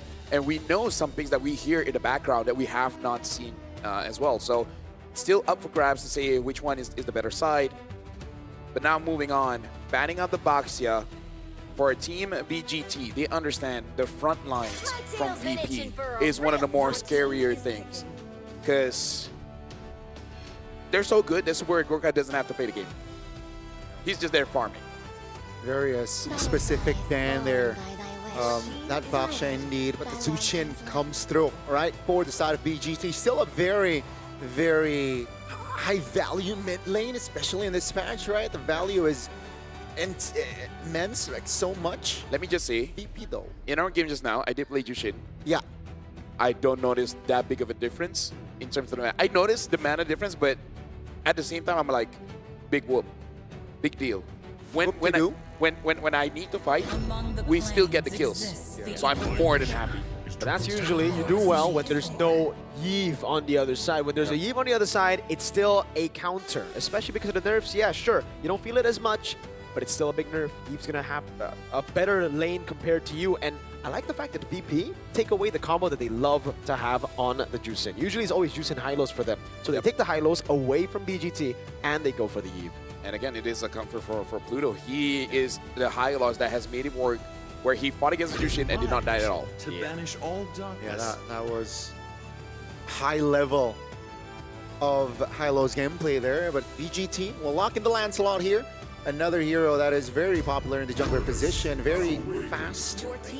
Mobile. It's gonna be the Uranus though. Yeah. A hero that we did not get to see in the first match. Opinions, Mirko, between Uranus as well as Yuzong. What do you think really suits here? Yuzong. Yuzong? Yeah, for sure. I think you need a little bit more dive to bypass that front line to deal with the Yve, especially considering, again, right now, VP still have a lot of ways. They have a lot of ways to deal with the Uranus right now, and that's, I guess, another addition to the damage, especially early game, because if you snowball against the Uranus, you're only really tanky if you get ahead. You're a tempo merchant, right? Yeah. Here, I don't think that's going to be the case. I don't see it. By the way, Zara Egoist, one thing about him that Bomba told me before he could play was he's great because he can actually play Fanny at a high level. And that really will start to create more fear over VP as we get into the main stage if they make it. Because Zaur now, that's another hero that you're expecting to be banned on blue or red. Yeah, that's the thing. And I think with this Fanny pick, it caused more issues for BGT, right? You mentioned Uranus, a hero that needs the early game tempo. Yep. And I feel like this just, with this sort of approach, it's nasty. Virtus.pro wants to play that early game as well. And with that, it just nullifies the Uranus potential. Second phase, Virtus.pro, they're like, no, yeah, let's eliminate that Ruby. It's going to cause problems to our Fanny. And potentially we might see, okay, the Cho ban has already come through. Yeah. We might see a Moscow ban. Yeah. Gentlemen, allow me to introduce a bit of what do you say when don't doubt them just yet? Benefit of the doubt. Okay. Let's introduce the benefit of the doubt, because with the previous code, we know from Pluto that Boostgate as well as VP, they have been scrim partners. And it's to the point where Boostgate had an opportunity to actually taunt them. Yep. That means that they have won some games. Yeah. And they for sure know what Zaur can do on this match. So let's just give the benefit of the doubt and say BGT, they're setting up some kind of trap by giving all of these amazing picks, because in my head, why do you want to give basically S-tier picks to S-tier individuals possessing S-tier mechanics in their own individual lanes? The truth this world great point. Great point. And to add to that, right, it's just mobility. Wow. I think the theme here from the side of Virtus.pro, it's speed, right? With the Glorious Pathway, you know what the Fanny can do speed-wise. Let's see here. It's going to be the Yuzong band out, though.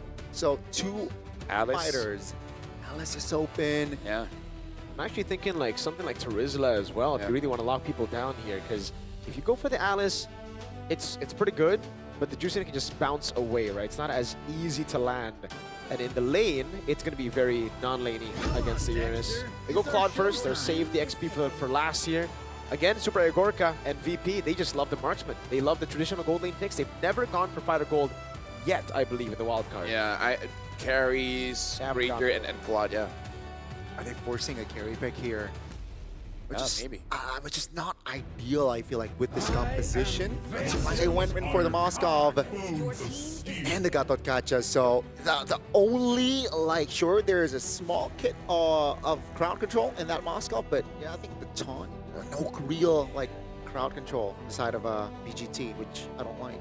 I mean, we did, at least for me, I want to see Identity as well as Walker step up. They have heroes that can actually do that. They have ways to set up some damage, and the Alice does come true. So still, I would say VP, like you said, Mirko, they're the best at fundamentals. They can do it simple. It does seem like Boostgate, they're reaching just a little bit, especially with this Uranus. I am interested to see how they're gonna pilot this draft. Yeah. Yeah, especially with a lot of speed and a lot of like dive potential from the side of Virtus.pro. With minimum crowd control, will they be able to control fights? Yeah, or will it be just Virtus.pro just ramming them down? Yeah, without context, looking at the numbers, BGT has the advantage when it comes to the draft, but you know how I feel about numbers. I can't read them. You don't like numbers and papers. One day I will learn. But for now, ladies and gentlemen, we are jumping into the first game of this best of 5 between Virtus.pro going up against Boostgate. Virtus.pro are the favorite series. But Boostgate, can they retaliate? All troops deployed. Landed on, here we go for game 1. Ladies and gentlemen, remember it's a best of 5.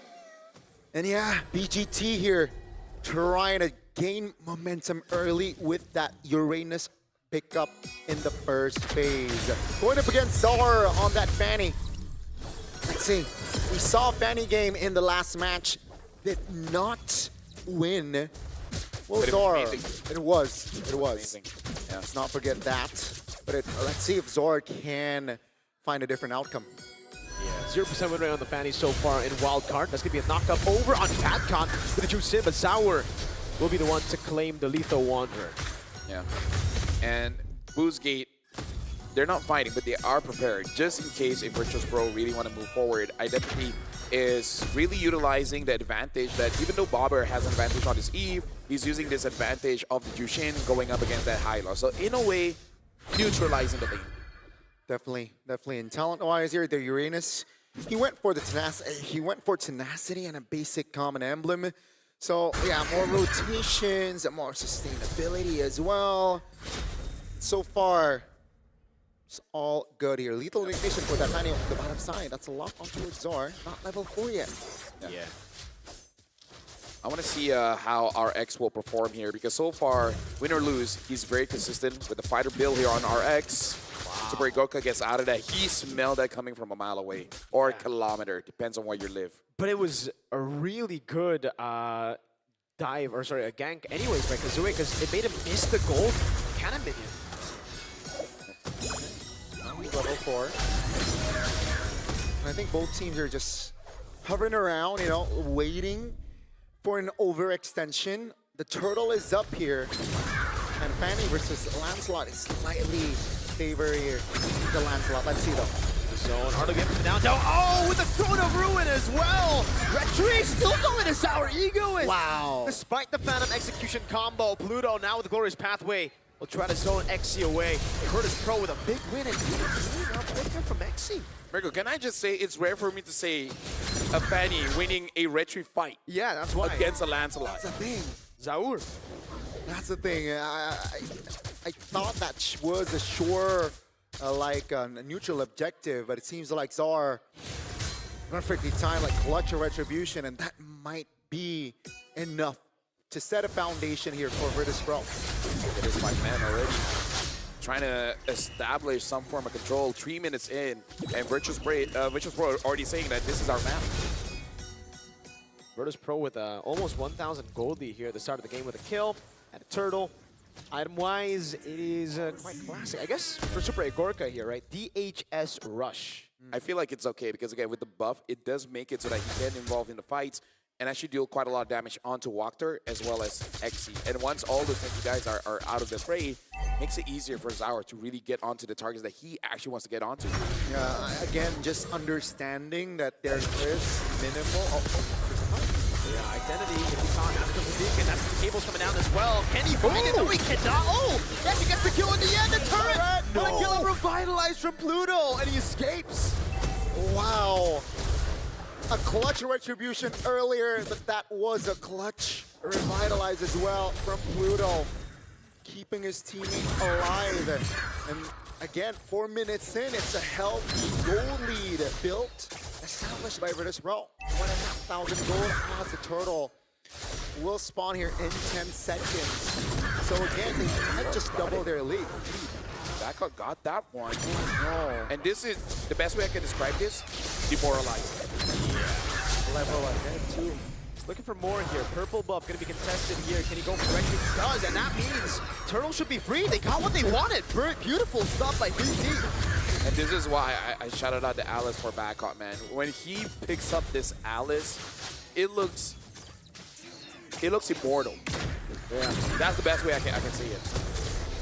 So far, no, that's a fucking game. Oh, instantly on identity. Super Gorka's the one that gets the kill. Now Blazing Duet as he picks up the DHS. Virtus Pro steamrolling through, and they're not even going to rush the turtle. Knows that the purple buff is up. XC gets away with the consecration and a dash out. Yeah, the river control is definitely theirs. Virtus Pro, again, just creating a statement here in the early game. First 5 minutes is definitely theirs.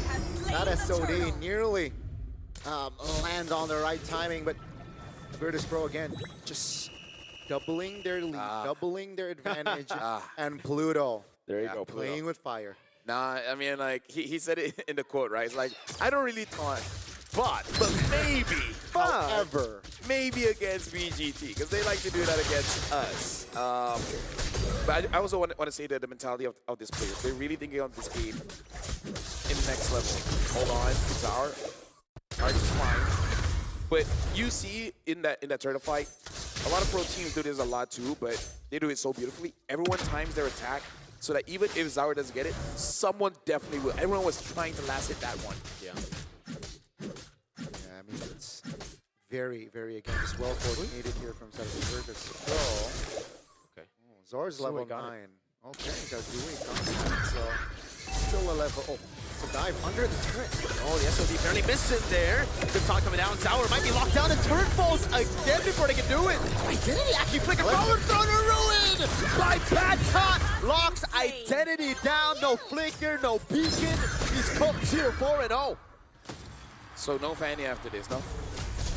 I feel like once you see that Cho ban, yeah, you can kind of also feel like That's a sniff. You can sniff. yeah, because it's one thing that he's good at the Fanny, but it's super demoralizing when you twice now low HP, you caught him mid-air, and he still survives. That's one of those things where you start to say things in your mind that you're not supposed to say on broadcast. There you go. Tough coming down with the cables as well. Taunt landing too, and the fadeaway with purple Retri. Sour is so efficient with it. Man, that was a cheeky kill. Demoralizing. Demoralizing. You think you get the kill, he survives. You think you survive, he got that kill. At this point, it feels a bit unfair. Oh my god. You usually see like red Retri on that. Yeah, earlier kind of name as well, but he decided to go for purple. And that's why. It's burning it down. No way you take it, but that's really perfect turtle for VP. And on a Fanny too, right? I think in general, 0-5 kill score right now. He has the #1 KD right now, right? He's leading with Egorka, I believe. With Egorka, yeah. Who is still deathless. 2, by the way. So died once with Egorka. Yeah. No, died once the entire tournament. The entire tournament. The entire wild card. Exactly. And it feels like Virtus Pro, they know when to press the right buttons here. Oh, the ruin off angle! And the combo is beautiful! Again, now the blazing duet super Egorka is tearing down Exy. They can do whatever they want. 7-0, a 4,000 gold lead, 3 turtles, 2 turrets. Oh man. Mirko, can we skip tomorrow's shooting? I just want to spam Alice tonight. Yo. I just want to rank with Alice. I mean, you cannot blink, can you? I tried. That was off angle, dude. Exactly. I love it. The creativity that Badcott brings to the table for this team is evident. 5,000 gold lead now. I think it's just growing by the minute here, ladies and gentlemen. And Virtus Pro, they do not forget about the turrets as well. Uskate still not able to get a kill. Like, Zui can walk up here, but we know they're not going to go all in because it would be suicide. Now it's going to be Dari goes with the cables, jumping in, throw to ruin. Finally, we see some misses, you know, to make them look human. Yeah. Just to make sure this is not AI. Yeah, they're like, hey, I swear we're human. Trust. Looking at the items here, in terms of items for Badcott, it's just the Radiant Armor as well as the Dominance Ice. Damage coming in from Eve is going to be big here because after completing the Glowing One, now with the Lightning Transient, and I would say despite all the pressure, RX is only losing about 800, 900 gold. It is a lot, but it's not as bad as you think it is. Definitely could be worse here for RX. But man, the Fanny also just doing work, right? With the penetration item and the triple. Again, like Pluto is like, dude, I know you're gonna get me low, but you're not gonna commit on me because if you do, that Badcott just taps that ult, and then you're all in ult. Oh, look at that. Even Xy's taking way too much damage here. A few pokes coming in from Bobber is all he needs. No way they can test. An SOD maybe. RX actually timed it really well, but Sour ain't that guy. He's not the type of guy to leave it to just basic attack. He can retreat. Yeah, there were multiple bodies as well, just trying to block that Lord Steel attempt. But man, yeah, I mean, Wuske, they're struggling to even find a kill on the board 10 minutes in. And that just shows levels here. Virtus Pro, though, if they are able to keep this tempo, they're able to just maintain the pressure. We might see an early game. RWM coming down as well. That's super Egorka with lazy duet flicker in as well. Gets to Uranus. Almost takes him down. Exy got out with the flicker. Now a Lord up top as Sour goes in for the turret in the bottom lane. Won't be able to take it down. RX only now finishes up the DHS as Badcott looks for an opening to go for the Throne of Ruin, but at least for Boostgate, they got good clear. Yeah, I mean, to where Egorka, again, he's just waiting for those highlight plays, but it's like, fight me. Fight me! Dude, my team is having so much fun, but what about me, man? He wants to get in on the action. He picks up the battle, but at this point, you know, I think what they need is just a miracle, a mistake, a big one. A big one, Not yeah. just the, Like VP have to, the type of mistake they have to do is like diving into the base as 5. Into the fountain. Maybe it's going to ruin again. Perfectly timed over RX. The combo comes in for Zauer. Let's look at the killing spree now. There you go. That's the main wave clearer. Or Bluescape down for 28 seconds. I gotta say the only time I see those kind of Atlas is when I watch Sanford live stream. But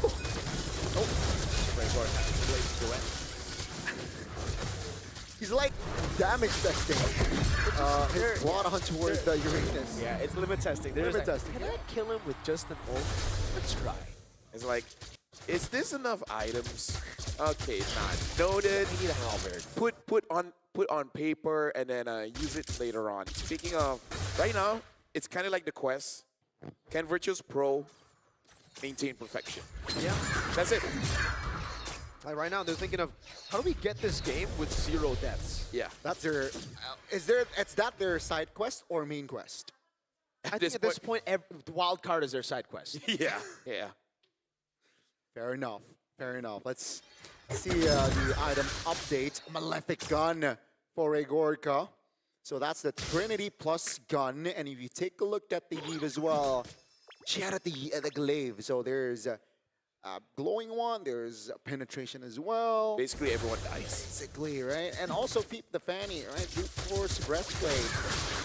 That's again, just respect. I think Star understands that he wants mobility as well. And yeah, 8,000 gold. It's like, you sure, buddy? That's a lot of damage. Man, you sure? Are you sure you want to bring a sword to a gunfight? Yeah. And he has a Malefic gun too, so he's got plenty of guns. And he has a sword too. Yeah. Yeah, he's everything. And that sword can even hunt demons. Good one. The Lord. Silence and then just good one. The Lord should be open here. 13 minutes and BG2 looking for an angle. Oh, yeah. Perfect. Over the Waxer. One cable is all they need. They don't even go for the Lord. They're going to go for bodies, man. 1,000 cables again. Kazue. Bad caught again. Comboing with Bober. And Super Egorka's finally like, I got the items, boys. We got through the Uranus with a blazing duet. 4-0 and 2. 11-0. Virtus Pro are trying to win wildcard without dropping a single death. Oh, Pluto's up, Pluto! Oh, come on, Pluto! Come on, Pluto! Right as we say it, Pluto? Talk about cast a curse. Yeah, my bad, Pluto. Spoiling the party there, but it is still technically a perfect game for Virtus Pro in our opening game of this series. Just one kill for BGT. Maybe they're just like, give him something. Maybe. I just give him something, but we just went through a slobber knocker of a best of 5. Slugfest. A Worcestershire sauce. A gobsmacking game. And now a wild west game. Oh, wow. BB just comes in here and be like, hey, that was a good best of 5, but remember us? We need to get going. Yeah. That was a good one, but we need to get going. Dinner is already at the hotel. We want to make sure when we come back it's still hot. Yeah. We'll get in an hour max. Yeah. So they just really don't like overtime, I guess, you know, VP. Hey, time is money. Time is money. And they're like, this is how we make sure that we're one of the highest earning players. Yeah. By earnings / playtime. Mm-hmm. There you go. There you go. And I like that mentality, and I think they bring that approach in that first game. But I was actually quite surprised with the lead. It went above 12 minutes. You know what the problem is, Gani? You know what the problem is, Mirko? What? Yeah. We sometimes say, okay, what do you change? What do you make sure that they don't get again? 5 heroes you want to ban out. Can't do it. Shout out Red Bull, by the way. If it wasn't for this, I'd be dead. He'd be gone. Okay. Yeah. Maybe And not dead. He won't be Mirko. He'll be Mirko. Mirk-KO. Mirk-KO. There you go. But yeah, Boostgate might need a few of these right now because they're low on energy. It really feels like, especially identity. He really lost his identity in that game, dude. I'm sorry, this is why, like, being critical here, but this is, again, the game that gets you to the main stage. Identity and walkthrough. Here in Southeast Asia, we know how important the mid trio is. Yep. So even just with a sniff of weakness, wow, that's enough. That was to signal your opponents to just come after you. Did not expect that. Yeah, but same. I agree. That was louder than I thought. We're gonna be looking at the MVP brought to us by Real Me. Choose anyone, right? Bad Cod. Anyone, yeah. It's Bad Cod. 1-0-8. He is the only one to use Alice. Yep. And I feel like the reason is no one else wants to be compared to him. Yeah. Everybody's like, you know what? Let's leave it to him. Let's give him the Bad Cod. He's good. He looks like he knows what he's doing. If I use it, people would be like, boo, you suck. Yeah. And man, I don't want to be in the same role as Bad Cod, that's for sure. And you can see his influence in this game. Early game, I mean, I just want one highlight, man. Yeah. And we all know which one. Yeah, that one. That one. You know that one. I mean, he got a couple. He got a couple for sure. Look at this. Bang. Identity. Bang. Good. Sheesh. Revitalized from Pluto. Oh my goodness. It's so beautiful. And then here as well. Bang. Into the bang. Bad Cod wasn't even necessary there. But he still did it, you know? He still found the angle. Dude, like, how is one? Boom. Boom. Yeah. Bang. By the way, I've never seen that interaction before. But Zara get like brought up and then slammed down, but he was super delayed. Yeah. This one. Yep. Bang. Off into angle. the Oh, side. he did hit it. Oh, damn. And the thing is, Walker was dashing, so it almost looks like he was pulled in as well. Yeah. At that point, Boost. Oh, bang. Again, he just doesn't. I mean, like, dang, man. At least we get a really big contrast, right? We have like a crazy hype game in game one. Yep. We get to just chill and enjoy this one. I feel like Bad Cod is the kind of guy that really uses the AI coach as well as the Mobile Legends Academy to record all of those highlights just so that before bed he gets to watch all of them again and be like, I'm so good. I'm that guy. Oh man. He doesn't need to do that. He can just go on YouTube and like. Exactly, and then the academy and then AI is like, do you need some tips or anything? It's like, no, I'm good. Just show me my highlights. Just show me mine. Oh, we had the scoreline today too, right? 11-1. Yeah. Yes, sir. Wow. This day has been prophesied ever since 12/23. 12/23. Someone wrote it in the stone somewhere. Oh, the year 12/23. AD? Huh? What? One of them. Yeah. Okay. One of them. I believe it was Zone. What do we even say?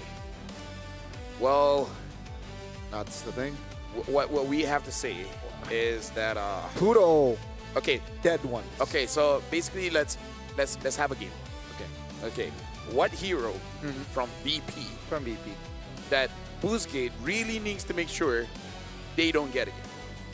Okay? Let's just on the count of 3 we just say one hero. Okay, ready? 3, 2, 1. Fanny. I said Eve. And then you said? Fanny. Do you want to know why I didn't say the Eve? Why? I don't know which one is scarier. Bobber on the Eve or Bobber on the Kadena. Or Kadena. Or, yeah. Because he's Kadena as well. Even I'm like, I do not want to face against that. Like, you take the Eve, and then he takes the Kadena, and then you feel like the fool, you fool. You know, there's also 3 XP bans this game. There's a Lapu, Yuzong, and an Arlet ban, and Bad Cod's like, what the heck? Zara Eagles has 100% teamfight participation, by the way. Yeah. He was there all the time. He was active, yo. Splendid performance here from all 5 members, but I do feel like, yeah, I think the Fanny was just the only thing that I can say, the main issue. This game was too long. It's 14 minutes. Yeah, like that. I was surprised. 10-0. Yeah, and you know how Bad Cod really improved his play, because again, we did talk about it. The AI insights from the Realme 15 Pro, it has win rate predictions it can analyze gold items, everything in real time. It's like having a strategy coach in your pocket, which you guys can use and you guys should use because, my goodness, you guys need it. That's the AI gaming coach for you, but it doesn't stop there. When the fight breaks out, its consecutive skills feature lets you unleash a perfect preset combo with just one tap. Just one tap? Are they using that? Probably not, but hey, it guides your strategy and elevates your execution. That's a full AI-powered edge. From prediction to performance, it's a complete package. You play with carry, Realme 15 Pro, the M7 official gaming phone. So let's talk about this. What heroes? Let's say you invite a friend. He has played for 4 days now, so now he's taking the game seriously, right? So what are we gonna be asking him to use that can use that consecutive skill thingy? You guys think about that while we talk about Secret Lab, because you guys can play better for longer with Secret Lab's ergonomic chairs, trusted by the world's best MLBB teams. Whether you're enjoying a casual game with friends or climbing up to Mythic, and that's not casual, let me tell you that. Secret Lab can elevate your game with tournament-grade ergonomic support, the very same kind that powers pros on the elite stage. Here you go. This guy's happy. So, in terms of the heroes, I'll think about it again because right now we got to talk about MCGG because this is the first World Championship of Magic Chess Go on January 10 and 11. The group stage and semifinals, we will see fierce competition. And on January 25th, the grand finals will take place at the M7 Carnival. So make sure you guys follow the official channels to get the latest information.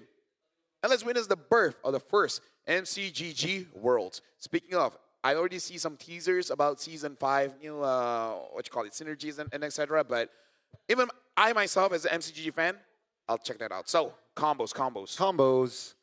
I got a couple hero. Oh, yeah? I think so. Kalea, is that doable? Oh, okay.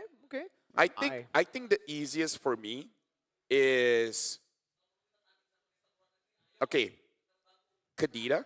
Okay. But also, just so that you can have a feel of using this hero like a pro, if someone can set up your Kagura combo. Oh, yes. Right? That's a good one. Good one. So you have your simple combo of 1, 3, 2, 3, all those. Yeah. But then you have this one combo that you try so that you can press on one button.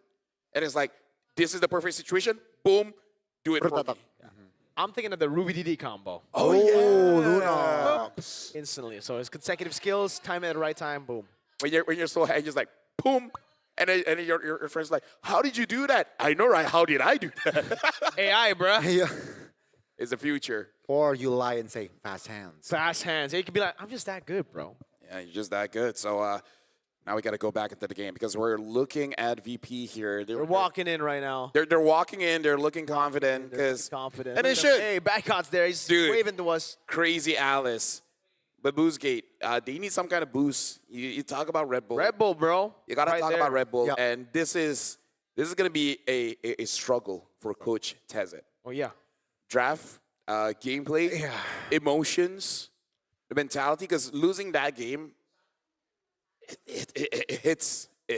Like, I mean, everything. 11-1, right? It's more than a stomp. So, I think, Tezet needs to do a lot of homework in the locker room, but hey. In what, 3 to 4 minutes? The thing is, even if he does the homework, let's say he drafts a perfect draft, and let's say Virtus Pro, let's say, just for a second, fly solo draft without his book, without his hands, without his brain. Yeah. I still think VP might win. No, I mean, okay, put this into context. Someone teaches me how to beat Khabib. Someone teaches me how to beat McGregor. Okay. I still will not be able to do it. Yeah. Let's say Khabib fights with one arm. We're still cooked, man. He can have his eyes closed. And I still would lose. Probably. He just smells me and he's like, I know where you are. He smells fear. Hey, I've struggled of masking my fear. It smells like sambal. Oh. Damn. What are your fears, or what is your... Yeah, what are you afraid of? What am I afraid of? Look at the players here. We got to look at the previous game recap. That's him wearing the He's mask. afraid of answers. I'm afraid of social interactions. Look at Bobber, man. 87,000 damage. At this point, every single player from VP, they're fighting for attention. Yeah, dude. They're all pick-me's. They're all like, look pick-me's. at me! Look at me! I'm the highlight. Yeah, back I was like, I caught 5. Bobber's like, I did the most damage. Yeah. And then Zaur's like, I have 100% team fight participation. And then Gorka's like, I got the most gold. And then Blue's like, I never died. Well, actually, no, he did not. He did die. He was the one towards that the died. end. But he's the only one. I respect Yeah. him. You know, he's the only. Oh, wait, but he taunts. Yeah. He taunts. He taunts. He's like, look at me, I'm the taunt. Yeah. Am I cool now? Dad? Dad, what? Don't make it depressing, man. What? Okay. But yeah, I mean, it was a stomp. First game. I wonder now, who's Skate or Tezat here? Seems like he's still smiling. No, I mean, he looks lost, dude. Yeah. Okay. That's his face looking into the crowd. Give me some kind of inspiration. Yeah, he's like, someone have any ideas? Oh. Yo, Gani. This is belief over noise. It doesn't matter what others say about how strong VP are. I don't believe in that. We've won many scrims against them, and I'm confident we can All right, win. like, hey, I'm all in for scrim results and be like, let's get the confidence. But I support a very particular red choking team. And they always tell me, oh, we're so good in scrims. And guess what? They absolutely suck in playoffs. So I don't believe in that anymore. Scrims is like your. I don't believe in it. Scrims is like that one friend that hypes you up. It's a yes man. Yeah, he's a yes man. Exactly. That's the best way to describe, because we've been doing this for the better part of our life. Yeah. And every single time we ask, like, oh, how'd you lose? I don't know. We did it good in scrims. Our eyes virtually roll. Yeah. Sometimes not virtually. Sometimes we do it in front of them. We're like, God damn it, dude. How many times does this have to happen before you learn, old man? That is actually funny. Marco? Now you're the old man. No, not yet. Not yet. I'm only old if I meet Zone. He's there 15 and like 16. Zaur's young too, right? 16, yeah. But everybody else like my age. Dude, at this point, most of the players are younger That's than true, you. that's true. Which is insane. Which is insane. Yeah. Speaking of insane, looks like it looks like they were talking about it and they're saying high loss. So all of us got it wrong. They're saying high loss got to go. Hey. When you see high loss, do you see them legs, the footwork? I see 4. Yeah, dancing around. With the glorious pathways as well. What? With the glorious pathway as well. Yeah. You know, very fast. With all those legs, he doesn't trip up. That's true. Plus, that Law and Order, secretly OP. Secretly. Yeah. It's annoying. And it's just a single lock as well. Gato Gacha though. So now... Kalea, SVP looking for a Kalea. Oh, Kalea ban. Oh, my bad. Yeah, I think go for the Eve, you know? Especially after. Last game they went Jusin. I think after 0-5, you might want to switch things up. But hey, you know, you never know. Maybe he's like, I don't know. I like pain, yo. Let me go 0-5 again. Yuzong. So Yuzong is very tough when you're up against a team like VP because they know how to bully you even on Yuzong, which is so The thing frustrating. is, doesn't matter what you pick. Exactly. Let's see though. Yisun Chin. Then the Yuzong comes in, right? See, it's like... There's no winning. There's just Yves. Yves is the best one, right? No, but then the Yuzong comes in too. I don't know. Picture poison definitely. Okay, they go Yuzong. I will be the truth this world desperately Okay, needs. trying to at least give a hero or prioritize hero for Sora's open, by the way.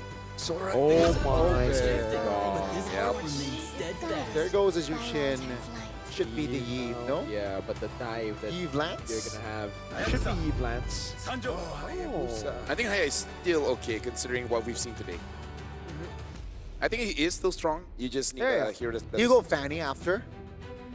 They could go Fanny again, VP, but I think the Lancelot is still a really good option to have, especially against Yuzong, because Fanny gets bullied hard by Yuzong in turtle takes, neutral objectives in general. Among the plains So there you go, we got the exists Eve, but it's Haya instead of Lance. So maybe because true to the egoist name, it's like he counters me. Who decided that? Oh wow. Yeah. Or So they go Claude against the... Yeah, the coach is like, okay, you know what? Shut up. Claude first. Yeah, let's stop talking about my jungler. We're gonna get a Gorka, super a Gorka. his pick against the Eve. Really, really good. That's why the Claude comes in here. So yeah, solid stuff from VP. Ben Romers now, I am a daughter of oh, Northern Freya. Vale. I swear to protect it till my want last to deal with breath. fighters, The Romers ex-fighters. you would expect now. Cho can still come No, through. Cho's banned. My bad. Yeah, look at that. Cho, Kalia, Gatot, I lost his ban, Grok is banned. That's why I say, like, ban more roamers and then let VP just have the prio. So is this Kaja? Are we going to see a Kaja? I might smell a Minotaur. Ooh, I love Minotaur. There's more AoE, right? Smells like Dagen Balado. Oh. Okay. I want that. No. We can eat after. Yeah. We'll have a lot of time if knowing VP. I think they're thinking, do we want to respect the Fanny here? I think it's just, again, pick your poison. What's There you go, command? Level, and there you go. I think they will. I really didn't think they were going to do it. They have a Yuzong, no? I guess they're dead. I'm part Indonesian. I understand how Tessa thinks. Okay. He's like asking the team, can you guys fight against a Fanny? And then they're like, They say yes, and then he looks at the game earlier and like, guys. 11-1. I love you guys, but I don't trust you yet. Oh my god. People say love and trust go hand in hand, but in this case, nah. Love and hate as well. Love and hate? Yeah. No, legit. If you have been found that you cannot hit anyone, you also cannot love anyone. There you go. That is a fun fact. Well, there you go as well. That is going to be the carry ban. Also respecting the Claude matchup, right? They wants to give a Gorka a better time that road lane. So what else is here? Ranger, Harith? Harith is very good. There's more AoE burst. It should be Lance, yeah. Yeah, Lance. If it's not Lance, I am... Well, what else? Yeah, I mean, Lancelot is Yushin Shin. sensible man. See value in me. Oh, wow. And the Yuzong, it'll be tough to actually like go up against Lance, not decent shit. Allow me. They go to lead Hilda. the charge. Okay, interesting. Dude, VP Yeah. Yeah. are not playing the traditional game, but it is dangerous grass. Yeah, Pluto likes this. Yeah. These are his kind of heroes. Yeah. Heroes that don't need to press too many buttons. Dude, what does Wactor go? Yeah, this is a tough Gatot game. This is a tough fight. Can't go Gata this ban. No. Kaleo ban, Cho Right. ban, Grok ban, Hylos Oh. ban. So it's like, dude, you gotta go like Tigreal or something, right? Which isn't ideal as well. It's kind of okay, because You'll get poked, though. no matter what you Yeah. pick, Jushin is going to pick you up. Yeah. So at least, I'm still okay with the Minotaur. Okay. Still okay with the Yeah, Minotaur. okay. I can see the Minotaur against this comp. Yeah. If not Atlas, with I am like sovereign Ilatana. of the abyss. Obsidian. All right, all right. Sand rises. I can't believe I forgot about Khalid. Yeah. All right, Khalid. But VP have quite a bit of CC, I would say. Now jungle. What do they go in the jungle? The Yushin is still open. The Lance is still open. If they want You to... know what? Go crazy. Julian. Oh, no. What? Although, Did you say Guinevere? they're the only team that can make it work. If they still lose... That's the thing. You know, just go crazy, go local. That's not local, man. Will Fly Solo do it? Will Fly Solo be No, like, will you know what? Sour even want it? Yeah. Sour's probably like, dude, I got egoist in my name. Don't let me play utility. Egoist. chose me to vanquish There's the the shadow. ego. They're against a Eve. Guys, I'm telling you, this is a horrible, horrible pick on paper. But again, VP don't like paper. They have a Lancelot open, by the way. They're just doing this for fun. No? Hey, Scrape. They need to prepare. There's a Lancelot open, Yeah. and you go Suyo. Yeah. That's the ego. You need to prepare going up against Onyx Idea after this, because with how things have been shaping up, I know we have to build the story, but VP looks unstoppable for Boostgate to really get us back on track. They have to win this one. You can see the early to mid, late game, all to BGT. Ladies and gentlemen, this draft is quite the roller coaster. We see a Suyo, but more importantly, we see this Obsidia. We will have to see 5 if seconds RX till the on enemy this reaches the Obsidia battlefield. will be enough to Smash deal with the them. Suyo, to deal with the Claude, to deal with All everything troops from deployed. VP and get the win against them, to make VP Welcome bleed. to Mobile Legends. Will they be able to do so? Will they be able to equalize in the series, or perhaps we might see Virtus Pro double their advantage here in the series? Lanadon, here we go for Game 2 VP and BGT.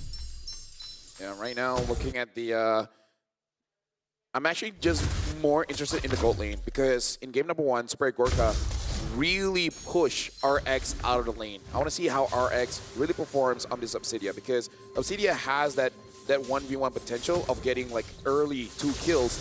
Ooh. And if you do that, you're in good hands. Yeah.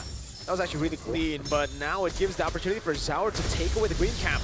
Going to be caught in some damage there against Wactor. Flick around as well from Pluto. Still, I would say this is good from Boostgate because they only lost 1 green camp and it's not that big. Flick around, Pluto's taking very low. Wactor's gonna go in, but it gets knocked up and Gober gets first blood, but Kazue is able to get a trade back. Yeah, both roamers falling here. The only win for BGT was that kill. Falls towards the jungler, so there's a slight advantage in that. Let's take a look at the talent and emblems here. Obsidia, wow, Master Assassin alongside the Claude as well. So it's going to be very, very somewhat of a similar approach with the fighter emblems as well. But keep in mind, Obsidia has a thrill. Obsidia has a what?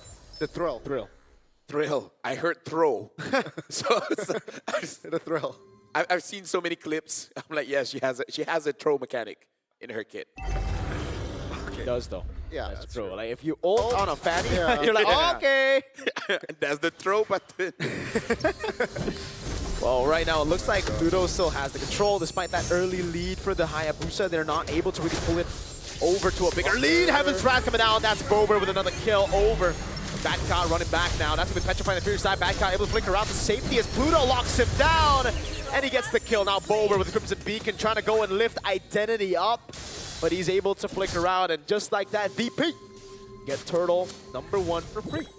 And this is just to highlight what Marco said, but it's not done just yet. They want to fight still. Yeah, Pluto dies there. Bober has the quad shadow on him, but there's no shadow kill. Oh, it's an attempt for Kazue, actually. Wow. Oh, Wactor might just be cooked here. He goes for, okay, there you go. Zaur needs to respect the magic damage still with Suyo. Back to my point is that you said that VP knows how to play around that Yuzong, and that's frustrating because it's not a bad pick. We see multiple teams do it. We might see more in the Swiss round. It's just like, what else am I supposed to do? It's tough, right? And again, it's just Virtus Pro owning the early game, getting that neutral objective. Take a look at the early massive lead. Okay. What? No, because I'm looking at Sora, right? Able to get out of the initial stun coming in from Xe. I thought he already had the tough boots.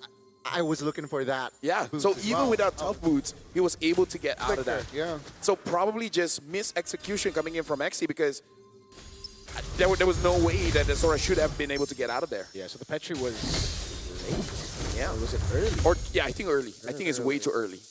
Yeah, I looked at the items as well earlier, but just to check, but no. Apparently it's just the War Axe there. Counter-Strike, though, will be locked in. Zor, level 7, as well level 6. Oh, wow, they made it out. Badcott just taking the damage of the RWM while dishing out more. Wactor is able to get out. That's a Petrify on 4, but it doesn't matter, dude. Now it's Zaur slashing him down. Xe has a lot of sustain. Badcott's gonna die. So Kazue gets it. The stun almost perfectly timed by Zaur. Two things. Number one, Badcott made Identity panic at that moment. He rushed to use his RWM, where he was kind of okay, able to get back a little bit, or just use his flicker. RX able to survive. Yeah, there you go. The slashes. RX with the flicker out. They will rotate towards Turtle now. But I gotta say, Gani, Xe needs to hit those combos, man, because this is twice now that you're able to get out of the Furious Dive Petrify. Yeah, I mean, seeing Wactor's performance not able to enable for his team, I agree with you. I think Xe needs to be more on point in setting up a play for his team, you know, the right targets, the right angles as well. If not, Virtus Pro will run away with this sort of lead, right? We saw what they did in game 1, and it's similar. I feel like 5 minutes, 2,000. Oh, that's an opening.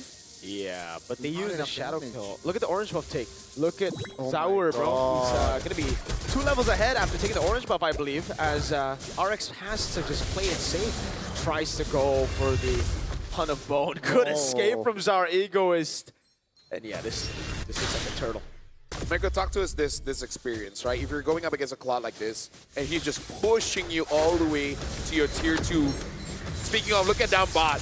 Pluto's there. Pluto gets a kill. Yeah, by the way, red tree, Kazue gets it. And yeah, it is a kill down though for RX. The Petrify already used up earlier to try to zone. Zari goes away as Badcard goes in the Heaven's Wrath, and it's an execute for Zaur. Goes in for the shot as well. Kazue goes for the quad channel, the shadow kill, but Bober will disperse the damage to Zaur. There's a lot going on here, Gandhi. Definitely, right? We got the 2v1 in the bottom side of the map. The turtle was stolen, by the way.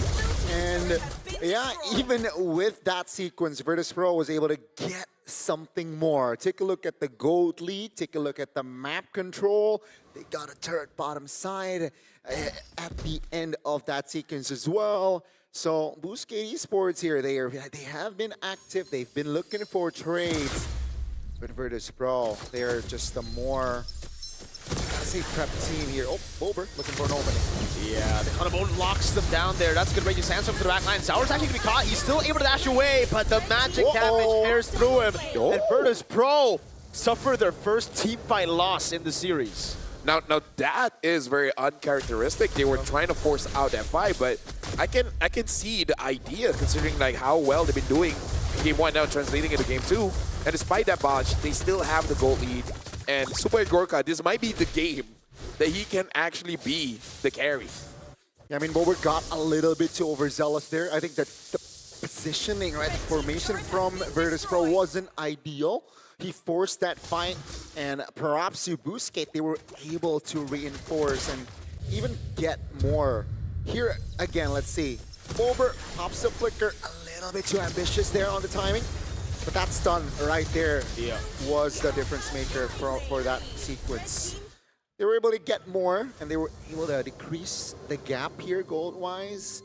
But Virtus Pro, they still just look at level 11. Yeah. Zar gets a level 11 Kazue, but let's see here, the last turtle. They're on it. Pluto, the zoning over to Wactor. Badcon doing the same thing now. When will the dragon be used? There you go. Black Dragon from used up, but it might be a bit too late. Good Petrify! Oh, but Zar still wins on the red tree battles. Badcon's able to go into the back line, but gets caught by the Hunabone. That's an RWM zoning. Kazue gets shut down by Super and Gorka with the blazing duet. And now it's just cleanup duty for Zaur. The lights coming down, the glowing wand proc there as Xy's able to find the kill to save RX in the end. Dude, this time, Boostgate, hey. Not bad. Now I'm seeing it. But now Super Gorka is seriously having a good time. Either Xy, no, I think it's Xy. Xy has got to be able to be the one to build the Chastise Pauldron, get on top of this Claude, and making it so that you can eliminate all of the damage, but you can't absorb all of the damage, or you need to cut some a little bit. Yeah, speaking of Gorka as well, right? Almost the Trinity completed. There you go. Golden Staff is in play. Oh. Yeah. Again, the Blazing Duet was a little bit too premature there. But again, Virtus Pro with this Claude already online, they will be more ready in taking more fights. And BGT, you gotta be aware of that spike, right? They can't not go in blindly and expect, you know, a positive outcome. Yeah. So right now, Virtus Pro still in the lead, but we can see the damage, especially coming in from Identity. Speaking of, I don't know about that. They go all in on Bober. Wactor's gonna be caught. Our Ego is smashing him down now. Good knock-up as well to cancel the healing as Pluto zones them in the back, and this looks to be, again, just a 1-for-0 for Virtus Pro. Yeah, I kind of feel like once your RWM did not hit his target, it's okay to just cut your losses and then just farm up. Yeah, you see Boostgate after RWM popped. The other members were surrounding, you know, trying to provide cover if Virtus Pro were to dive on towards that Eve. That's a very expensive mid turret, by the way, taken down by Virtus Pro. Nothing Boostgate can do to defend. But with the Lord up here, Virtus Pro can take it slow. You know, Badcott can push top. Oh, they pull the trigger on towards Bober again.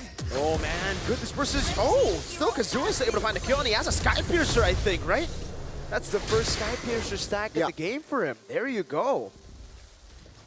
Okay, so Boostgate, they did say they win a lot of scrims against Virtus Pro, so they've probably got some kind of information that if they're able to deal with Bobber, then maybe the whole team collapses. Maybe. With no Bomber, do they still go for the fight is the question.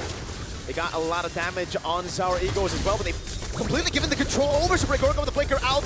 Over to them, Kazuo to jump in again. Retreat by Sour is perfect. Super Gorka turns things around almost, but Kazuo has the Sky Piercer. They got the Lord, but they lose out on the fight, and Boostgate Esports will shift their gears here and apply pressure, taking turrets mid and bot.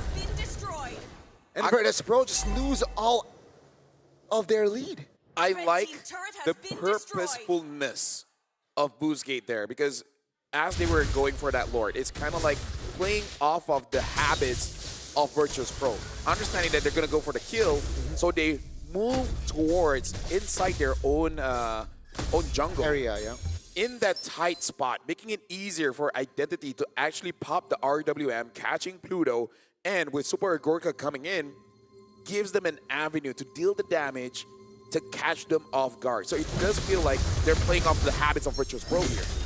Ooh, Wactor chain CC now. It's going to be the all-in over on Wactor. Black Dragon Pro come down. The Bad Cow will be taken down by the Sky Piercer again. It's XC who gets gunned down. Can they get the knock-up on him? He's fully stacked up. Zaur out of range.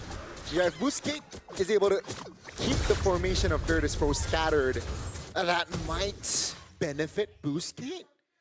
But if it's like the formation is tight, it's a like big 5v5, you know, with the AoE that Super Egorka has, I think it definitely can benefit Virtus Pro. The Lord will be deleted in the bottom side of the map, and Boostgate Esports now, it's a hard reset for the clear. Kazuya finds an angle. Yeah, that Hanabone miss was a big miss, man. That could have been a pick on Zaur. But anyways, right now in terms of the lead, there's really none. It's all about managing the waves at this point, as well as trying to make sure that you don't get caught. Because Backup, he is trying to find for that setup. Same as Zaur. Creating opportunities for Super Gorka and Boostgate trying to bait out Virtus Pro. Zaur took that, by the way. Not every day you can see Virtus Pro getting the Lord, but the Lord advantage gold-wise was a minus or a negative net. It happened earlier, folks, where Boostgate got 3 members. Now, will they be able to turn things around more here? As Virtus Pro is looking to siege. Good defense so far. Item-wise, I think it's already okay for that Obsidia. Has the Wind of Nature as well. So, you know, can take risks. Wactor will get, I thought the elimination, Execute will be there. RWM actually shows up the back, and Xy's only able to find the Fierce Snap on one member. Good BMI back. Made it out, back on! In the back, finds it again with Heaven's Wrath now on RX, but will be taken down by Identity. 2-1. Yeah, this is what I was saying. Like, you don't want to get caught, and Wactor was the one that got caught. Virtus Pro, no hesitation, goes for it, and gets the trade that they want. They lost Bad Cod, but it really doesn't matter. Yeah. Super Goka, as well as our Ego is still fine, and now they're fighting for this Lord with RX. Oh no, he misses it again! Oh, no. Oh, the Wind of Nature is down. Bober, Bober actually walks up and dies there. Physical defense, but the magic damage is too much to handle. Our Ego is on the Suyo. And that's why I said the Suyo is a horrible pick against the Eve. It is good. Oh my God. I thought he was going to get it. He is almost fully stacked up on the Sky Piercer, man. Dude, I gotta say, that was a rare mistake coming in from Virtus Pro. But good on Boostgate, especially Causeway on this Hayabusa. And again, for the second time, right, Boostgate was able to just keep things scattered here for the side of Virtus Pro. And it made them uncomfortable, you know, taking fights, finding angles, a little bit too complacent, I gotta say, from the side of Virtus Pro. Now they got the momentum here. Is it enough to equalize 1-1? Well, not a chance, as Waldron has been built up by Wactor, and now Kazuya gonna have more burst damage with the Blade of Heptases. Just trying to find that target, and I don't know how. He keeps finding those targets. especially Super Gorka. Even if he doesn't get a kill, you still make a panic. Now it's push control from Super Gorka. They're going to try to go on RX. Donabone actually lands, but it's on Pluto. Now Shadow Kill and the Sky Piercer tearing through Pluto.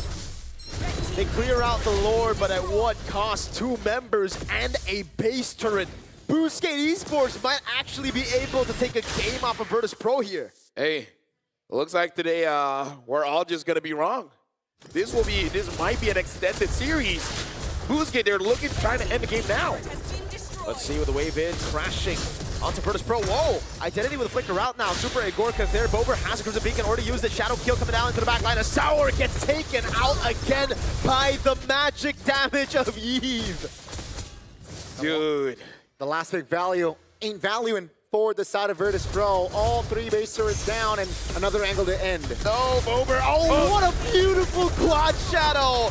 Godlike is Kazue. Bad Cow with a massive combo. Pops into a crown as well. They're trying to defend this now with the Heaven's Wrath as well, but there's no damage to deal onto the enemies. Boostgate Esports takes a game off of Virtus Pro.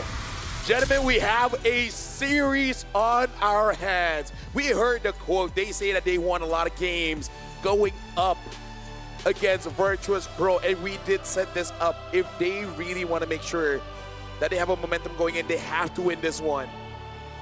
This is a 1-to-1. They equalized. So it turns out VP can't win with just any draft. Yeah.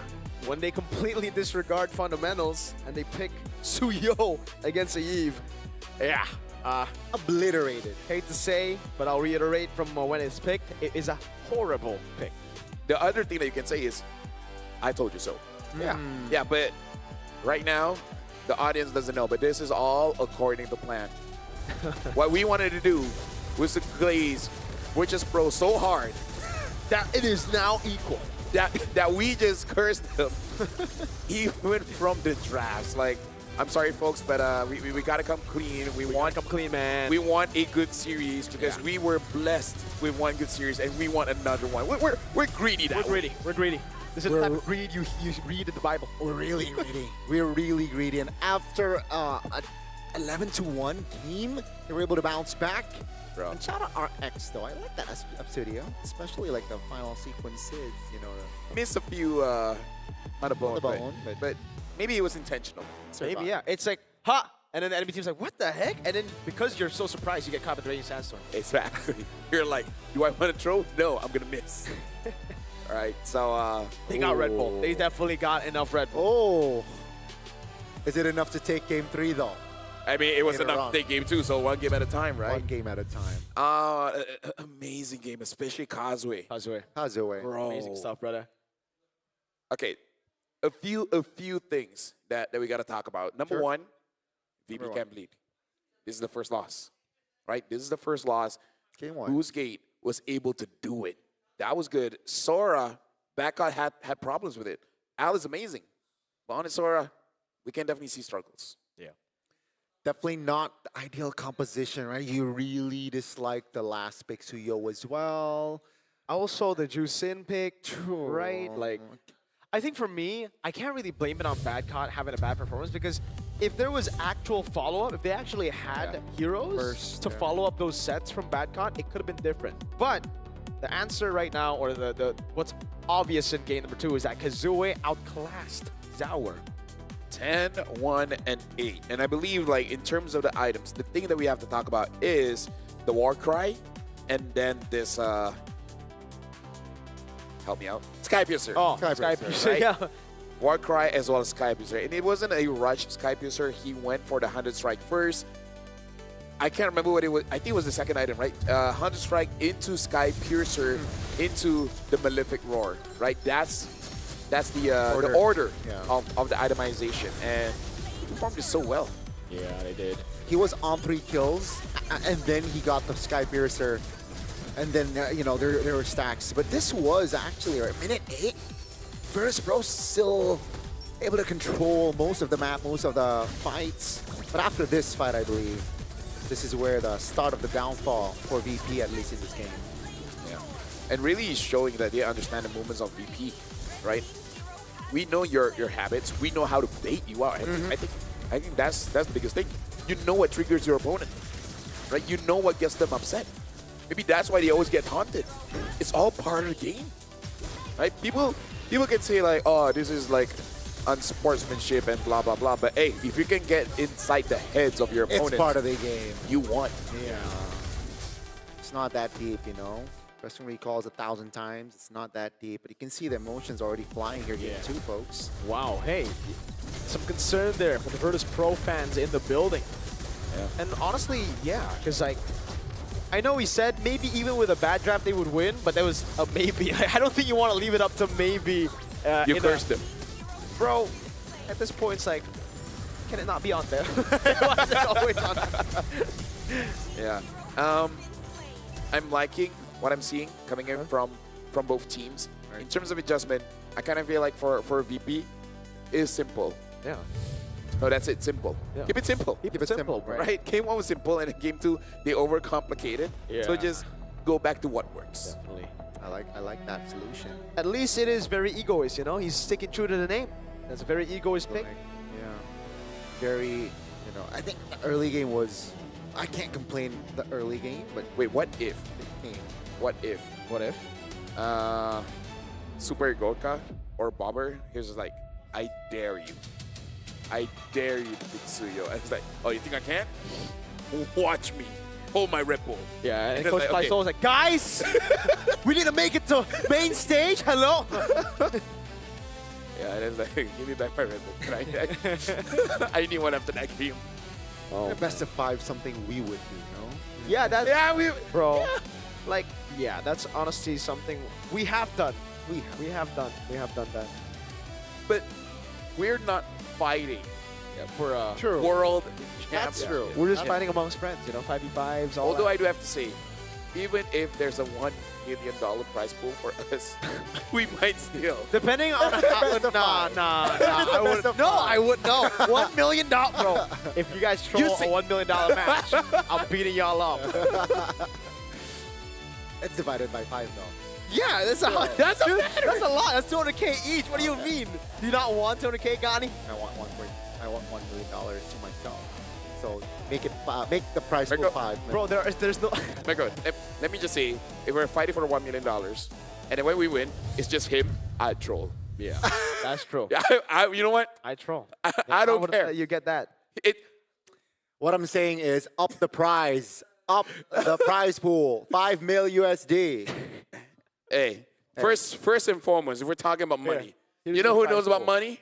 This guy. It's Visa, right? Every single game is all about the details.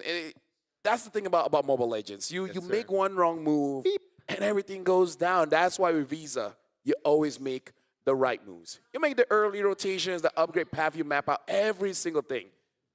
And that's why Visa is our official payment partner.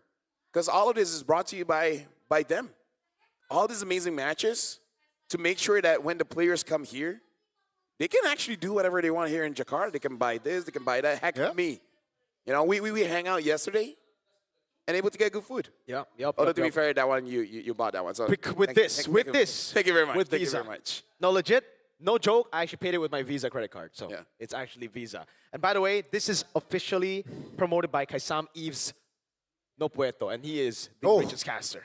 100% the richest. And if you guys like to celebrate MLBB as we have, especially for today. Dude, I can't wait for this. There's a new way to celebrate do it esports highlights. The official MLBB M Series tournament trading cards bring premium design and modern tech together. Available this January. Head over to play.com for early access. Grab yours and hold a piece of the M Series legacy. All right, LaFell, which signature do you want? Like, there are cards, like, depending on the rarity. Yeah. The number one is signature. Okay. So which signature player do you want? Even though I'm Malaysian, there's this one guy that's super dynamic. I love watching him play, and that's Sanford. Wow. I'll get Sanford. Sanford is my personal goal because I remember him back in M4. And I'm like, with the Lapu as well, Flicker getting through, like, this guy is amazing. Speaking of amazing, MLBB Rising Open or Moreau Season 5 is back. Still open to everyone and flexible to join. Now with major upgrades. Earn hero power from victories based on your weekly champion rank. Team up with your friends or enemies, as long as there's 5 people. Heck, just invite someone random and let them play Zilong EXP. Yeah. Because the rewards are stacked. Win or lose, earn MRO coins to redeem permanent skins, exclusive avatar borders, but more importantly, more friends. Climb the weekly championship to qualify the championship with bigger prizes and keep the M7 passion alive. The passion is still definitely alive here for us too. Oh, very much. So after that game, bro, we need another Red Bull, man. Dude, let me just say, let me be candid. Let me be candid. Go. Okay. After watching that game, the previous game with the Zone as well as Guangzhou Gaming, and then now seeing it's a 1-to-1, I just want to be a viewer. I want to watch this game while eating something, having snacks, a burger, some fries, drinking Red Bull, while watching the game. Like, whoa, that's amazing. I agree. I would want to be a viewer as well. Pizza. The thing is, you know, after seeing the Pasta. 3-2, I'm going to call it here. I think we might see a 3-2 series. I feel like 3-1. Okay. I feel like VP will I not just want to make push the same it more, you know. I just want to see more. Yes, but I'm if that's the case, we'll raise it to a best of 7. Oh. Yeah, we have the power to do that. No?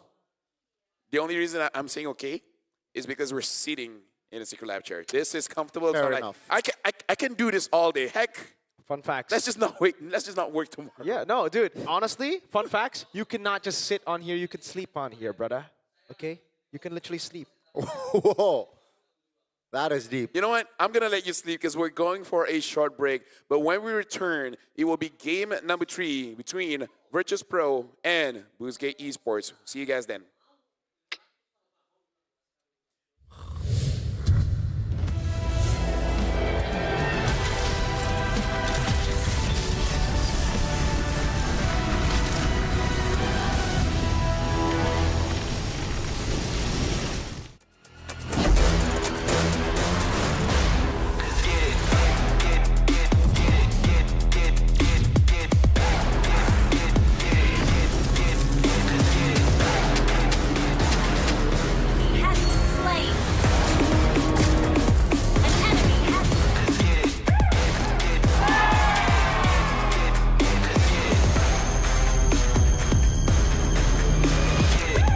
Realme 15 Pro M7 official gaming foam.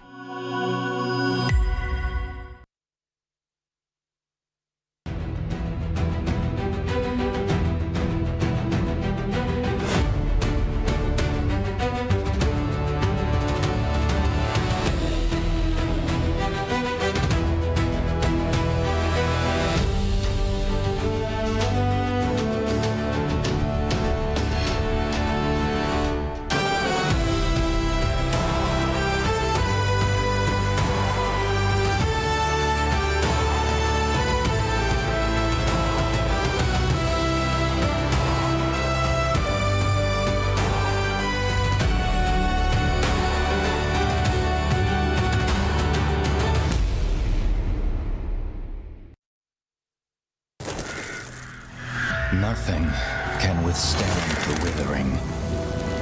Against the endless erosion, my strength grew weaker by the day.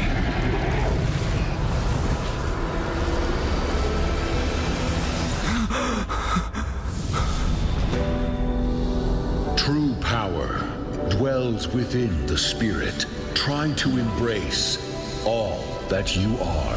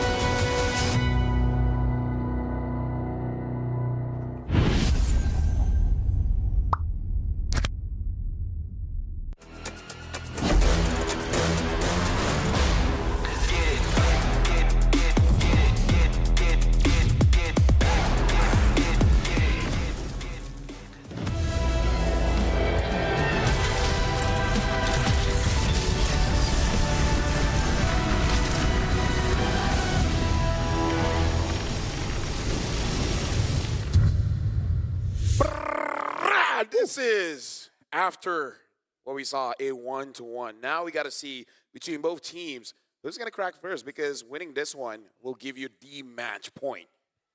And it's a room for comfort, but at the same time, after what we saw Exactly. from Guangzhou, it kind of is nerve-wracking. You're like, it's good and bad. After seeing match 1, you get match point. You take it, man. It's all good. I think that was the, idea from the side of Virtus Pro, maybe.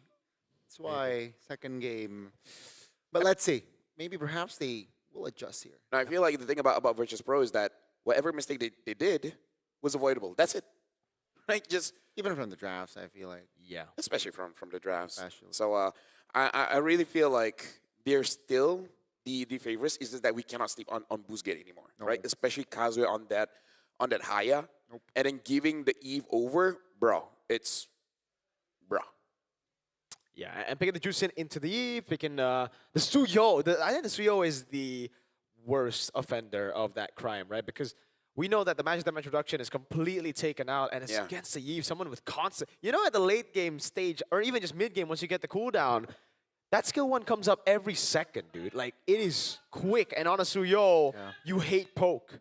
Dude, that skill pops up more often than certain people blink. You only blink that fast because you were thinking about it. If you were not thinking about it, true. Like, It would be 1 per second. Yeah. I haven't blinked for 5 seconds. I've never seen you blink, dude. What? Are you even human? No, because I keep doing this. Ah. Right. Anyways. The outplay. Okay, right now we got something to play here. What was it called again? Pick or pass. Okay. Which hero deserves a pro scene comeback? Here's the thing. I don't remember the last time Karina is in pro scene. I think it's been It was like so long. tank Karina too, right? It Karina, was yeah. like damn a tank build. Yeah. Oh, Ken. Yeah, that MSC was- 2022. yeah. Yes, sir. That was so long ago. But just because it's been longer since we've seen Karina, I want to go Karina. But I think she needs a revamp, sir. And then She has already. This is Okay. the revamped Karina. no? Okay, that's true. Maybe it's 2 revamps. Maybe.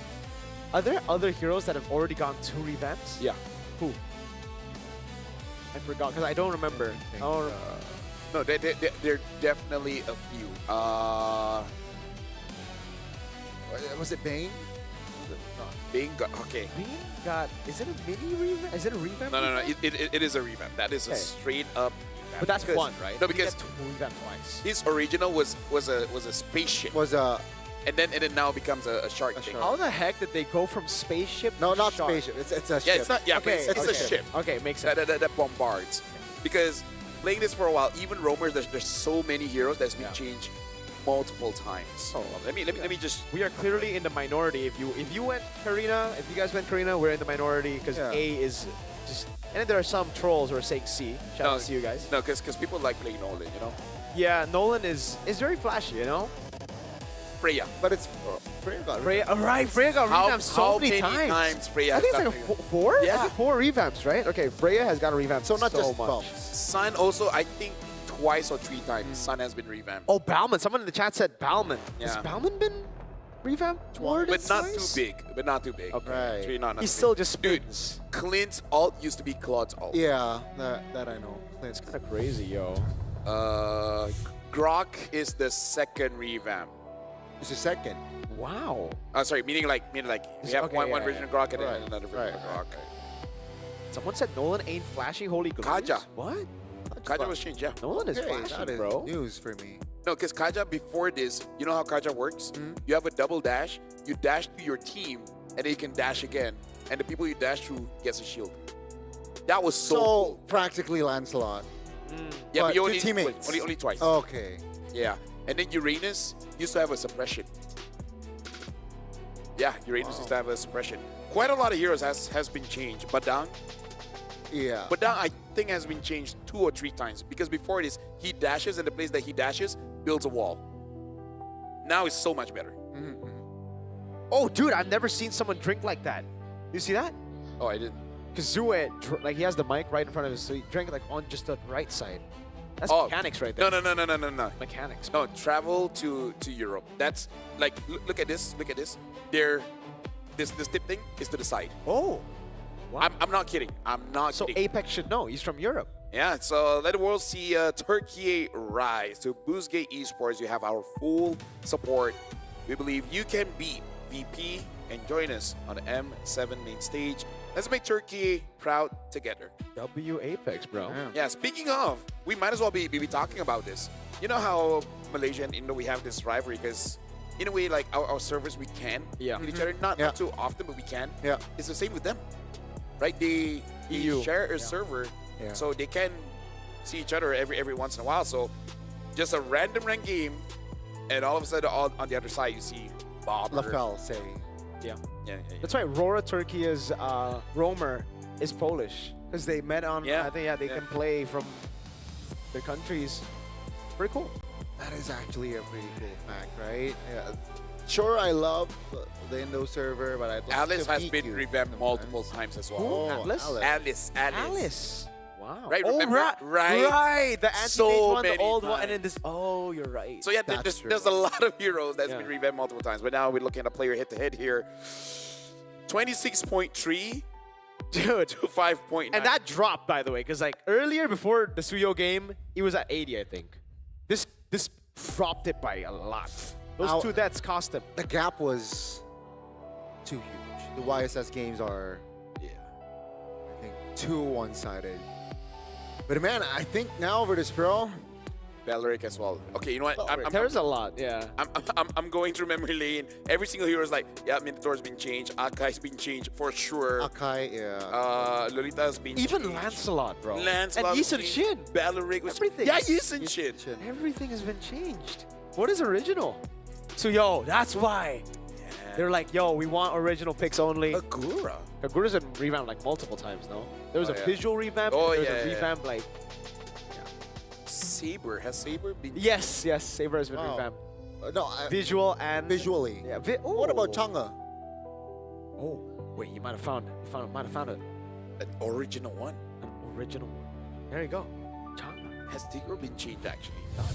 No. It has been changed. It has. Visually, Okay. Dude, Zilong is the most insane. He changed his name. Yeah, dude. What was his name? Hey, What was his name? Alucard too. Yeah. Fun fact, what was his name before? Oh, there was 2 or 3 names. Zilong. Like Zunyao or something like that. Alright. Yeah. Okay. Either ways, right now, Boostgate, batting out the Grok, batting out the Arlet. This should be a podcast topic, by the way. Yeah. Yeah, just go back memory lane, and then we can see from the comments who's old. Okay. Whose date of birth starts with 19 and who starts with 20? you will know. Facts. But then K has played it for more than us. Yeah, so maybe K beats us. Even though is an outlier. for sure. By the way, VP now banned the Lance. So, what does this mean? Because this actually does BGT a favor if BGT go for Yuzong first pick again. Right? Yeah, no, I agree. It means that they're opening something up. What is going to be open? Hold on, let me check my notes here because Sora is open. yeah, it didn't do too well before. VP is just changing their style here. In the previous game, they banned out Cho Kalia Gatot, right? Just make sure that Walker doesn't get to play. So now they do ban the Kalia and the Hilda as well. I feel like if BGT picks up that Eve, just take the take Eve Haya. Oh, but they go for the Gatot first. Interesting. This wasn't on my radar as well. Not on my bingo list also. Being first pick, but let's see here, right? Opening things up here for VP. Will they be greedy to their benefit, or I think it's just easy Yuzong pick because I don't know why they got the catches. Right? I mean, like previous meta, sure, but this is a different meta now. Yeah. Yuzong Yisun Shin, I think, or Yuzong Yi, both work. Or just take the Haya and force a Haya Yisun Shin fight. Yep. Could be. They already banned out Lancelot, so it would be strange if they don't go Yuzong here. It really feels like it's almost guaranteed Yuzong. It's whatever comes in with the Yuzong. It's Jusin. Interesting. So obviously, Haya and Eve again, probably, right? There's no reason for them to swap things up. There you go. I mean, if they already won, right? Yeah. And it's just still, you know, that's Become your juggler massive now. AoE.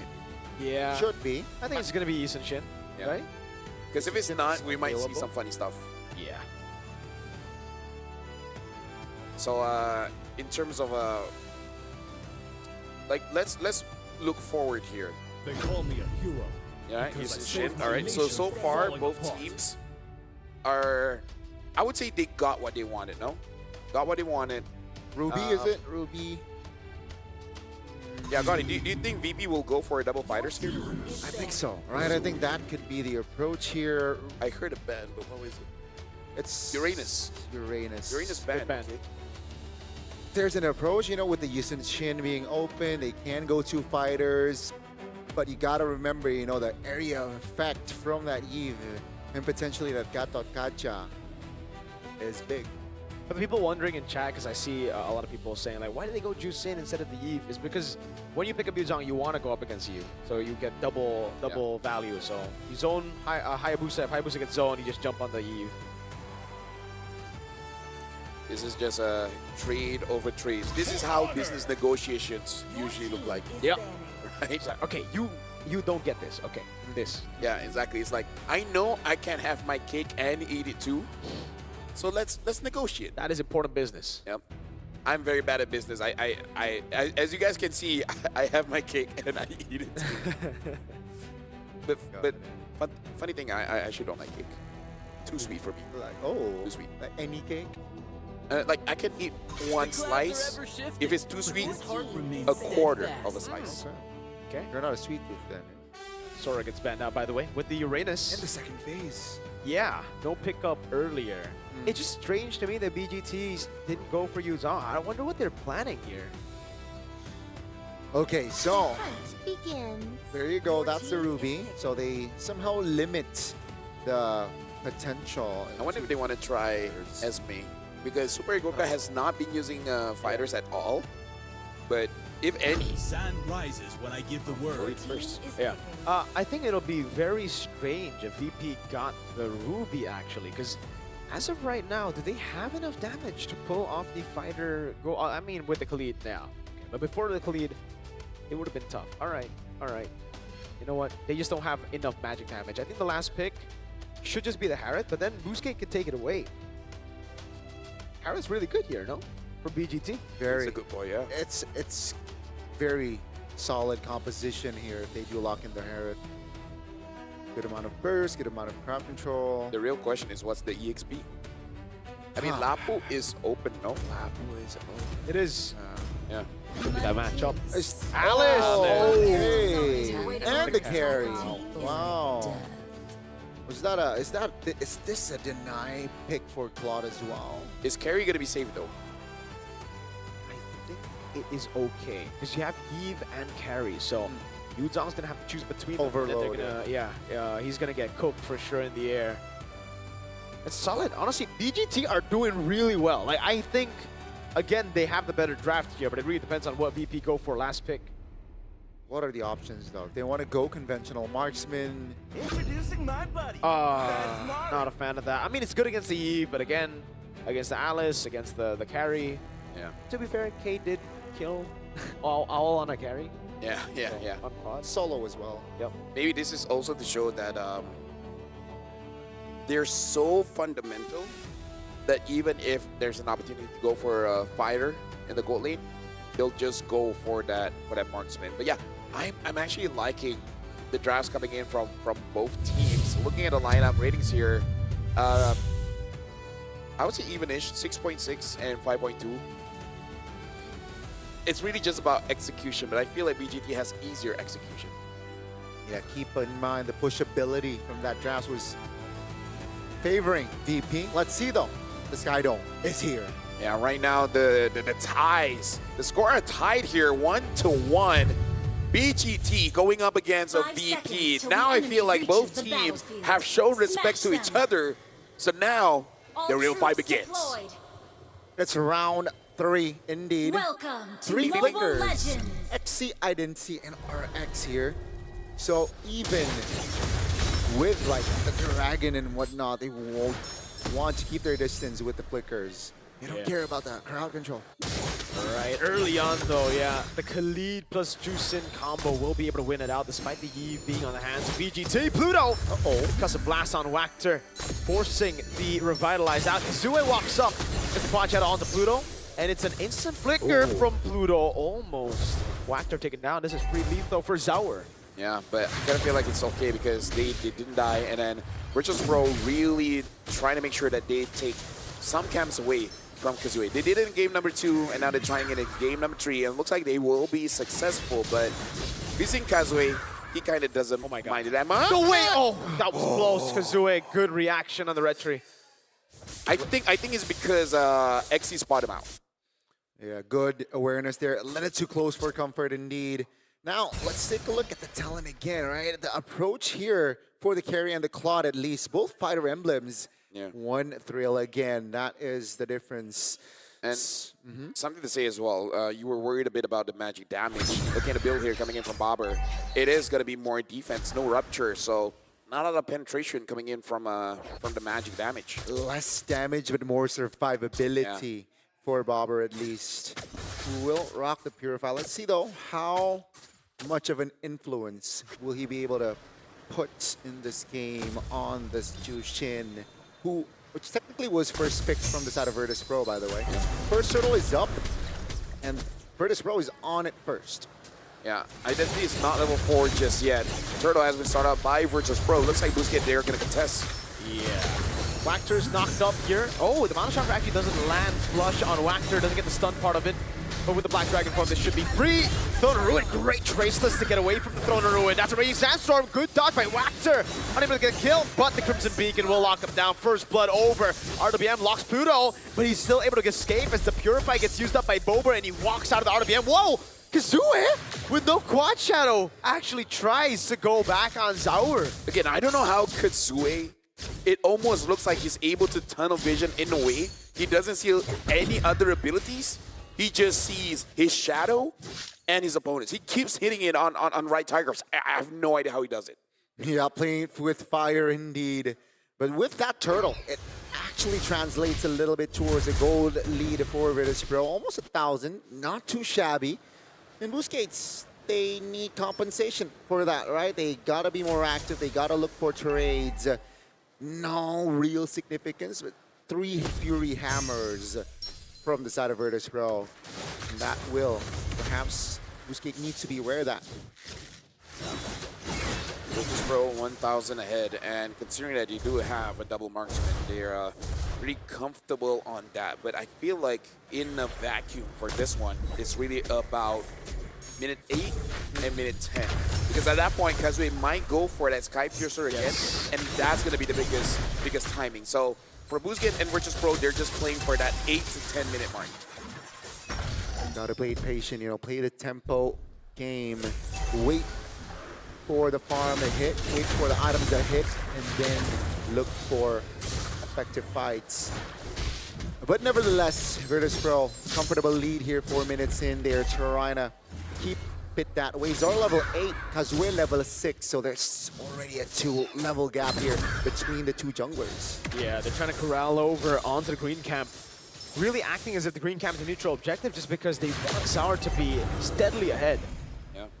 And again, this is amazing because Kazooie did have an MVP performance, so trying to slow him down. So not at 9 minutes will he be able to do anything.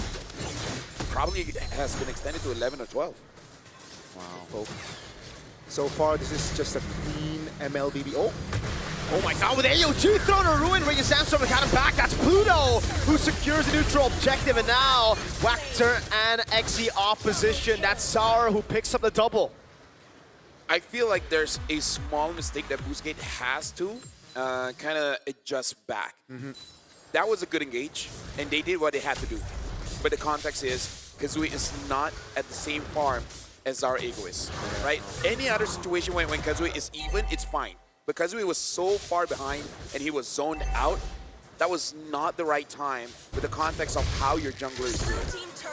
That was a very flashy play. Unfortunately, the coordination wasn't on point there. Pluto spotting 3 members, perhaps 4 members of BGT. That's expensive info. Virtus Pro will move on towards the mid lane here. Perhaps looks for a apply pressure. There you go, the Mount Shocker.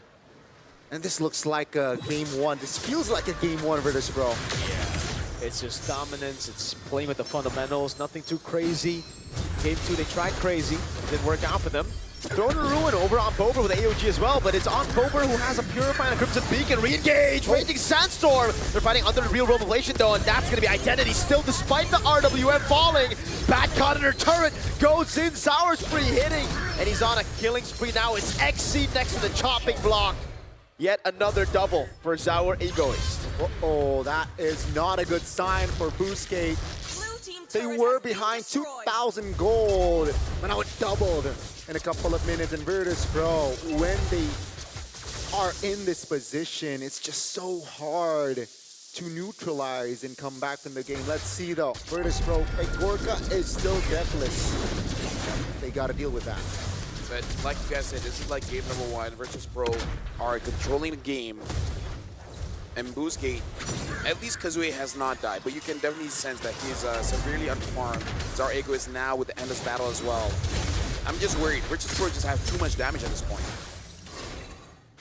Too much, and Gorka has the golden staff, so yeah, 2 items there. 1 more crucial item to, again, just run away with this game. And Boostgate, all they need is a mistake. Oh, yeah. Misses that AOG. No Throne of Ruin, no AOG. That's super. Gorka zoning actually.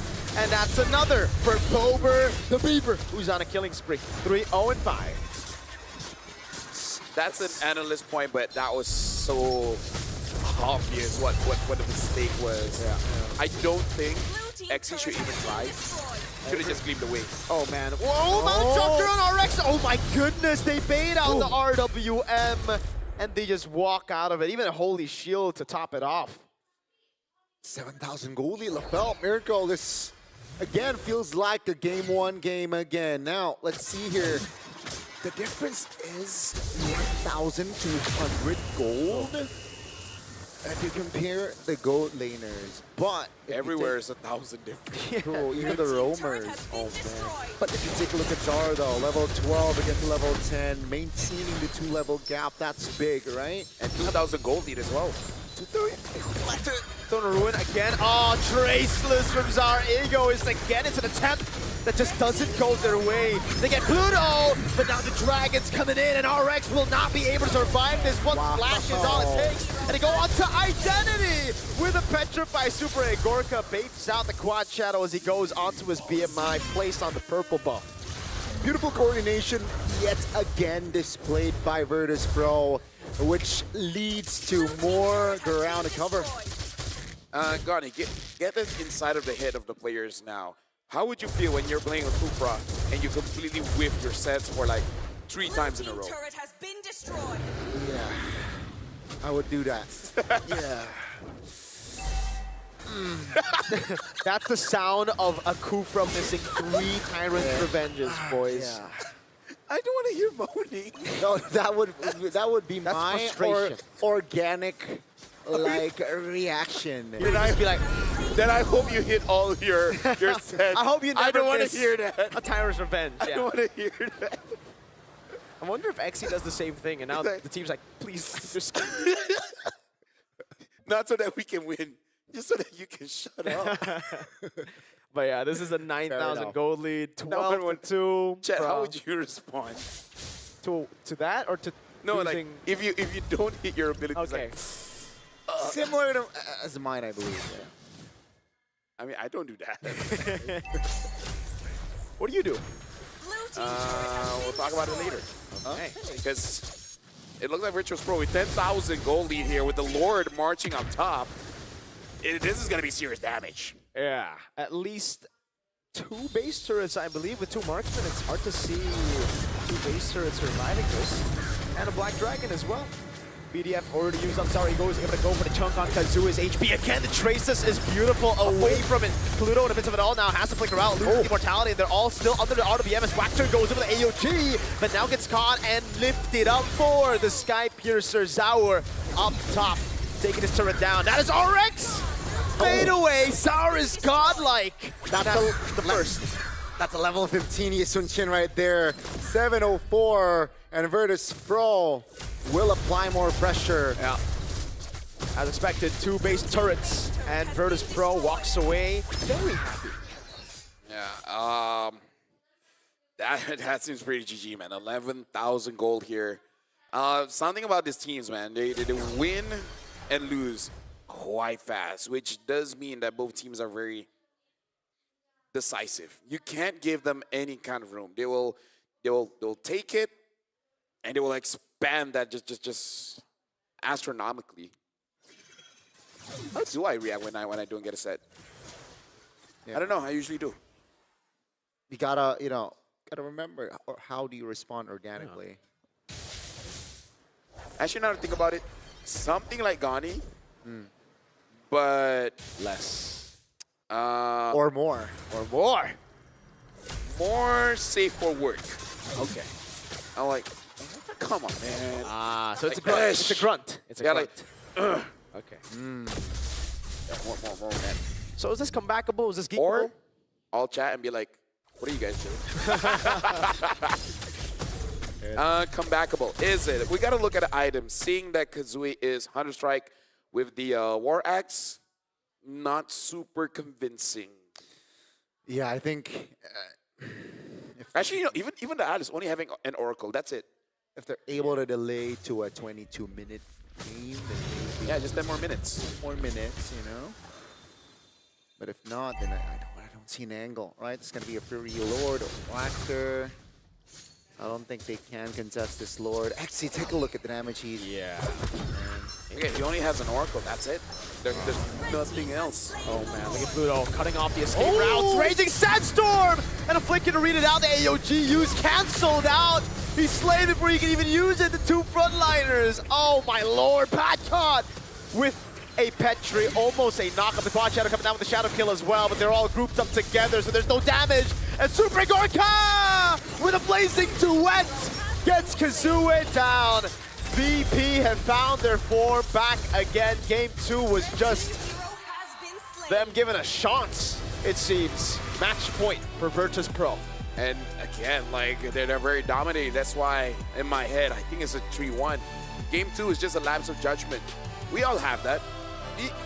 We have one. Yeah. But then once that's over, you know, you get a can of Red Bull, re-energize, and then just come back strong. And it feels like Virtus Pro were the ones who drank more Red Bull during the break. They are at match points, ladies and gentlemen. What are chances that we might go 5 games again? High.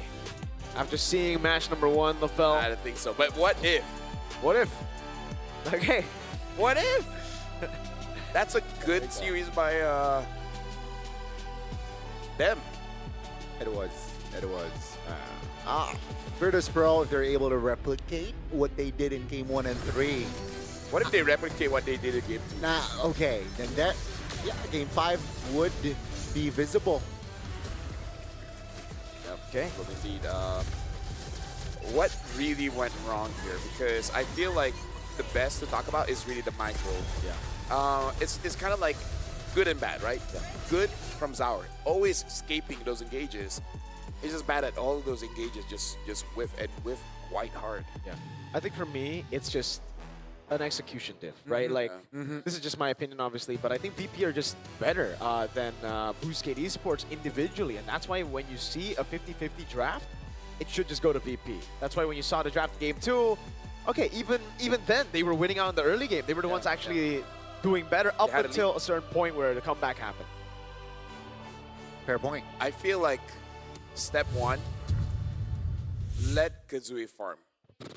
Because the green camps, that is something that over time, only the jungler will feel it. Every other role, they're like, dude, relax. Yeah. It was pawn again. But no, it does hurt, especially a Hayabusa. Yeah, I mean, especially in the early game as well, where you can like do momentum, build momentum from then and there. But I think my personal like favorite in this game, it got to go to a, I want to say a Gorga, but then the Yisun Chin. I think the Yisun Chin. Zara, yeah. Zara, yeah. Zara's pretty good too. That's my multiple personal tracelesses away from the. I mean, mechanically it was just clean, and again, another zero death performance for Zara. Zara Egoist. I mean, like even in the video that we saw before the game started, they were just like showing all of the MVPs that he got. And he got a lot of them. I believe you. No, it was there. We believe you, Lafel. We believe you. It was there. Lafel, we believe you. You don't need to show us proof. We believe you. I'm convinced.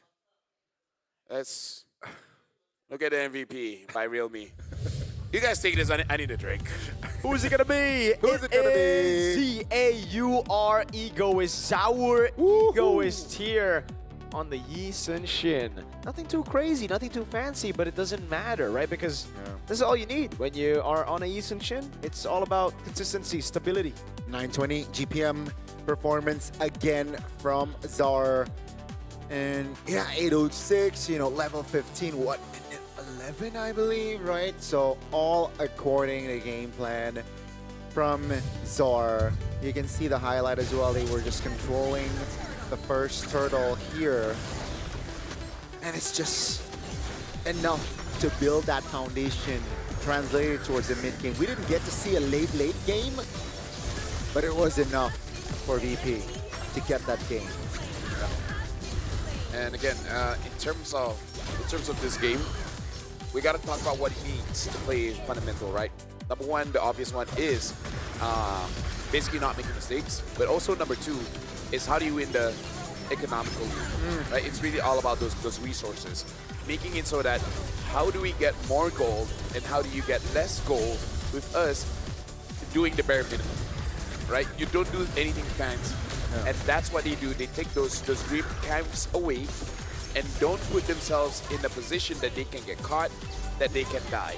The point of this fundamental is that the only one that died was Pluto.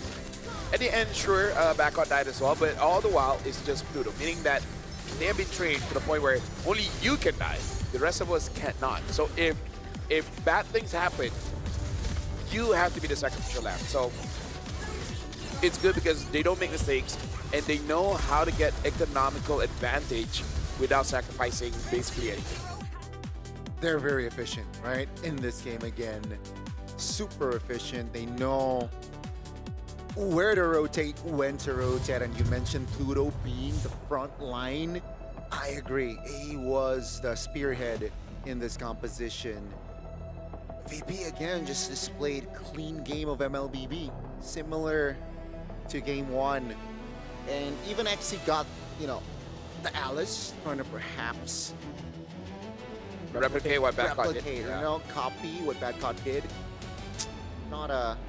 Yeah, this is why we said earlier, this is why only Badcott uses the Alice, because then you will compare. And then you're like, oh, okay, it's not as good. Never mind. Even if you have a good performance, you're not going to have a bad COD performance, it seems, you know? So unless your name is Sanford, or Cramp, or Vinuya, or CC Immune, all three work. Yeah. This is also one of those games where the analysis is pretty short. Yeah, there's not much to talk about. I mean, it was just stomp game. It was pure MLBB. It was literally just pure MLBB from Virtus Pro. They controlled the lanes. It was fundamental MLBB. Cryo into green camp, into turtles, into lead, into kills. Bang. The way you stop that is you have to have a dominating mid duel. And it comes to the same question. Identity and Walker, you guys have to step up. And we can see that VP saw that weakness, where most of the bans towards Walker. Yeah.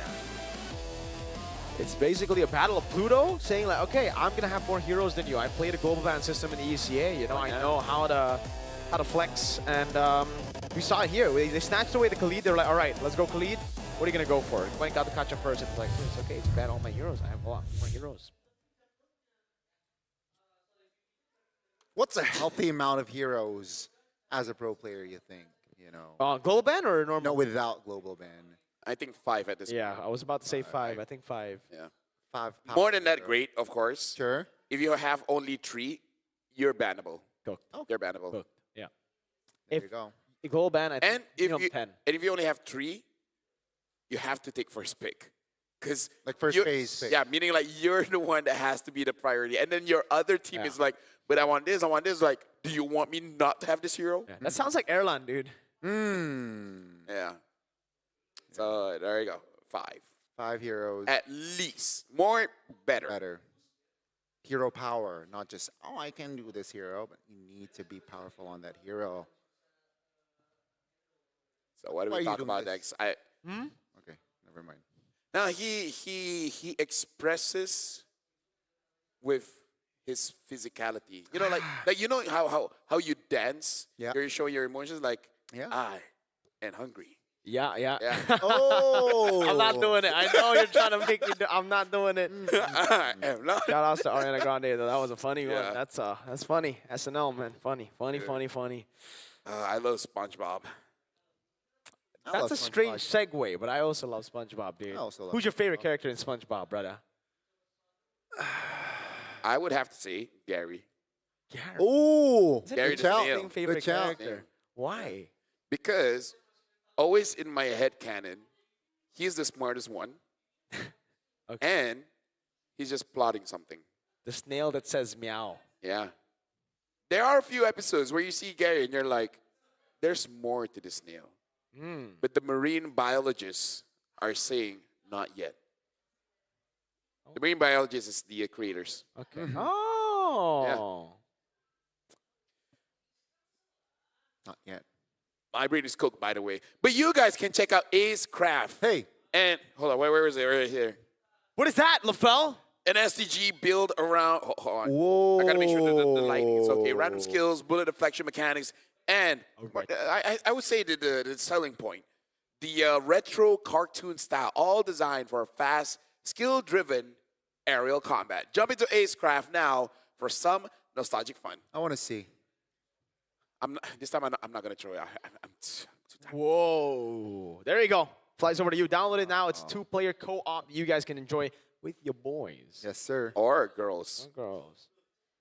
And if you want to see more of your highlights, something that Backcot does before going to sleep is that you guys can head on over to MLBB Academy. It has been fully upgraded. Get personal weekly reports to understand your pacing, your strengths, and weaknesses, along with the complete match history. So every big moment is recorded. You can also rate the training topics and share your perspective, whether you're tracking stats or joining the conversation. MLBB Academy is where you watch matches and understand your growth in MLB. Make sure you guys check it out at mobilelegends.com/academy. So what topic do we want to offer for the folks at home? Well, SpongeBob. What's your favorite character? Yeah. Me? What about, Sandy? Oh. Sandy Cheeks? Yeah. Mm. Not bad, huh? No, Squidward. Squidward. I relate most to Squidward. You relate to Squidward. I relate most. I relate to SpongeBob.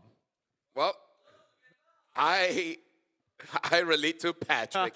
Speaking of, the Friend Fest event shop is available till January 26th, I believe. Let's dive into the deep sea and explore underwater treasures. Participate in the undersea restaurant event to earn friendship coins and Flip redeem those patties, nerd. the Cyclops SpongeBob collab skin for free. Ooh!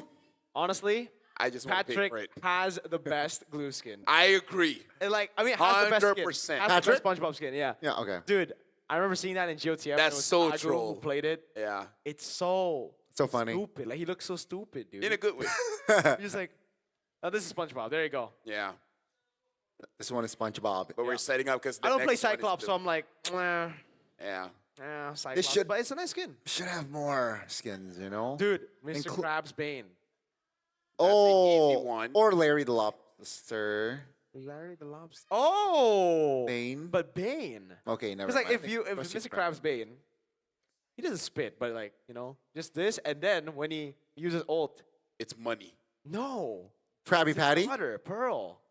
It's Pearl. Oh yeah. That, right? Yeah, you're so, that is actually genius. That is They should actually hire genius. You. They should hire you. Moontan, come on. They should hire Give me you. a call, man. That is Developer actually. team, give me a call. I thought it would be Krabby Patty or Money, but Pearl. That's an outplay. Now you know he watches. We're going to be talking about the teams coming out because looking at them looks like they are on stage. It really is just the pressure over to Boostgate. We saw it like it's rare to see a reverse sweep. This is not a reverse sweep, but meaning that things can happen, right? We don't know what happened during the break. Yeah. Either a pep talk or the players just discover something because it is very interesting. Every once in a while after... Sorry. Hey, bless you, man. No, I'm reading my limit here. But yeah, after a game loss, roamers or junglers, they see something and then they just tell the teams like, guys, I see what they're doing. You and you just stop this and then we're good. Like sometimes the adjustments are just super small. I think habits, right? Should be picked up. But man, oh man, it's 2-1.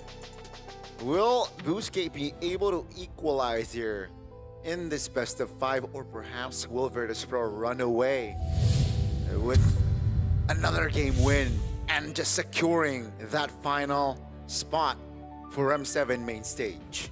Not sure, but what I do know is I'm a fan of the new referee outfit, man. Like, you like it? Yeah, they look classy, you know? I think I can disguise Yeah, myself I think you can actually. as a referee. Well, here we go. Map reveal. We have not gotten a single... Have we... Oh, we got Flying Clouds earlier. Never mind. We've seen all maps, but we've mainly seen Broken Walls and Dangerous Grass. All right, this is second Dangerous Grass of the series here. It was earlier in Game 2, and then now we have again. This is going to be game 4, ladies and gentlemen. Will the drafts be similar to the previous one? Boostgate will take the blue side as Coach Fly Solo will take the red. And Coach says that here, we'll cook something up here for the first phases of the ban. It's going to be the Grok and the Arlet. So more focus on the enablers slash playmakers.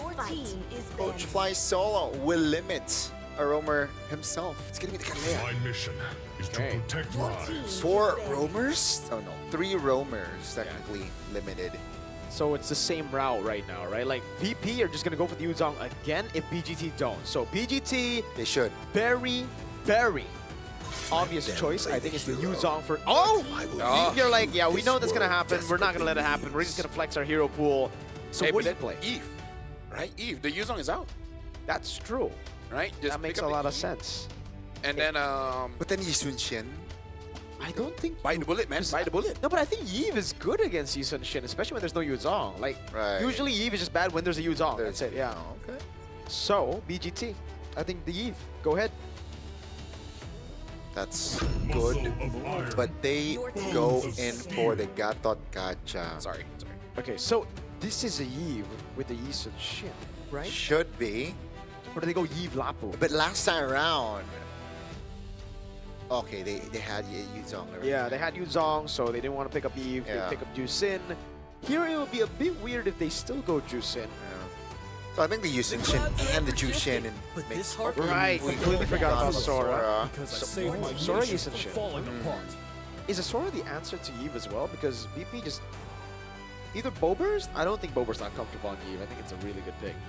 I think I don't see how that works because in RWM you don't move. Yeah. Right. So even though you can't attack, you're kind of still fine. There you go. Hey. Okay. Okay. No. I mean, again, they know each other better than we know them. Yeah. They are scrim partners and they fight against each other on rank plenty of times. This should just be a late Eve, no? Like we were expecting it coming in the first phase. It didn't, so this should just be a Eve now. You see the juice in. Yeah. You get a lot of value there against the Gatot as well. You get a lot of value there. Hilda. Dangerous Grass, you're right. If they're expecting the Hilda and the... Among the planes Alright, exists the Sorry, equilibrium what was I gonna say? which Hilda eyes and need Khalid to get find. that. But yeah, Pluto's just gonna flex his hero pool again. Yep. But I feel like this is just a direct approach. Yeah, right? it's really from good. Fly Solo. He doesn't really want to overcomplicate things. And Fly Solo, I think, definitely can limit the gold laners. I wonder if he bans out the Valentina because XC That's already a good ban. showed, already showed he can use Valentina against Sora. Yeah. I like that ban, right? But again, Balance, I think we talk about this where Sora can just be flexing golden.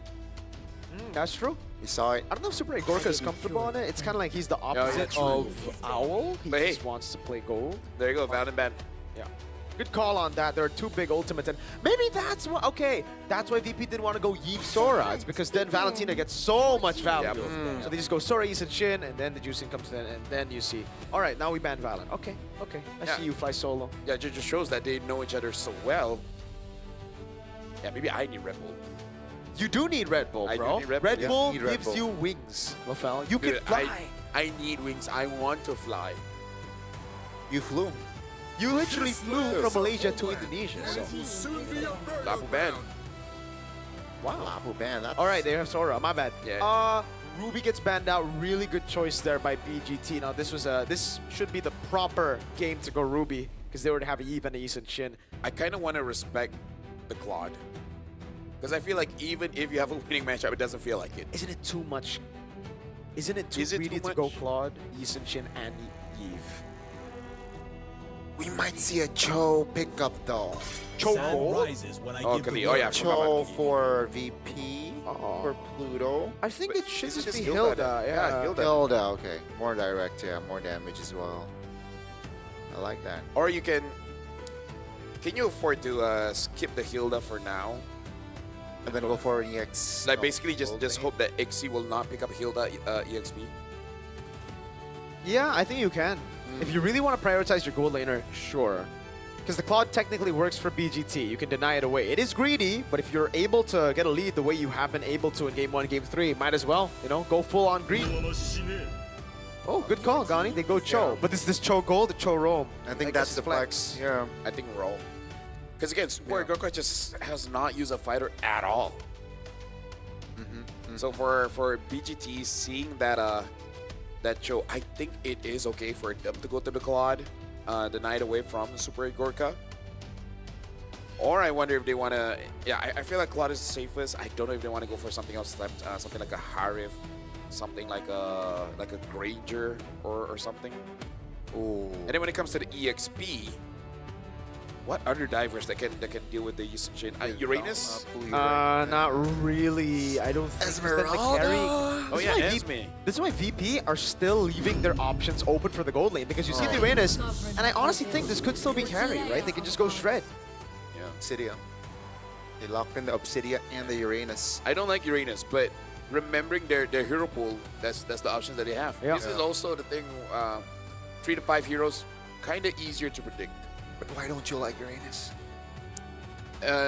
Maybe it's because I'm a roamer, and even if I'm playing mid, it's mostly support mids. I don't like selfish heroes. I Yeah. stand by that. I can respect that. Heroes. All right. VP. What's this last pick going to be? Is it going to be the carry for the Uranus? Do they need a bit more Shred, if I'm being honest with you? Unless they snowball, then obviously the Eve and Ys and Shin can just get through. Will it be fine if they use something like a Granger? I think it's all right. Yeah, good call there. It's solid. You get the snowball. The team looks really good on the other side of the map. Eve, Ys and Shin, Cho, they get Prio, they get XP lane as well. They have range. This looks like it's going to be the closer, bro.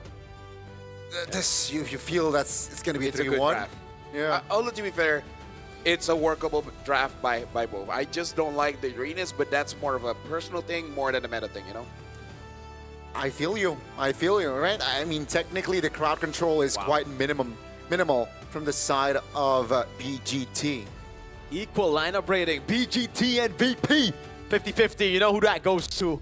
Well, over the course of the Yeah, 3 probably games. VP. So, ladies and gentlemen, right now, match point for VP. Can they end this now?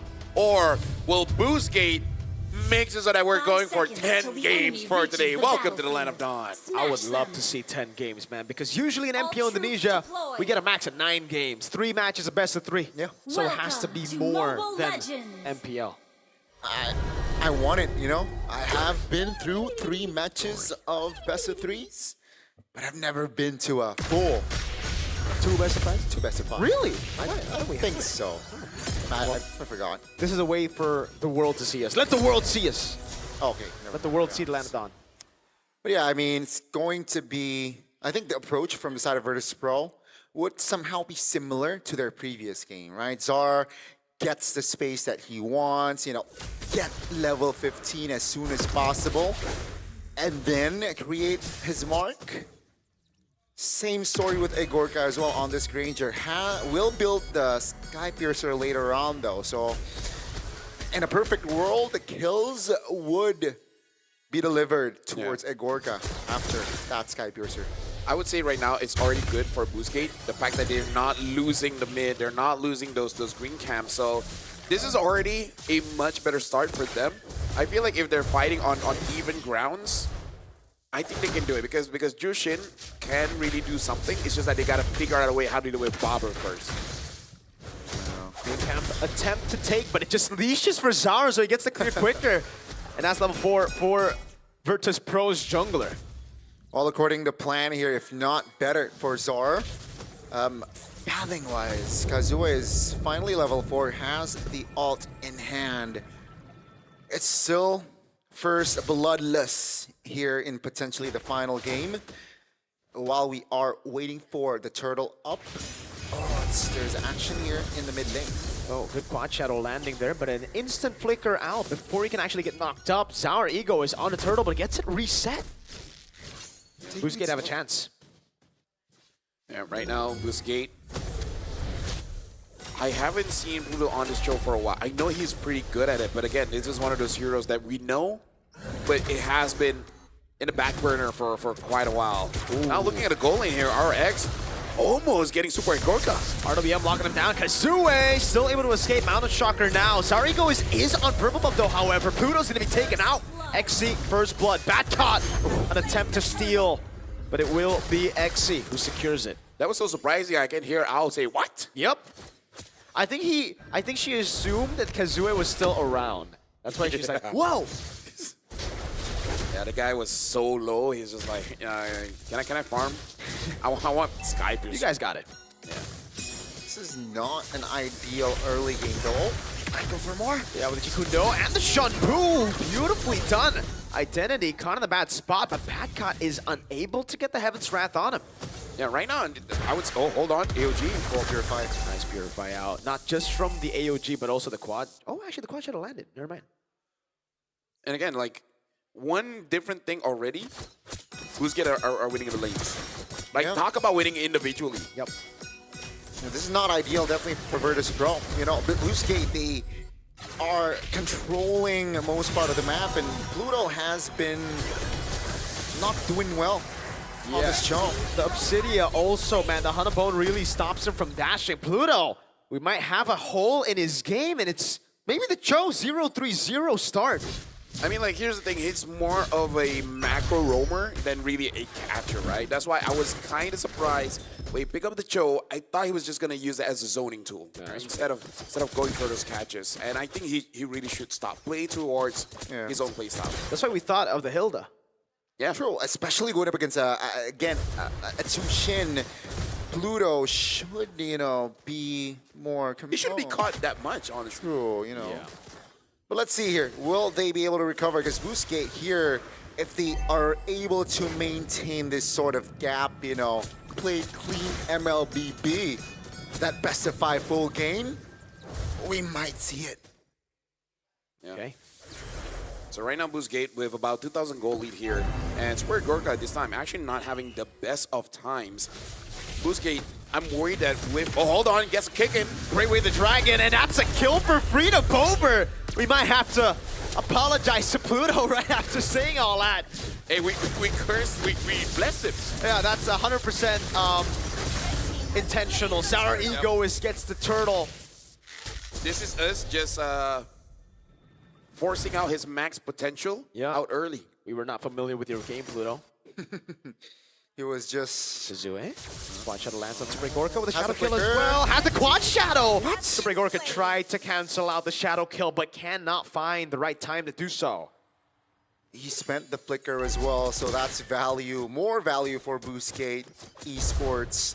He will sacrifice their turret top, not even, right? Still able to clear that one, but Boostgate, again, now all they need to do is just funnel blow towards RX. Yeah, that's a turret though, at least for Badcon. So it did come in later than expected, but they got it. They got the trade. It is a trade, however, also for the Obsidian. All right. Yeah. So for Boostgate, this is definitely a good game. This time they are 4-1. Yes. In terms of the scaling, it's actually looking quite good. Very good. The only thing is we got to look at itemization. It actually does look like the second item Sky Piercer is on Kazui's path here. And that should be completed in 2 more minutes. With how the game's going, it looks like the Sky Piercer is going to be big for Boostgate Esports, just like it was in game number 2. Yeah, this goes on. We might legit go for 5 games.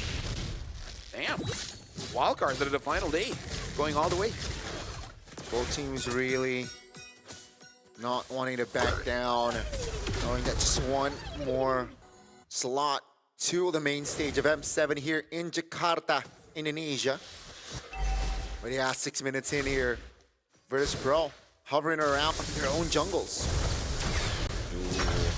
XC is right there. Zari goes in for Mountain Shocker, baits out the Purify away the Dragon and Flicker combo right onto Identity, but is able to flick around, and now the RWM catches them, but the Hunter Bone locks Our Ego is down. Super and Gorka lifted out the AOG from Waxter as well. Now it's back out with the Heaven's Wrath, but RX gets away. Flicker in. Good dodge from RX. Boostgate Esports have just outplayed Virtus Pro. That was concerning. Virtus Pro, they went in on the fight 5v4. That, you know, Badcon was still tough, but they committed to a fight, which is uncharacteristic. Gentlemen, game 4 here, it looks like Boostgate is having quite a good time. If this continues, goes all 5 games. Witchers Pro having a flawless run in wildcards. There's potential they don't even make it through.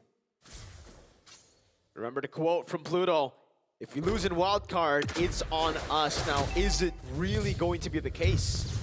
And we're gonna be looking at the instant replay here, and a lot was expanded onto Axie. Pluto, even though he got the kick in, but moving forward, yeah, it was blocked by Walker, whether he realized it or not. He was body blocking that Granger, making it so that Identity can survive. And the fact that Identity survived there really cost them, like, it enabled them to win. It was really valuable, right? Again, Virtus Pro, they gotta hold their horses here. They can't take unnecessary fights, especially when the formation or the, you know, the teammate is not ready. Say Sora top. Yeah. Definitely not ideal, but a minute here for the First Lord. Sky Piercer already for Kazue. By the way, gentlemen, now I realize, now I know why I got that first pick. Why? Remember our conversation how Virtus Pro is aiming to make sure that Walker doesn't get to play? And remember we were talking about hero pools 5 and 3? Yeah. And then if you have a low hero pool, you will be the first pick. There you go. Now it makes sense. Yeah. Thing is though, Wactor, it's crazy that Boostgate still stick to it despite having some weird performances from Wactor here and there, right? So I think that was mainly the concern for us after seeing the Gata, because that doesn't make sense. It's just Wactor earlier went 1-7 if I'm not mistaken.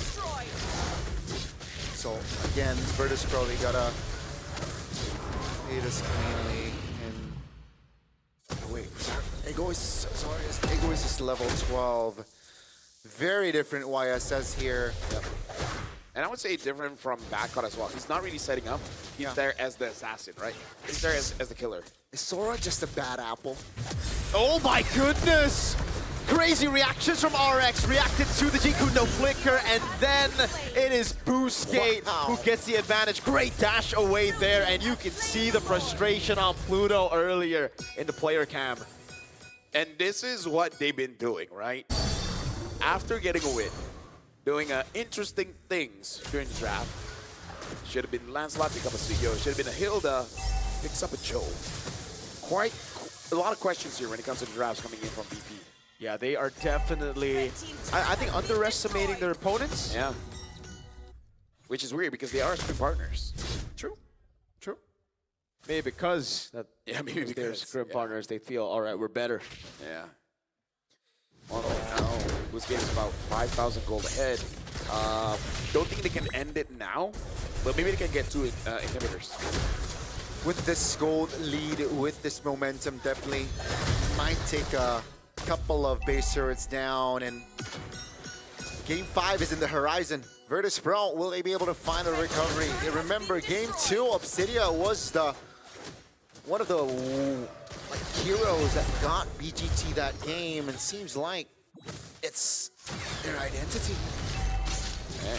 Shout out to identity. RWF. Oh my god, the combo is massive. The way the Dragon locks him down, but it's RX who gets taken out now. Pluto still able to survive. Zar Ego is looking for the re-engage. All turrets stay intact. It's just RX who was taken. The only player that needs to be taken down got down by Virtus Pro. So now they have breathing room. They managed to defend their base turrets, and they're still in it. That was huge coming in from backcom. Maybe he was just conditioning us the entire time, playing with the lightning form, and then it's like, all right, let me show you my cloud form. Yeah, that was a torrent form. That's the combo that we keep on seeing, right? Even from Owl. Yeah. When the sets worked, it was those ones. Very momentum based. And 12 minutes, that's a peculiar one. Don't think you should commit to that. Yeah. Pluto might get caught. Hunter there. Oh my god, Pluto gets caught by the Hunter and can't dash anywhere. Now Badcot's also caught as well. This is really bad. Bober gets taken back down. Has to use the RWM desperately. XE will fall, so at least Super Igorka gets the Sky Piercer stack, and VP. Can they? No, I think they might not be able to defend. Boostgate Esports. They have a minion wave. They deal with. Yep. No shadow kill, but do they have enough? That's a wave clear, but there's another wave coming down as well. Pluto's going to be respawning in 5 seconds. And Poncho into the back line. Now the Hunter Bone as well! Boostgate Esports against all of the predictions forces game number 5 out of Virtus Pro. Dude, shout out to whoever said we need 2 slots from wild cards, because only here in wild cards, man, we've seen this kind of intensity from both teams. How long has it been that we see a series legitimately go all the way? And twice in one day. Twice. Yeah, I mean, the top 2 from Group A and the top 2 from Group B really just show, again, just giving all out. And yeah, just like match 1, we will get to see a game 5. Folks, we were assuming Group B was the group where we were going to see the 2 teams to make it to main stage. Guangzhou Gaming started off really good. If it was a best of 3, they would have made it 2-0. Here, it's the same story. If it was a best of 3, it would have been VP. But it's a best of 5, and man, have the tables turned. Maybe that's the hidden blessing. Everything has a silver lining. Group A, everyone had to try their very best, right? In comparison to Group B, it was smooth sailings, right?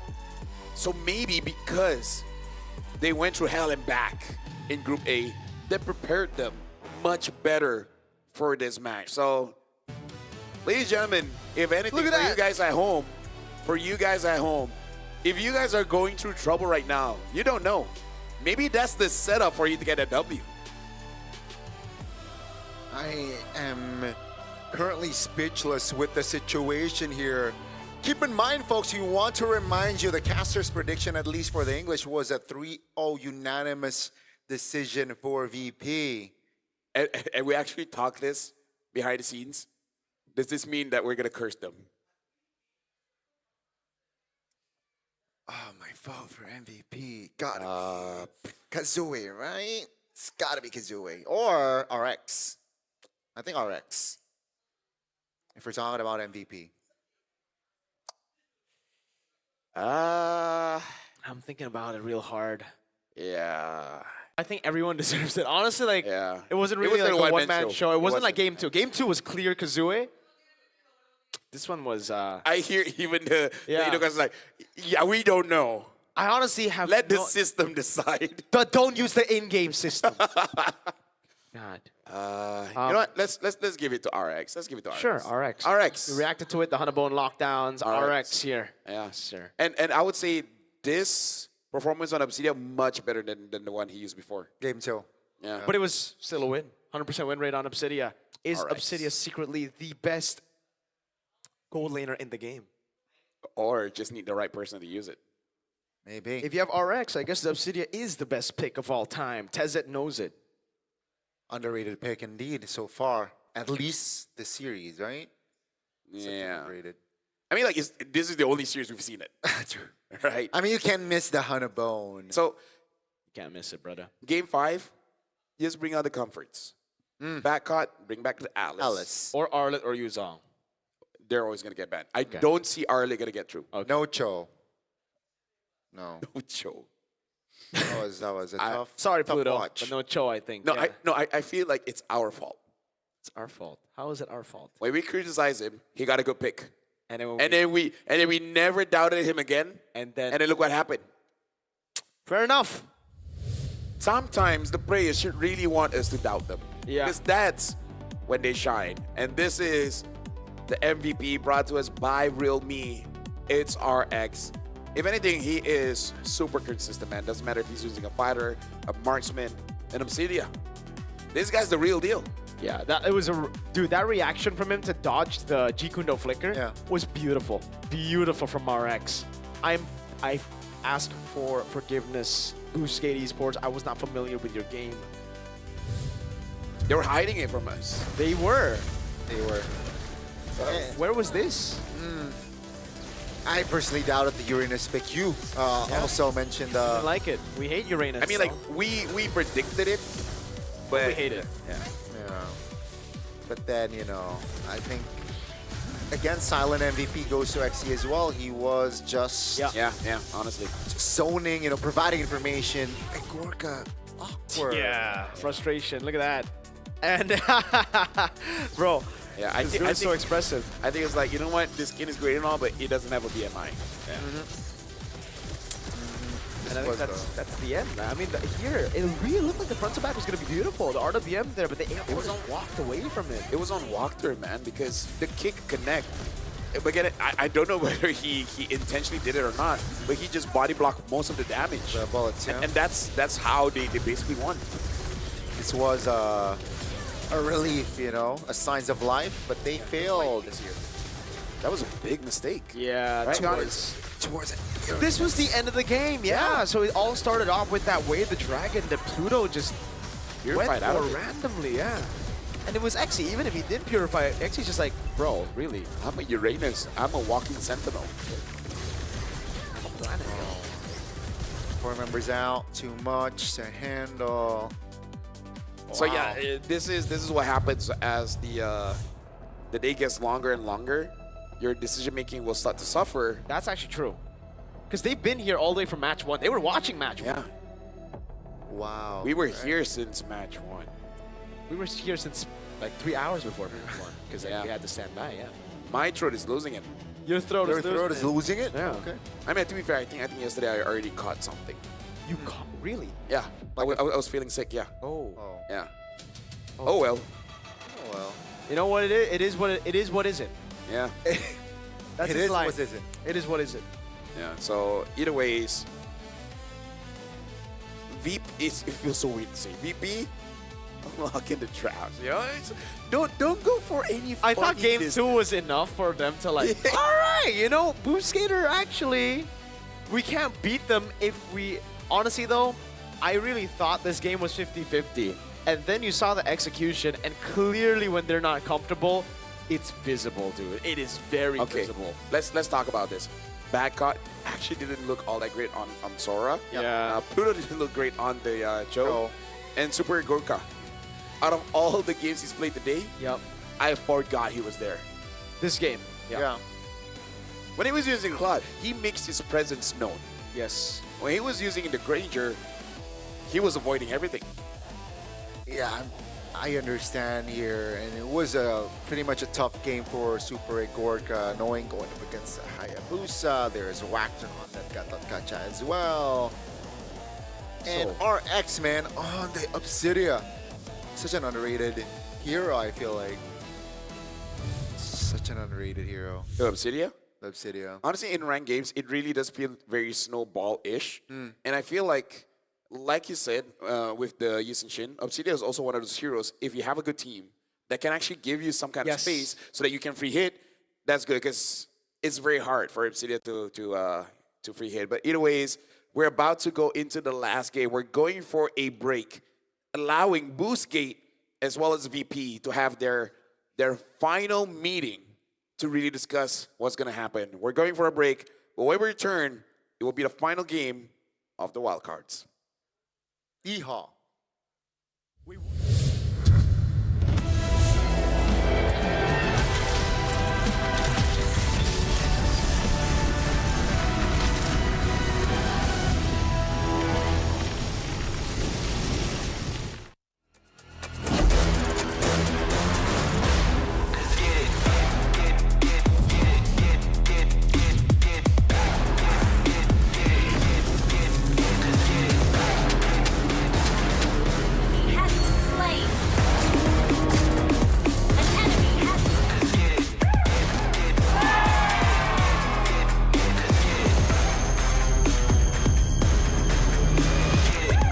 Realme 15 Pro M7 official gaming foam.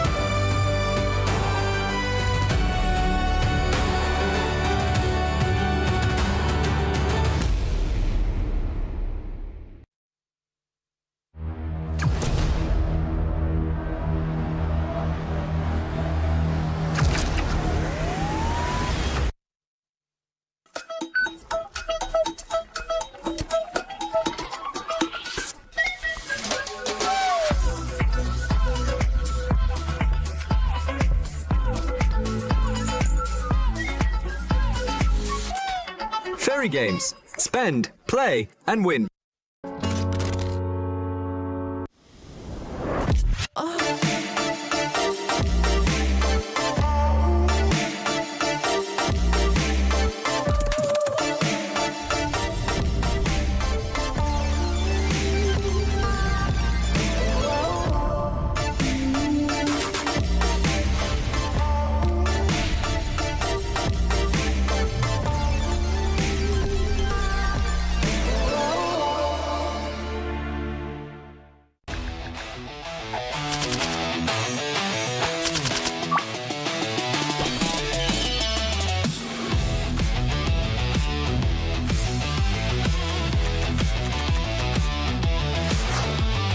Are your M4 World Champions, winning the game, getting the checkmate, setting everything up right now.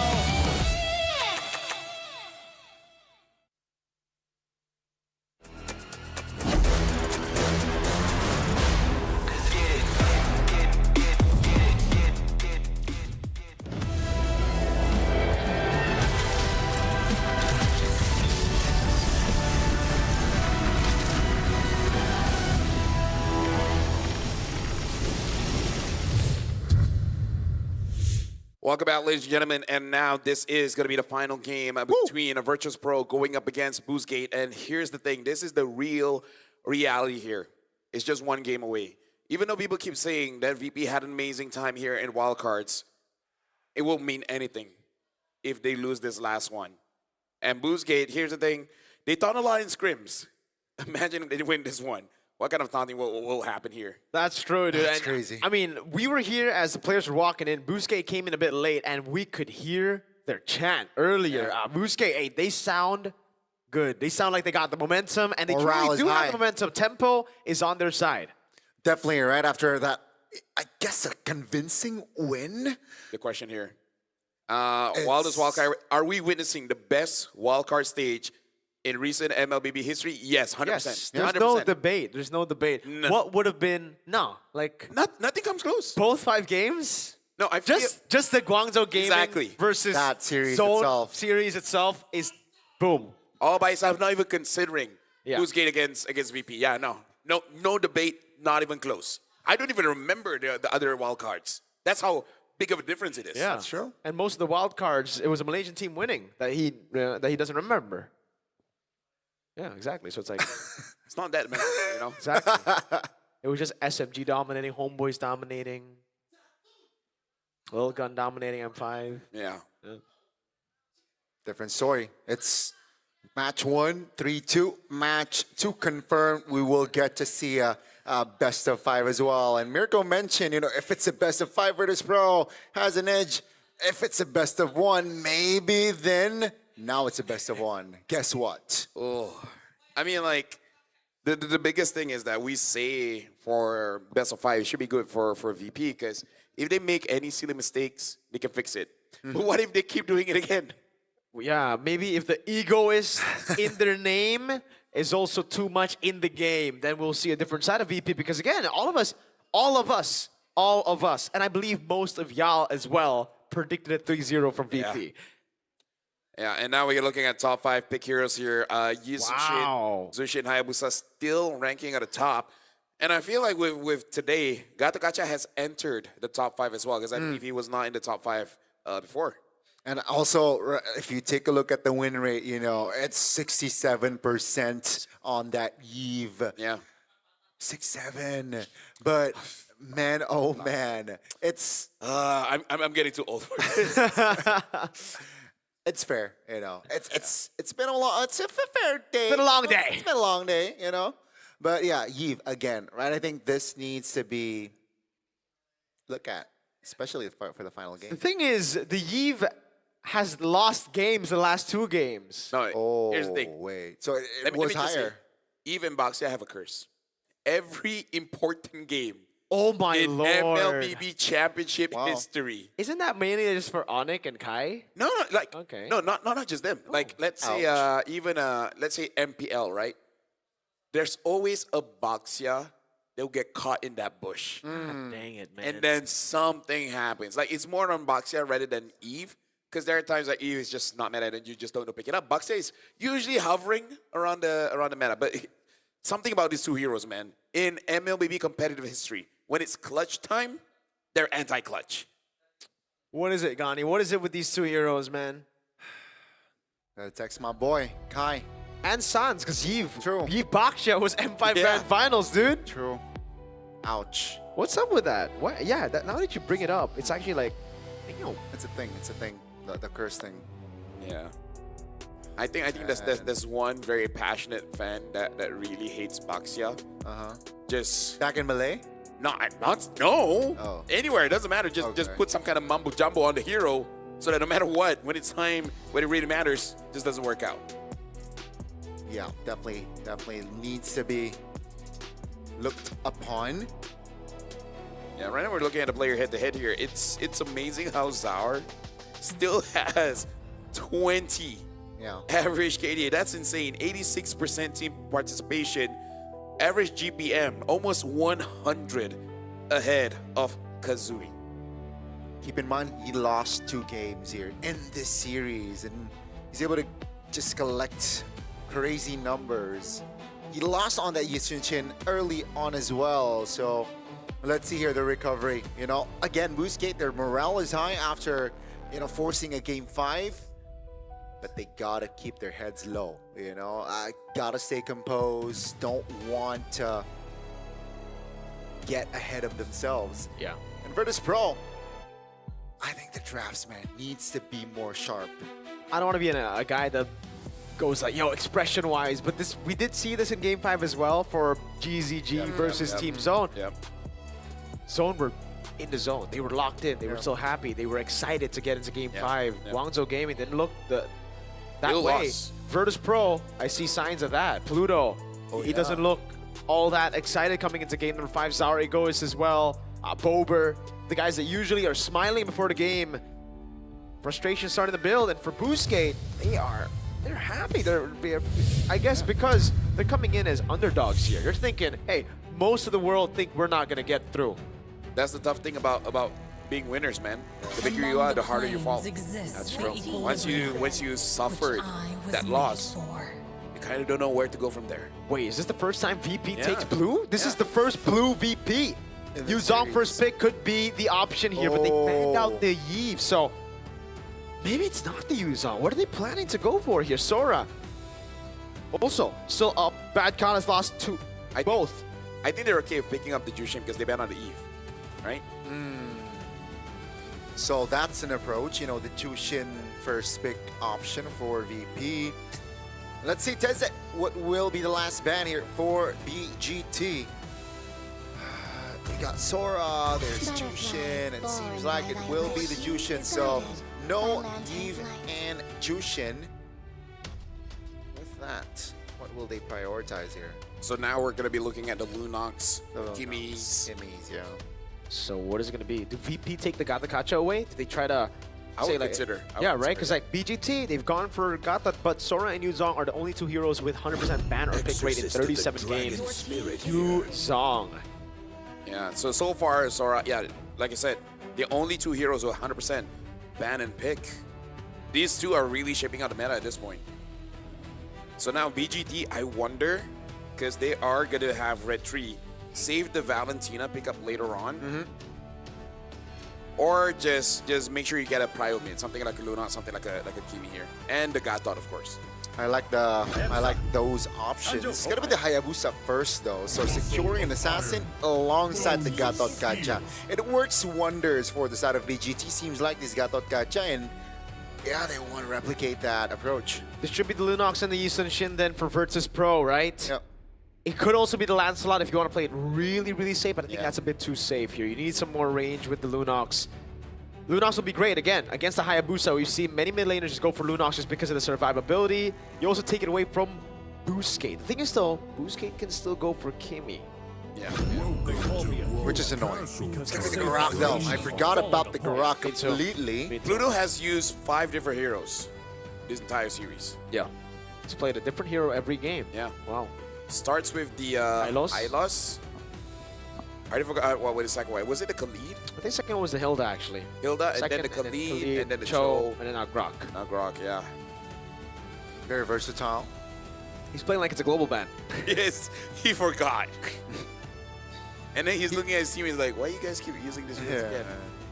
No, it's a challenge to himself, I guess. I wonder if they pick up the Lunox or Kimi here and then just ban the other one. Yeah. I feel like that should be the case. I would prefer the Lunox, I don't know. Yeah. It's more reliable. There's more, it's I agree. reliable Less damage. vulnerable. Oh, I did not see this. Wow. Yeah, me neither. This is a very interesting Game 5 pick. It's a make it or break it, you know, when everything is on the line. And you pick it Red 3.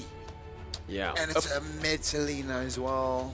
I mean, like, unless VP like really knows that Game 5 we will see a Selena, I don't see why they needed to pick it up this early. But at the same time, Boostgate has earned our respect when it comes to drafts and everything they've shown on stage. At this point, we're just gonna trust. We have to. They took VP. A lot of us, most of us considered VP to just steamroll through everybody in wildcard. The fact that BGT have taken them to a full 5 games, you gotta respect BGT. They're the real deal, man. Definitely already impressive reaching the stage. But, you know, the big question, which we will get the answer later on, will they be able to close this one out? It's going to be the Ruby ban. Very sensible. You have a Hayabusa, you have Selena, basically 2 assassins. You do not want to face a Ruby. Again, now with this, they need range, so I think they're eyeing on a Granger pick potentially. Your team is banning. For the side of BGT. I don't think they want to go. Do they want to go Granger against a Yuzong and Grok? It's tough. Yeah. Or Claude if they want, you know. hero that can also dive. Claude- Mobility. Yeah, Claude makes a bit more sense. They actually are the ones to ban out the Kimmy here now. Yeah, obviously because they picked up the Selena, they ban out the Ruby as well. But going up against Lunox, that is a very interesting perspective here. Yeah, I think Lunox is still great. Yeah, I think it's actually better than the Kimmy. Yeah, no, I agree because the Kimmy, the Ogi Shadow Kill can still track her. The Brilliance, though, that's going to be annoying. Yes, sir. Yeah. Last ban for VP. What is it going to be? Is it going to be the Claude ban? They should be able to locate that Claude ban here. Or just open both so that Super Gorka can get either carry or Claude. Because at this point, I almost feel like Super Gorka wants that Claude. Like he needs a confidence boost. He needs a comfort pick. So ban like what, the Arlet or like the EXP? Oh, Arlet was Arlet's already banned out. So Lapu? Oh, Esmeralda.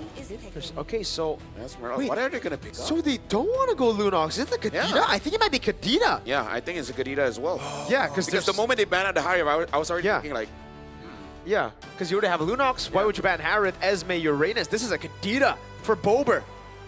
And then the Claude for Super Egorka, BGT. Do they read it out? What do they go for? They have to take this Claude. Oh, but I think they just want to default to Obsidia. That's the problem. I think so. I think they've won 2 games here in a best of 5. All 2 games that they've won have been on Obsidia. So keep the gold lane, right? Maybe go for another pick. Lapu. Yeah, just lock in the fighter. Wow, they go and pick it up first. All right. They open their cards. All right. It has to be Kadena Claude now. It has to just be Comfort. If they don't pick that up. Wow. Surprising. Very surprising. Like at that point, you know when Pluto said if they lost, it's on them. Yeah. If you don't pick up, you know what? Fine. Kadena swap out with I don't know, Lunox. They can still make it Lunox. Yeah. But like, I feel like Super Gorka needs that Claude. Yeah, and if they do actually go Lunox, just why ban Esme, Harith, and Uranus? Just that's the question that we're gonna have right now. It does look like it's set up for Kadena. Oh, maybe. It's a Claude and Lilia. I don't know. Why I don't know about though? Lilia. Yeah. I really don't know about Lilia. But let me just say, maybe this is Boostgate knowing what they know, thinking that we know that they know that Kadena is coming. That's why the Selena. So you open up the map. So you know where the Kadena is coming from. So maybe that's why they picked this up to be like, I dare you to pick it up. Yeah, with the bush control taken over when there's a Selena. It's going to be tough for the Kadena. It's going to be the Sora. Lord, it was so 100% still ban or pick. Oh my, dude, I just never expect the Sora to be left open all the way all this here. way, So, yeah, that's the no-brainer choice. Like, it's open all the way here. A quick refresher, though. Game 5, match 1, there was a Lilia pick as well. Exactly. It did not work well for the team. Lilias have not done well, folks. Outcome-wise, at least. Outcome-wise. Is it weird to say for the final game here? Like, my call is, I don't know about this. Yeah. Well, either ways, ladies and gentlemen, this is the kind of game where both teams, they want to say, I came in with no regrets.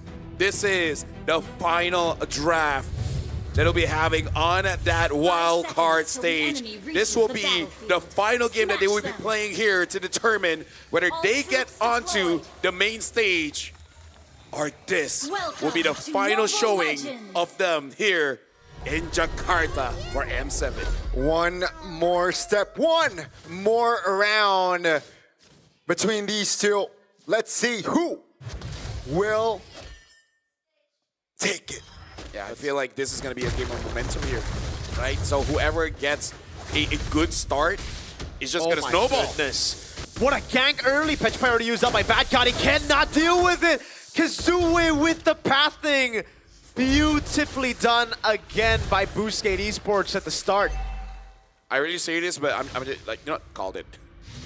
Some kind of early aggression is going to come through. Uh-oh. This is already somehow Boostgate's like transition, right? That's the early rotation. That's the threat that the Selena also can bring to the table as well. But XC and as well as Kazue, what a read. Now, Selena has a Season Hunter, so it will help during turtle takes or potentially later on lore takes. And that should be the... They should keep tabs on this. Wactor's getting whacked by the Lilia. But he's still doing good. He's still able to survive without using the Revitalize. So that's always a good sign. Especially considering right now, Virtus Pro are the ones that have to start rotating into the bottom lane to help Badcott to get level 4. Because right now, XC's going to get level 4. Badcott's still quite far from it. Yeah, I think this is a good idea, right? Making it so that conditioning that you're not going to be too worried about your side lanes. And this is the strength of EEC, their side laners, the gold lane, the EXP. So the fact that you go for a level 2 gank on that Haya, it really disrupted the tempo. Badcott trying to get level 4 and gets punished for it. Again, Boostgate Esports, they're neutralizing the Yu Zhong so well. Boy, this is not looking too good for Virtus Pro. They got the kill, they got the neutral objective, and Kazuya is on a 2-kill stat. This can lead to an upset. Gentlemen, let me ask you this question. Before we even start the series, I asked you guys, what is the case for Boostgate to win this one? You guys had different answers, and we're seeing both of them on display. Like, are you satisfied with your own analysis and then now seeing what's been transpired? I think so, you know. Gani answered first saying simple, and I think they won with simple. Yeah. But now in game 5, they went crazy. Yeah. Definitely Loco and doesn't really look too well for the side of Virtus Pro. Boostgate Esports, I thought the lead would be more. Oh, the combination. Black Shoes already used up Pluto, able to flicker out, has the tech charge still, as that's Wactor jumping onto Zar Egos with the taunt. Again, it's XC with the jump in forward. That's a tech charge landing on one, just Wactor. That's Zar still able to take the orange buff. Badcott jumps in, but Kazue goes in for the quad shadow. Zar able to get the kill on XC, and we are all back to even. Kazue knocked up, has to use the shadow kill. We'll have the quad shadow back out, and he will be able to escape as Zauer goes for the green cap here. Oh, but look at this. Boostgate, they don't stop. They keep on harassing Zauer. This time, I think it's the only time that he's really having real trouble farming in his own jungle. He has trouble before farming, but not in his own jungle here. And yeah, Boostgate, this is how you deal with a supercomputer. This is, I like that. Right? Yeah. Introduce a virus or just overload it that it can't operate anymore. It's really tough here, but you can see here Virtus Pro trying to somehow recover, looking for compensation as well. You can see the gold is practically at an equilibrium, as we are going to see another potential big fight here in the second neutral objective. BGT, more control of the river, so they're taking their time here. It seems like Virtus Pro, they're saying, you know what? Have the second newt, we'll look elsewhere. Yeah, there's no real reason for them to contest there because, again, Boostgate have already gotten the rotation earlier. XC was able to rotate very, very quickly, and they didn't have mid-prio. Plus, again, Selena, when you have it, it's so easy to go. Oh my god, I thought the Abyssal Arrow was going to land there. Pluto able to go for some damage. Just relieving pressure off of Super Gorka. Great dodge on the Abyssal Arrows. And great rotation back to the bottom lane by XC. Yeah, honestly, it's hold on, it's not over. Traceless into the Mountain Shocker, Flicker out for Identity, but now he still is able to get the reset on time. Zar Ego is trying to run away with the help of the Petrify coming in from Badcott. They're able to disengage. Heaven's Wrath coming down as XC gets away, but Pluto won't be fortunate enough to do the same thing. Identity with no Flicker gets punished as well. Wow, that's a very, very important kill for the side of Virtus Pro. It's a roam for a mid lane, so the value is definitely there for Virtus Pro. You can see, though, RX is still deathless. They gotta find a solution here from the side of Virtus Pro. We know what RX can do on this Obsidia. Game 2, Game 4, and possibly Game 5.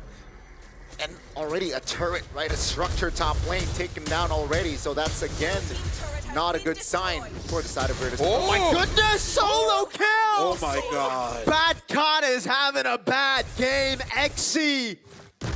Wow. Dude, I didn't thought this would be the case, but it looks like Virtus Pro, they might have not trained enough for this best of 5, because it does look like they're getting quite tired here. Right? Like, in its extended fight, Boostgate looks so fresh. They look so ready. Yeah. While Virtus Pro, you can see the stamina dropping. exhaustion starting to hit. Tech charge canceling the AOG. Able to get him a kill. Bober finally on the board now, but the Quad Shadow will land on him. He has the black shoes. He has the rest of the team backing him up. Badcon might have to just play a cover Yuzong, which is always tough to do. Yeah, and all the while, Xe is just free farming 1, 1, and 3. Oh, we're just waiting for this hero to get a skin. Likewise, brother. It does seem like Virtus Pro is not here. Good flicker out. Badcon did not use the Petrify just yet. The Abyssal Arrow goes wide. Kazue's looking for the angle again. Badcon needs to go for it. Bober with the Purify out with the black shoes as well. Now, can they time it in time? The Abyssal Arrow goes again wide. And Kazue gets enough space to go for the red tree. Out red trings are egoist. Badcon with the Furious Dive. Almost getting caught by the Abyssal Arrow. Great. Take control, take over from the side of Boostgate. They were able to take the turtle, and Virtus Pro could not find anything on the board there in that fight. So Boostgate again, just harassing already in the jungles, and they're looking to free up space for RX yet again. He's got to play more calm here. Keep in mind 75 seconds on that spell.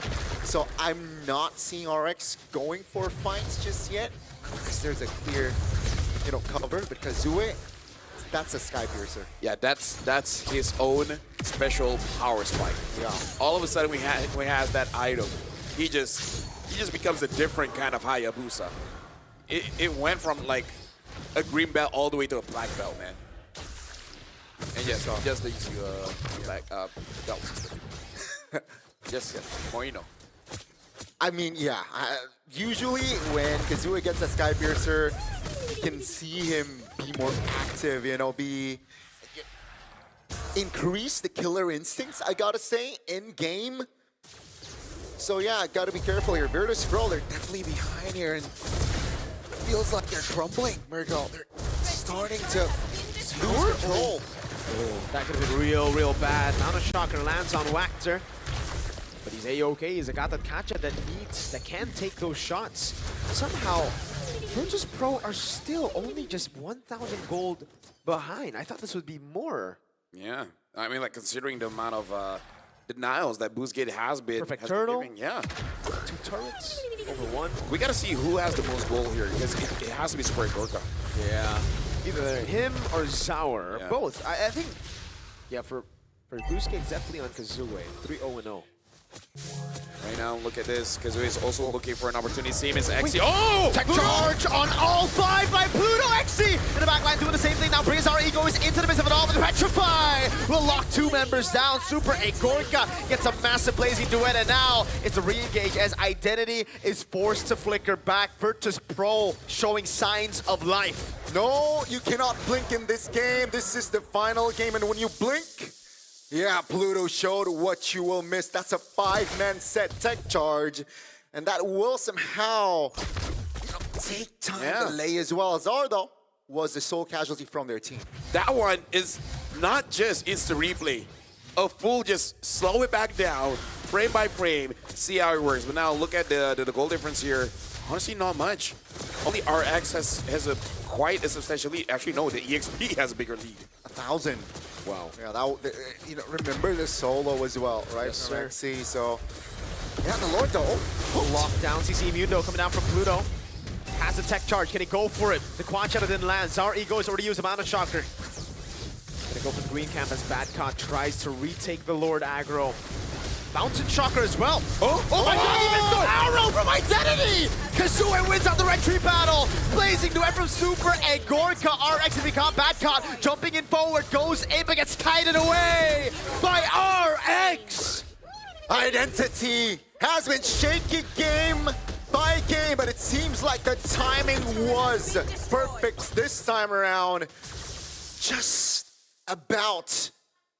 Yeah, I mean, like, here's the thing. I was looking at the Lord. I saw the Traceless already used. In my head is like, was there enough range? We're going to be looking at the instant replay here, and hopefully there is a bit of slowdown because you can see the arrow coming in and then just hit.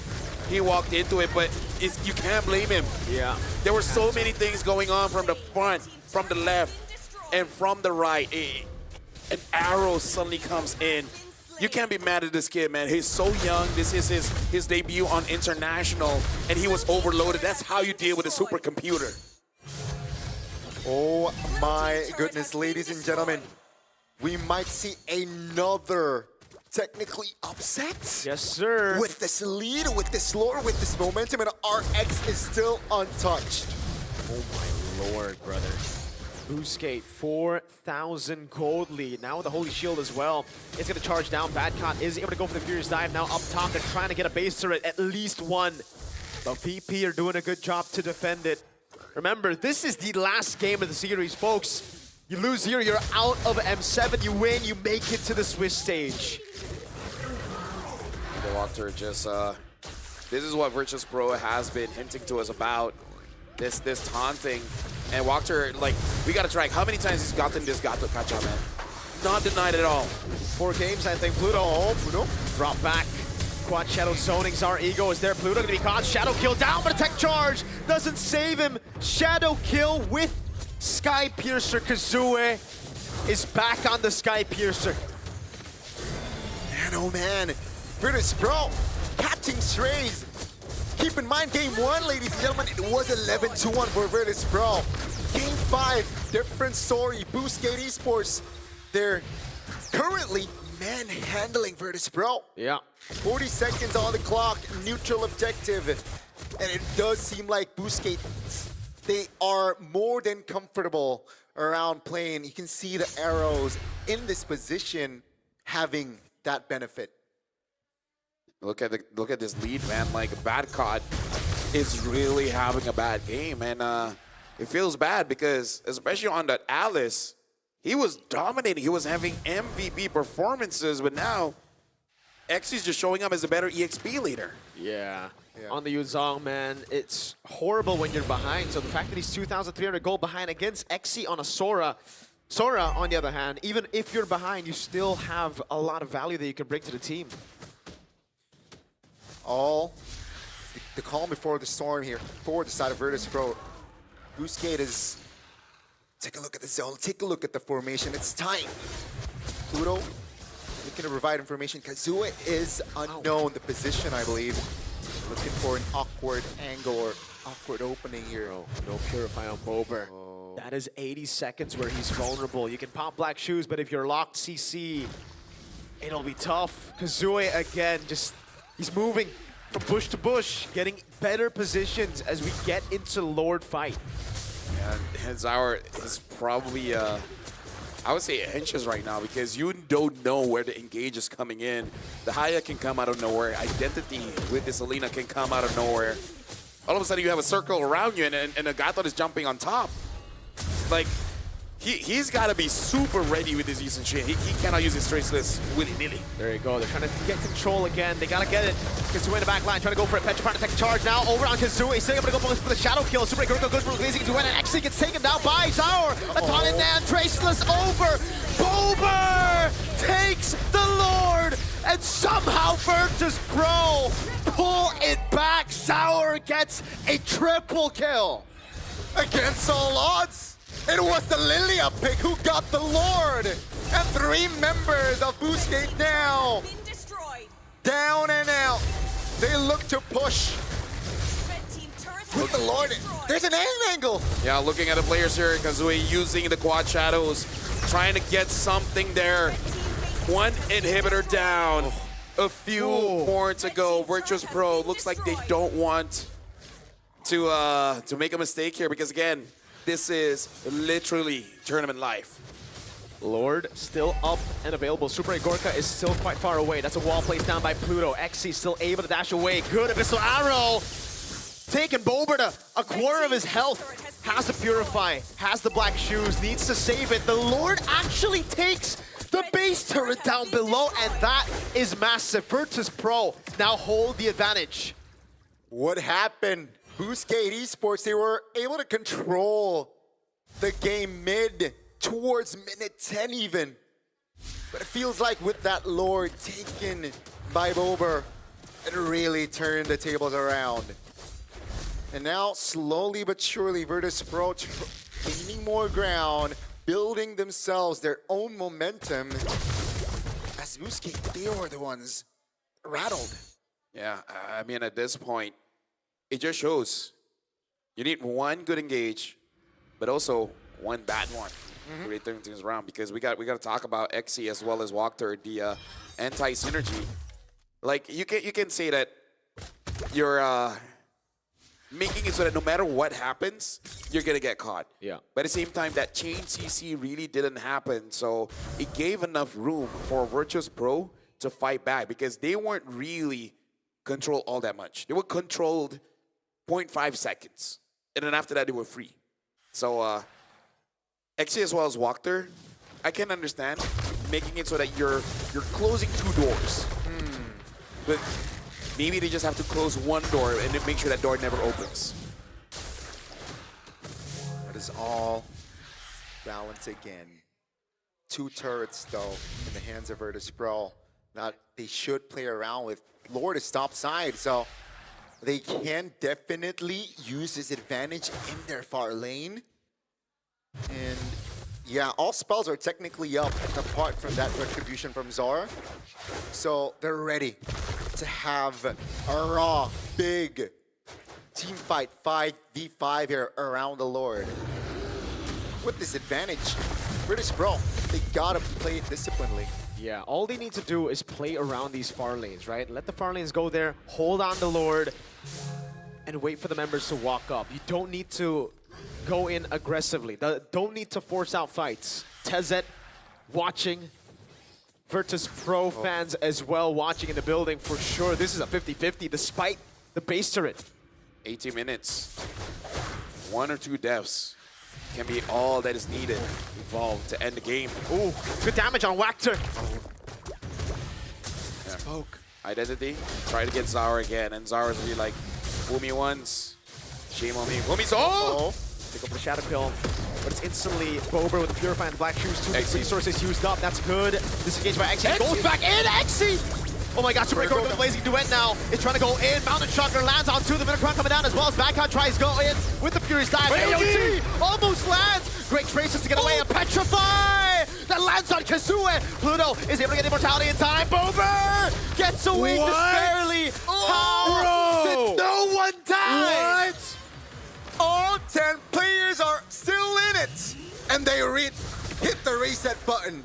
Bro, what was that question asking, is this the best wild card? Wait a second. They're going for it. There's no reset on it, but Kazue's not there. 16,000 health. Zara's there.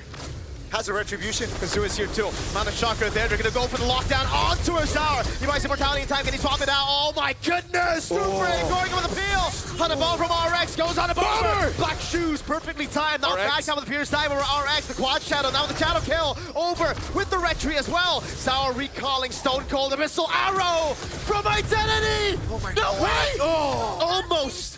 Surviving Bad Cop, wave in the mid lane and the bottom lane, crashing down on Busquet. That's 2 and 2. Dude, the adrenaline just pumped up. They're doing it. Like this game went from 80 energy to 300. Bro. This went from 20 energy. It feels like game 5 last match, bro. It's back and forth. It's a slugfest. Rose gold for Super Egorka, no immortalities for a lot of these members. Kazue is still in mid. What's that vision on this? RX. Be careful, because if RX gets caught here, wait a second. That might be GG. He has no flicker. This is the gamble they're playing. Super Egorka gets stunned up by the missile arrow. Goes for the Purify and with a nature as well. He's gonna have to sell that. Kazue goes and finds that. Oh my God, AOJ! Super Egorka falls. Kazue gets a double, still unkillable. 7-0 and 4. Busquet Esports are en route to making it to Swiss. When we say they're fighting for their lives, man, at this point they're fighting for someone's custody. I don't know, man. They're giving it their all and then some. No Bober. It's spawning right now. It's an evolved Lord. 20 seconds. Can they buy enough time? Even if they do, they will lose all their base turrets. That is the best case scenario. An all-in from XC. A pull back as well, XC! Able to find the massive play to bring him back. Backcut canceled. Identity gets the kill. Oh, it's all over. Honeybolt lands. With a crown already bought already. Lord coming down now. Adapting to Torigo is standing.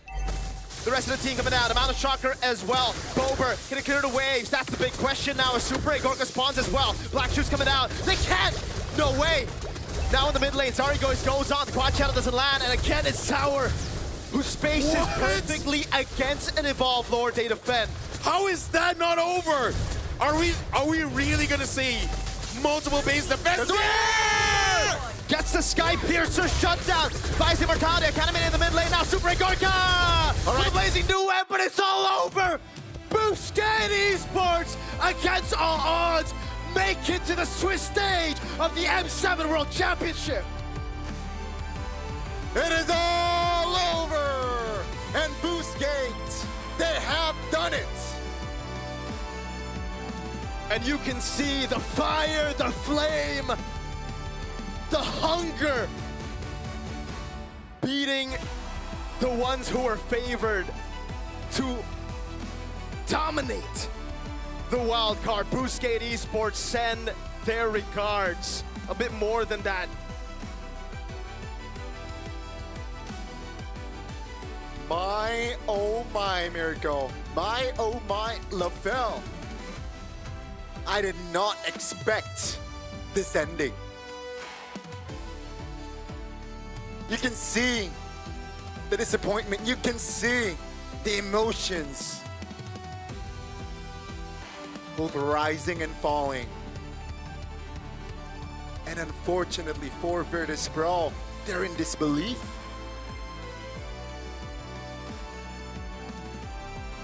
What a performance by Boostgate Esports. The rise, the pressure, everything. Super A Gorka trying to go for identity, gets caught, and Kazue. The man of the hour, the man of the tournament for Boostgate, the man who sent them to Swiss. What an individual display of skill from Kazue on the Hayabusa. 3 games on Hayabusa, 3 wins on Hayabusa. The shadow kill, the clutch. He lives in it. And he did it for the team. Even the immortality by towards the end, just the cherry on top for Boostgate Esports. He was deathless in that game. He was super reliable. And with that sort of performance, surely it will be enough to take Boostgate to the main stage. We're gonna send it over on stage for an interview. Let's see what Kazue has to say. Ladies and gentlemen, Boostgate Esports! First of all, what an intense best of 5. You guys made it through to the main stage. Now, Kazue, a lot is going on here, but first, after that win, you guys were so happy. Looking at them, a lot of taunts are going on. So let me know, what are you feeling like now? What are the emotions after that intense best of 5? I am really happy. We are really happy. But you know, yeah, we can win. But people say they can win against Virtus Pro. But we say we can. We want Virtus Pro because we come for win today. We are happy. You guys, that was amazing. Sorry for my English. No, your English is perfect, man. But now, Coach Tezen, you are watching from there. My question is very simple. Game number 5. That fight, especially around the Lord. Trading here, trading there. RX holding on to that Lord, waiting for an opportunity. AOG jumps in. Tell us what was going through your head watching the entire Lord dance. I almost crazy. Almost crazy. We win against good opponent. I'm really happy. Oh my God. Look this guy. Speechless, huh, Coach? I'm so speechless. Good opponent. We win. I don't know what to say. Just thank God. Just thank God. Thank God. Just kidding. Give a big round of applause. A lot of emotions is going on, but now we got to look into the future. Because Wildcards is over. You guys are going to the main stage. You guys are going to the Swiss round. So tell me, what's next? Like, how are you going to prepare against the best of the best that the world has to offer? We prepare 1 month for Swiss stage. We are ready for Swiss stage, I think. But we have really good confidence. We are good, I think. But we need to improve, of course. We try the best, but we play against Unique ID, right? No? Or Yes, yes. they are really good. We scream, they are really good. I respect so much Indonesian people. They are really good too. Respect so much. I want to play against Unique ID. I am happy. Well, here's the thing. If anyone doubts you guys, I think never after this. So now I want to give an opportunity because this has been an amazing match. Is there anything that you want to say to everyone at home watching you guys supporting Boostgate Esports? And you can say in your own language, of course. What is asking? I don't understand. What is it? What do you want to say for people? Thank you for supporting, guys. That's all. I don't know English. We are happy. It's okay. Thank you very much, ladies and gentlemen. Once again, Boostgate Esports. And again, congratulations and good luck for the Swiss round. And now we go back to the desk.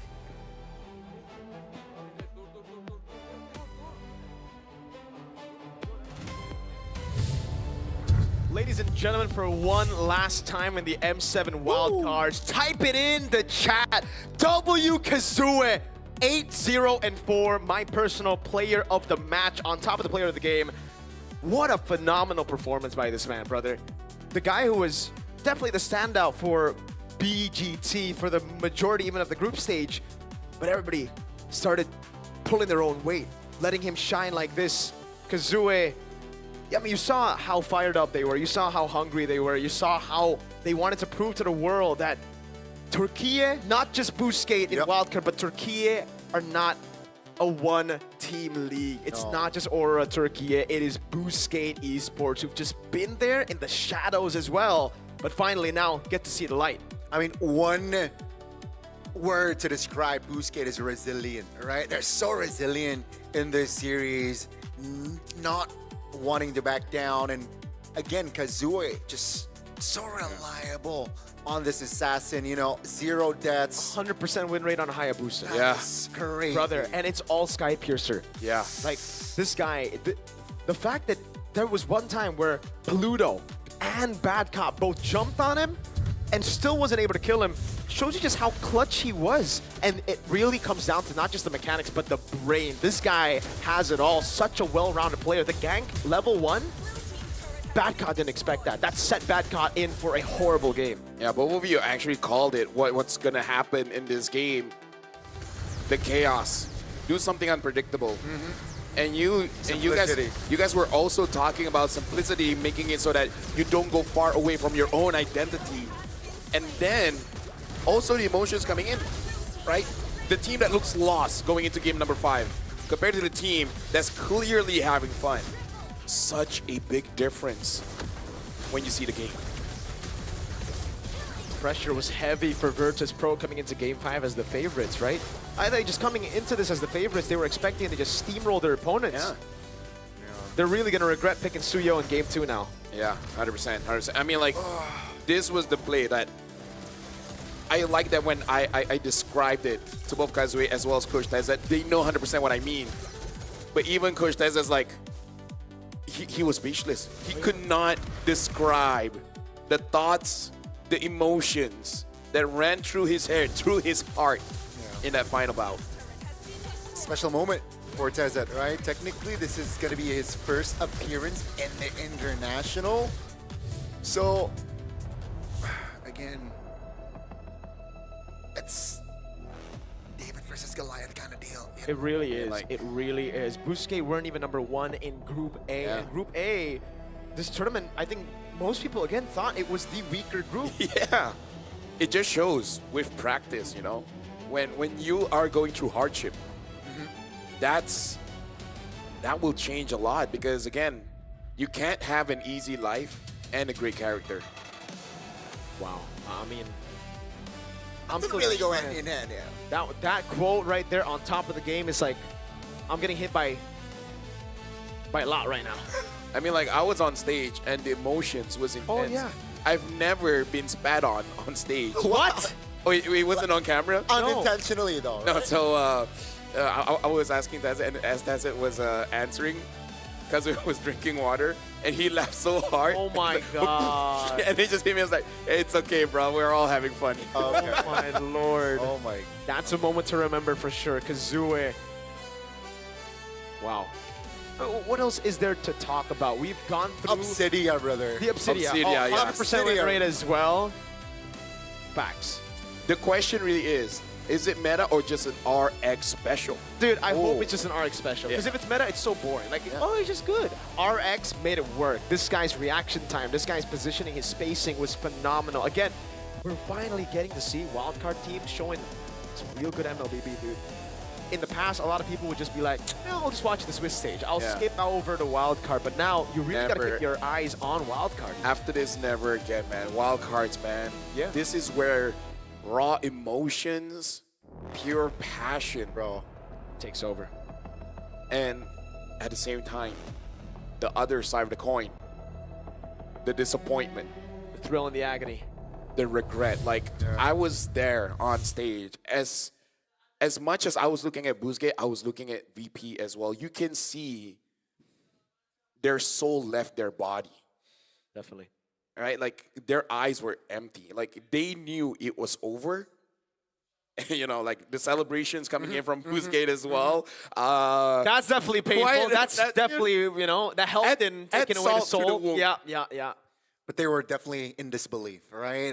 They didn't were expect it. confident perhaps this No one morning. expected it. We predicted 3-0 for VP. But then, you know, okay, 1-1, and then 2-1, and then 2-2. And then bro, we touched on it. If it's a best of one, then, you know, the underdogs can, and then happen. Bro. Okay, here's the thing. Group B would have won if this was of both three. best of three. It's 2-1, 2-0. Yeah. And then It just shows that Group A, they're a team that is meant to be challenged. they are meant to be challenged. Yeah, so now we're going to be looking at the Swiss stage bracket. Oh my lord. All of this is for this. Oh. And if you think wildcards was insane, look at all the teams here. Oh my god. Onyx ID, the champions of MPL Indonesia, will be going up against Boostgate. And then, I'm looking right. That's Zone going up against YG. Oh, dude, these are some fire matchups, brother. But if anything has taught me, I'm not gonna doubt them.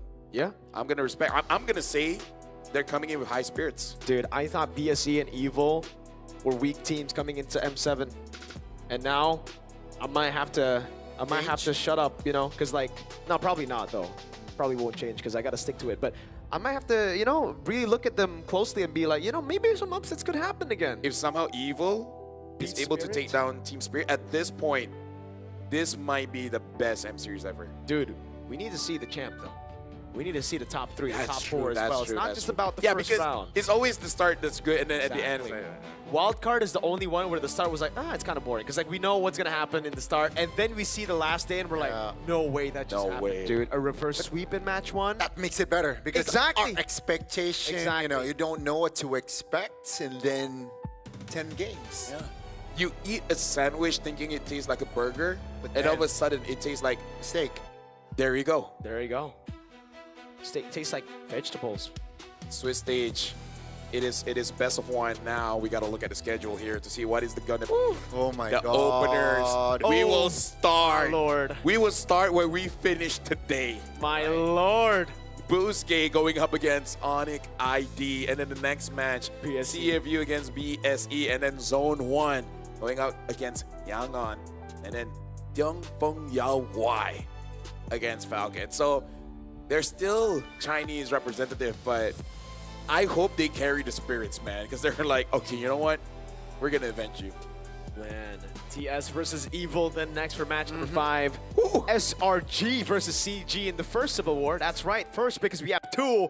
Match 7, the PH Civil War. Aurora PH takes on TLPH. And the final match of the day, Alter Ego takes on Aurora Turkey. Oh, dude, now I am...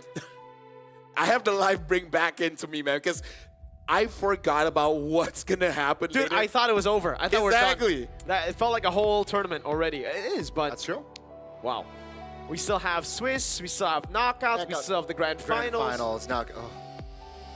Bro. This is just the beginning, boys. This is just the beginning, and that was that 8 match, all in a day.